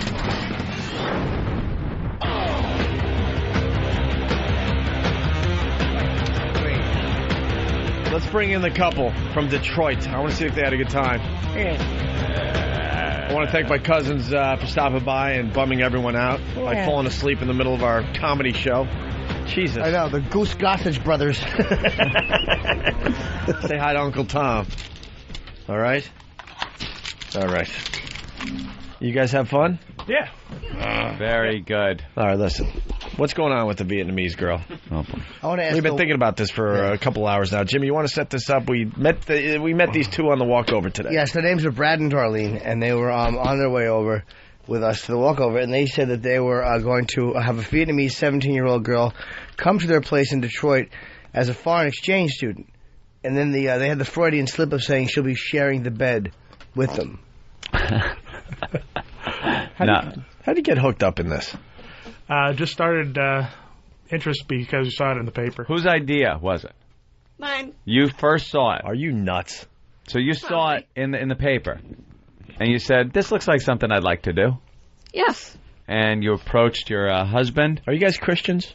Yes. Yeah, I could tell. Is that a good thing? Yeah, my parish used to do the same thing. Oh, so it's like a nice thing to do. It's kinda, a Christian you come thing. Over and, yeah. You help and somebody out. Take care of. For some reason, our parish was obsessed with the shwoogie, but your parish, it's the Vietnamese. So to the wife, now, how did you approach your husband? What did you say? We are here to help the Vietnamese because inside every gook there is an American trying to get out. It's a hardball world, son. We've got to try to keep our heads until this peace craze blows over. Was that what was said? I'm Is sorry. that the selling point? Sorry, you didn't have headphones on. So you saw an article in the paper? Right. All right. This was last summer. I was in the middle of school. What's that supposed to be? Some kind of sick joke? Yeah. What kind of schooling? Master's program. Yeah? In what? Business. Nice. Business. So I was really just focused on finishing up and didn't want to deal with a student right after I finished up. Don't you love your country? Yes, sir. How about getting with the program? Why don't you jump on the team and come on in for the big win? For the big win. The big win. Why don't you jump on the team and go in for the big win? For the big win. Jump on the team. You're the one with quad. That's my favorite. Oh, okay. Son, all I've ever asked of my Marines is for them to obey my orders as they would the word of God. Word of God. I like Jimmy's version. I've been hearing Jimmy's version for so long, I think he really says God. Son of all of our asked of my Marines is they obey my orders as they would the word of God. God. There it is. That's the one I'm used to. All right, so you didn't want to have a kid because you're doing the master's thing. Right. You're not ready for a kid, so you decide the next best thing is to get a 17 hot piece of ass from Vietnam, Well, right? I don't know how hot she is. Did you see seen pictures? Oh, yes. Oh, you have. Describe the gal. Long black hair. Oh, well, of course. Almond eyes. Right. And a tannish, almost yellow skin. Uh-huh. Now, how tall is she? No idea. I'd say about 5'4", maybe. Maybe your wife could describe her better. Girls could usually do that better. He did really good. She's about 5'3" and about 108 pounds. 5'3", 108 pounds. That's nice. She looked like the sniper in Full Metal Jacket. Haven't seen the movie. Yeah. So, what model plane noise is she named after? This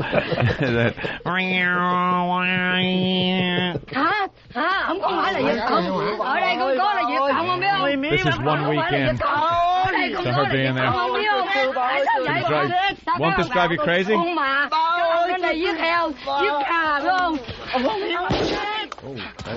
That exchange didn't end well. That was one that went horribly wrong. So now, how do you feel about having a young girl around the house around your husband? I have no worries. Huh? I have no worries. No worries? Do you have a room for it? Yes. You have an extra room? We do. Does she speak bedroom? English? Yes. 12 years worth of English schooling. Do you work during the day? No. What do you do? Homemaker? I stay at home. Homemaker. Yeah. Where are you from originally? Northern Michigan. You're from? I'm from Detroit. We now live mid-Michigan. Yeah. But to try and describe it just sound like a douche. Yeah. So now, have you set the place up for a girl, for a young woman?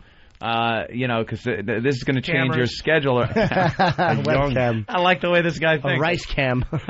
Rice. A young blossoming woman. Yeah, her little nip, her dark areolas, curious as to what your mouth might feel like. Got all the holes drilled in your house? No, no holes. No holes? Uh-huh. A toilet cam? Is it, because now she's got to shower and do things like that, and there's going to be privacy issues, perhaps? We got a couple bathrooms. Yeah, you got 2 bathrooms? Yeah. So that's one for you and your wife, and then one for you and the girl. Are you worried that he might, your husband might, No. Have you had that discussion? No worry at all. No worry. You guys have a nice sex life? Yeah. Yeah? You think you're, What does she like? The Vietnamese girl? Your wife. Oh, very nice. Very quiet. Quiet one? She's a good girl. Miss, what's your thing? My thing? What's your kink? You have to have some kind of thing that makes Everyone you has a go, little yeah. kink in them. A little kink. Little. Size queen? Is she a size queen? Jimmy. No. She's a very good girl. She's... Damn it, Jim. Yeah? Yeah. She's going to kill us? No. No, she's... Yeah, she's shaking her head. She is, yeah. Well, Miss, what do you like that's a little... You don't have to get graphic, but what do you enjoy besides, like, the traditional? Anything like a little bit, like a little, you know, a little silly. Everyone gets a little goofy. Yeah, close your eyes and tell us. You start off at, like, missionary position. That's just, like, basic. That's like... But then anything... That's like preschool. Anything more than that steps into your area of what you really like. So what do you like a little different? You could say it. You're among friends. You're amongst friends, Rick. I don't know. I'm too shy. I know. Does she talk dirty in bed? Just quit doing that. The little gas thing, the Dutch oven. Oh, really? Oh, you Big do fan that? of the Dutch oven? Not Wow. intentionally. What's the Dutch oven? Yeah, you let a gasser go. And A gasser go and shove her head under the blanket? And hold the blanket over her head. Does he do that so to you? She can't get out. Yes. Christ. That's a cute. Dutch rocket engine. How does his fart smell? Gross. Gross, yeah. Do you kind of like the rotted cabbage. Good boy. Do you go for the poop shoot? No. No. Oh, you don't try that. Not even a slip. No, we're married. Yeah, that's Not even a slip. Like, oops, I didn't mean to do that. Even though you meant it. You know who's into that? The Vietnamese. That's right. So you might. He knows. Work that out. Oh, he knows all about it. Do you have any porn on your computer? You have some, right? I don't know what's still left on there. No. Not when I get home after she's been alone all day. I can't speak to what's left. Wait, have you actually? Do you delete it when you find it? No. You ever find porn on his computer? I don't usually go on his computer, no. No. Any porn on yours? No. No. Wait, I want to know what she likes, though. Come on. What do you like? You can turn around and tell the wall. Little. Here, little turn something. around. Little something. Look, I'm not even looking at you. I just like big guys. Oh. Big where it counts? Or the whole body? The whole body, heavy, big. Oh. Stocky men. Stocky men. Was your father a stocky man? No. So you hate your father? No. All right, let's go to Mario in Brooklyn. Mario. What's up, guys? Hey, Mario. Hey, yeah. I wanted to know if the guy was a big Woody Allen fan. Maybe they can have a Woody Allen movie marathon on a weekend. Oh, yeah, that's not a good idea. Just wondering. No Woody Allen since Sleeper. All right, let's go to Scott in Indiana. Scott. Hey, I got a pet from Menaki. I bet this story has a happy ending.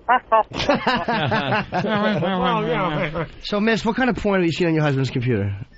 Just naked girls. Just naked girls, not doing anything, or just mostly from there? the show. Just standing. Oh, really? Oh, there you go. Are you just into standing Asian there porn? naked. No. Come on. No. No, you can't admit that now. Oh, yeah. That would wreck everything. Oh. This has been Any in of the that? making for 5 years, Jimmy. He's not going to blow it up now. I know. Yeah, how long does this take? About 2 months. 2 months? Could I get one of my own, or do you have to be married? No, you can get one of your own now. We'll set you up. Let me ask you this. Jimmy, please what adopt type a of girl screening for 5 months. is done? Please. What type of screening is done before they ship over a human being to you?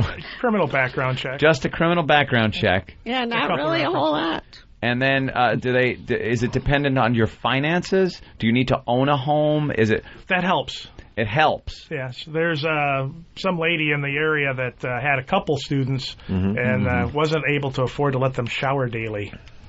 But she was still able to have them. They're trying to relocate one so they can have a shower. And well, Jimmy Norton would be happy to take one. As long as she's got a good right wrist. How about if I say, like, I want to help a student, and in turn she just has to watch me jerk off? They might go for that. If you're teaching her English at the time, I think that's okay. I'll tell her, don't cry.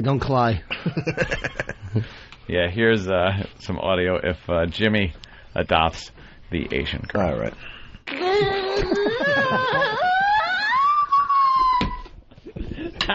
Yeah. It's homework time. I want to get one of my own. So what are you guys expecting to get out of this? Yeah, what do you get out of it? Yeah. A little cultural exchange. Yeah? Is that what you're looking for? Do you think a 17-year-old Vietnamese girl from this year, this day and age, is going to be able to give you an education in Vietnam? Is that what you're looking for? The Vietnam, that was just where she happens to be from. They got them from Brazil, Germany. Well, you should have went for Brazil, man. Yeah, should have shit on you. Should have gone for a big buxom, a buxotic from Germany. This one's from Vietnam, where the gash is sideways, and the girls know how to give it. Ma'am, what are you getting out of this? Just got companionship. Oh. Are you lonely? Is it during the We're day? new to town. What? We're new to the town, so I don't know a whole lot of people. Oh, okay. So you go to work. Yep. And then you're kind of knocking around the house. So instead of a puppy, you figured you'd get a Vietnamese girl. Well, we have a puppy also. Oh, okay. Do you? When were you you got to watch it. She might eat it. When were you They've been known diagnosed with progeria? So that's what I was trying to say, right? It was like... Yeah. Oh, who was talking? You were. No, I heard something after that. Here's my question. If Yes, I want a Jeff. Vietnamese girl, what do I have to do? Find an exchange student site and start. When did the applying. progeria kick in? What kind of culture is she going to bring? Let's be honest. We're Americans. Yeah, really. What is she Don't gonna we teach you kind of then? know? And you got the internet. You could just put in Vietnam in a search engine. You're going to learn everything. How old do you feel? Like, is she going to what culture could she teach you? Like how to ride a moped? Something, yeah. How to steal a camera and run.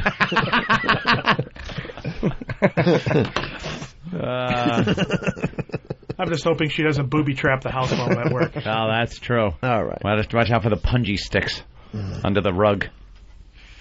Well, that's something. I've never heard of this. I've heard of this if you have a kid, and then you ship them off to the awful godforsaken shithole, and then they ship a kid over to here. Yeah. It's like student exchange. But this is without the exchange part. Right. We don't have to exchange anything. We let somebody else do that. We just receive and host the All kid right. for a few months. Wow. All right, we should let them go. Yeah, there you go. What were your names again? Rich. I'm sure we just wasted a Colleen. decade. Yeah. Rich and who? Colleen. Colleen and Rich. Yeah.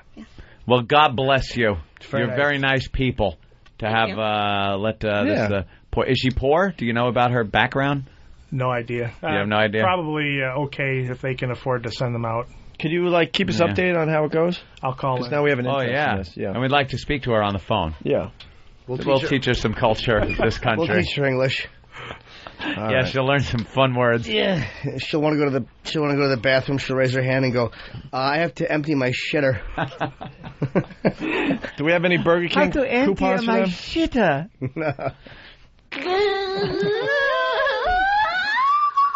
All right. Enjoy your time in New York. Thank you very much. Appreciate Burger King coupons for everybody, okay? Cool. All right. There you go. There you go. Thank you. All right, there they go. You could, just easy. Take the headphones off and put the mic there. You go. All right. Just Well, we up. And you just move toward the door in that direction, that fashion. Did very Bye-bye. well, as a matter of fact. Take Did care. very well. Very articulate. I like that. How long you married? 3 years. 3 years. Bye, 3 Colleen. years. 3 years. They're already bringing another broad in. It's over, Johnny. All right.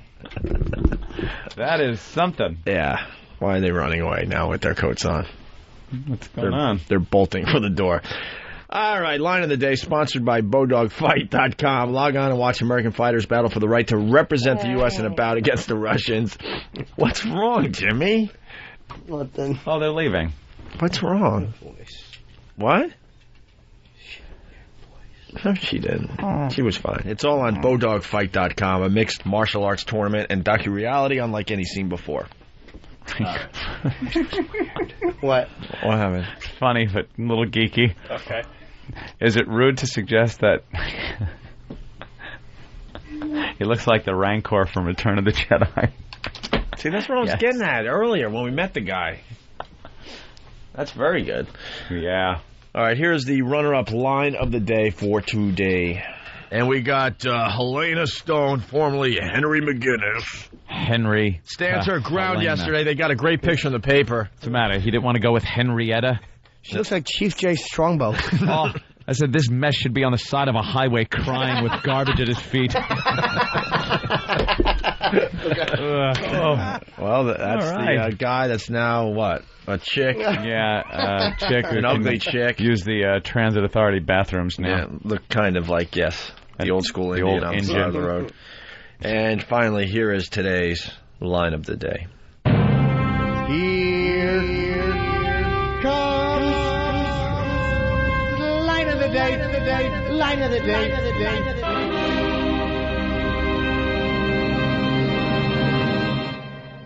A father stands accused of the unthinkable. He brutally cutting his daughter's genitals. The girl was 2.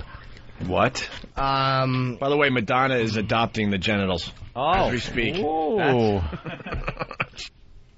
Wow. Wait a minute.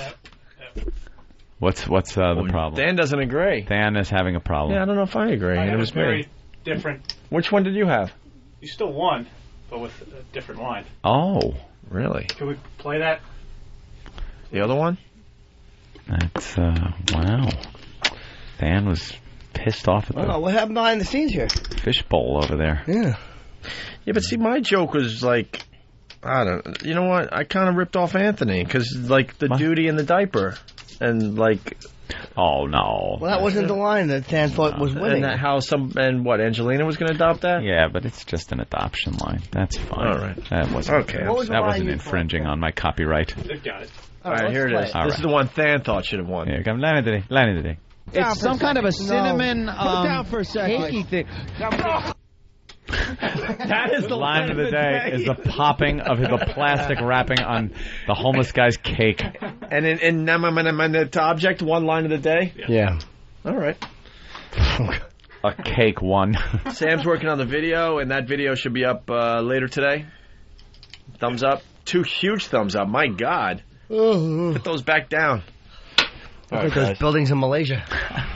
Long-thumbed ass. All right. Should we do our? Can we do our meeting on the air today? What meeting? What meeting is this? It's Steve's. Steve. It's very important. Meeting time. Let's go. Let's go. We'll do it live on the air. What is Come on, bring in the meeting. All right. What is it? This is what we usually do when the mics are off after we say goodbye. So we'll do it live today. Show meeting. A lot of yeses and nos. Go. Looks like we have a sponsor for that. Fuck him. Okay. Sponsor for what? That contest you want to do with the O&A related video, which is to figure out the details. Oh, very good. Okay. Yeah, there's a lot of people getting very aggressive with YouTube, and we want to yeah. I capitalized on that. Thank you. Capital idea. Capital idea. Speaking of which, Buffalo Paul, I acknowledge you today. Lots and lots of great videos going up on YouTube. Thank you, Buffalo Paul. I'm going to start working on Vegas with Jimmy. And so we can get you and Jimmy going out there? Getting married, right? Yes, exactly. Yeah. To talk to porn stars for the porn convention? Yes. Make sure you get the gay ones again. I couldn't. You know how we love the faggots. Yes, we do. Jimmy loves them. Jimmy likes going out to the gay booth. Halloween tickets. This is a sensitive issue. Yeah, sensitive issue. We may have them for Thursday's walkover. Working on it. Oh, that's a good idea, actually. Because a lot of the hardcore are panicking. Yeah, it's a question of my brother is now the mayor of the Opie and Anthony show. Like, I try to avoid message boards and getting involved with everything, but now they get a hold of him, and because they know he has my ear, and now I got emails from him that are directly from hardcore listeners. They're all panicking because they don't think they're going to get tickets for the Halloween show. That is some of the most powerful farting. What the That fuck? was 10 minutes ago. You have fucking just... Yeah, but you must have lifted your ass up when you laid down on the console. Holy motherfucker. Damn it. Wow. Please spray some of that over here. And you have liners to cut. All right, so Halloween tickets for Thursday's walkover? Working on it. It's a question if Johnny can get them in time. Don't remember, we're not on Friday either. So it's either Thursday or we give them away you Monday. You weren't supposed to tell people that. We were supposed to go away and then have people wonder if we got suspended or something. Oh, okay. Sorry about that. Dope. Okay. Would be the first time I did something stupid. I need You that. take everything so personally, man. I need that in the machine, by the way. Are we gonna have hard tickets? Can we just make a guest list? We can. There was. Let's give away tickets Thursday on the walkover, no matter what. No matter what, because then have somebody stand out there with a clipboard. Yeah, at the worst, because these guys are panicking. Unless you want to do a Monday, the day before the show. We also have something else going on Monday on the walkover. What? Jimmy knows. Oh, yeah. What? You can say it, right? Yeah, we can say it. Paul Stanley's doing the walkover. Oh, very cool. Yeah, Paul so Stanley. But he might be at the Halloween party. Oh, oops. Now who said something stupid? Oops. Oopsie. You weren't supposed to say that. Maybe there's a reason. Can we shut the mics off? Maybe there's a reason we should do these meetings with the mics off. There's other stuff. Yeah. But if he was it just going to be him? Yeah, just him. Yeah, no. Can we turn the mics off, please? Aunt, you want LASIK eye surgery? I do. Oh, why would he want LASIK eye surgery? These are questions I am given. I have never worn glasses in my life. How long have you worked for us? These are questions I am given. I am How simply long? 8 years. Have you ever seen him with contact? Not at all. Solution or glasses or anything? I'm a Hawkeye. I'm Hawkeye. I knew. That was just one of the salespeople had asked me that question to ask you. So. Well, could you ask one of the salespeople if they would get it for me because I need it? Okay. Little Jimmy wants it. Jimmy, it's great. What do you wear? Contacts? I still see 2015. Awful vision. Yeah. Do you? Oh, phone. Hoping someone with a cunt. It certainly is. Hello, Mother. That's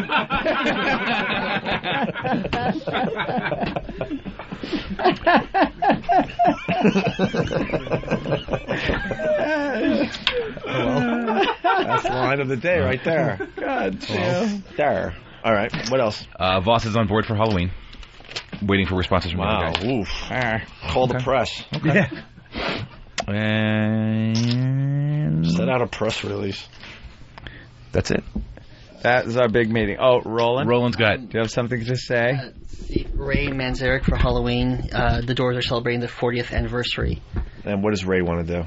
Just come by. Let me see. What, you want to just hang out? Yeah, just hang out. All right. Yeah, tell him to break on through to another party. Tell him in 1971 it was the end. Show him the back door, man. That's right. Tell him people are bored. Who's a big fan of the Doors? What? I thought you were saying someone's a big fan of the Doors. We all are, but let's be honest. Jim's dead. Yeah, exactly. All right. Fine. Who else? Mark Stein is from Gold Rush. The host wants to call in. He's from here tonight to talk about what's going on with Madonna and other entertainment. Gold Rush. Mark Stein from Entertainment Tonight. Mm-hmm. The Tom Cruise looking guy. Yeah. E.T. That's my vote. I say I'd rather interview Travis's balls.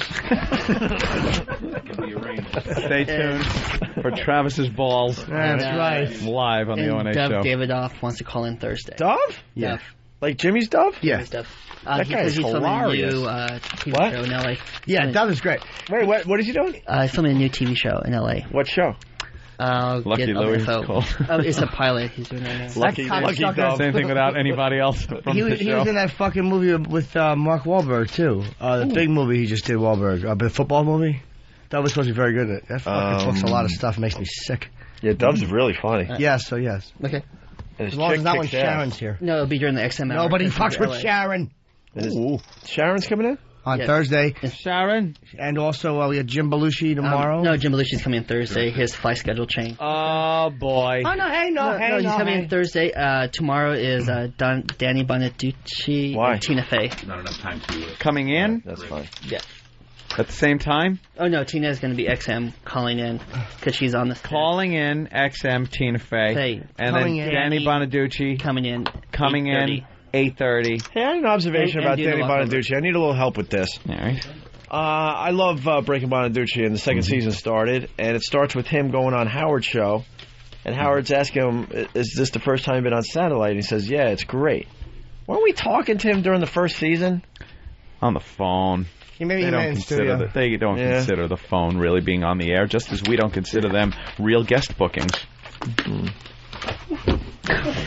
See, our guard's down. This is what we talk about when the mics are usually off. All right. Phoner. But Danny's coming in what, Wednesday? Tomorrow. Where, XM? At 8:30. All right. He could come in a little earlier. It's just that he had doing a VH1 special. They're filming him around town. What are they doing? We Love the Fucking 70s, Part 83. Is that what he's taping? I don't know. You don't. Vote for Jerry tonight. Yes, thank you, Mike. Now, if you can't hear me, because I'm talking through an almond filter. Jimmy has put his almonds up on his microphone. It's an almonds filter. Do I sound different? You're crazy. You sound like an almond, strangely enough. I'm talking through an almond filter. What else? I'm tired.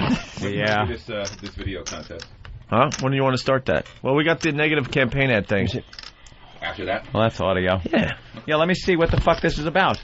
You passed me that there, one of those sheets, boy. Basically, we're going to look for... They're all the same, one for each of us. Why are you holding... We're having an Opie and Anthony video contest, right? We're basically trying to get someone that is so creative they make a video that has something to do with the Opie and Anthony show and it gets massive hits on YouTube. That's basically what we're trying for. It's a good way to market the show. Steve Carlisi. Hi.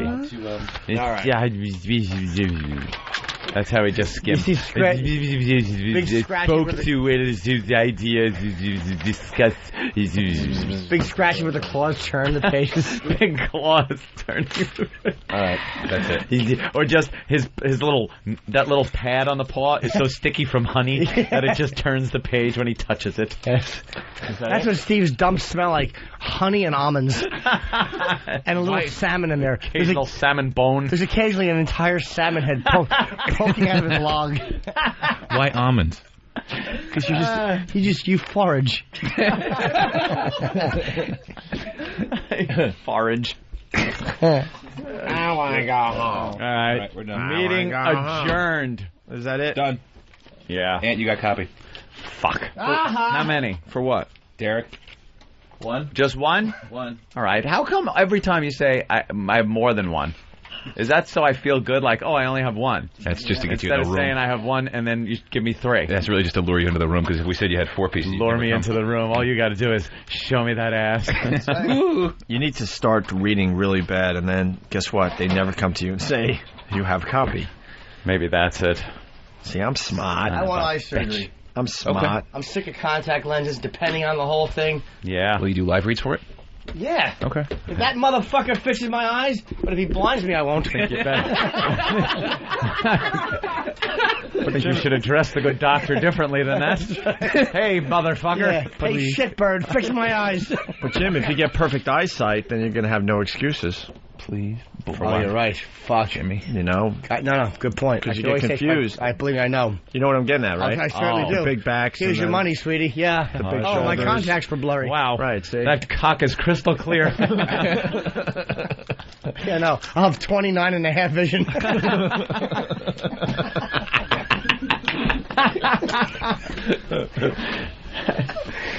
Oh, I'm fucking punch drunk. Yeah, I gotta get out of here. I gotta read something stupid.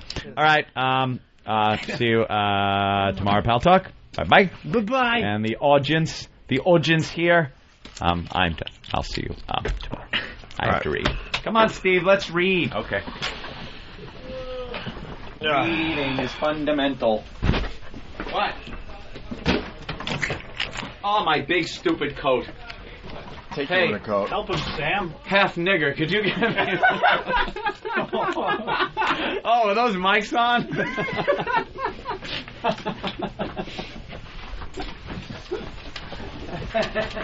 The mics are still on. You guys go play a little bit. Have fun. Want to have a show? No. Anthony and I are a show without a station. We're floating. We really don't have a home, a place we can call our own. Yeah, well, that's the way it's always been. You and I, the outcasts of radio. I don't understand. No one wants us. What the hell is going on? No one truly wants us. No. No one truly wants our radio show. But much to their chagrin, we're doing a little too well to just set adrift. Tune in tomorrow for another chapter in the heart-wrenching saga that is The Opie and Anthony Show. Bye-bye.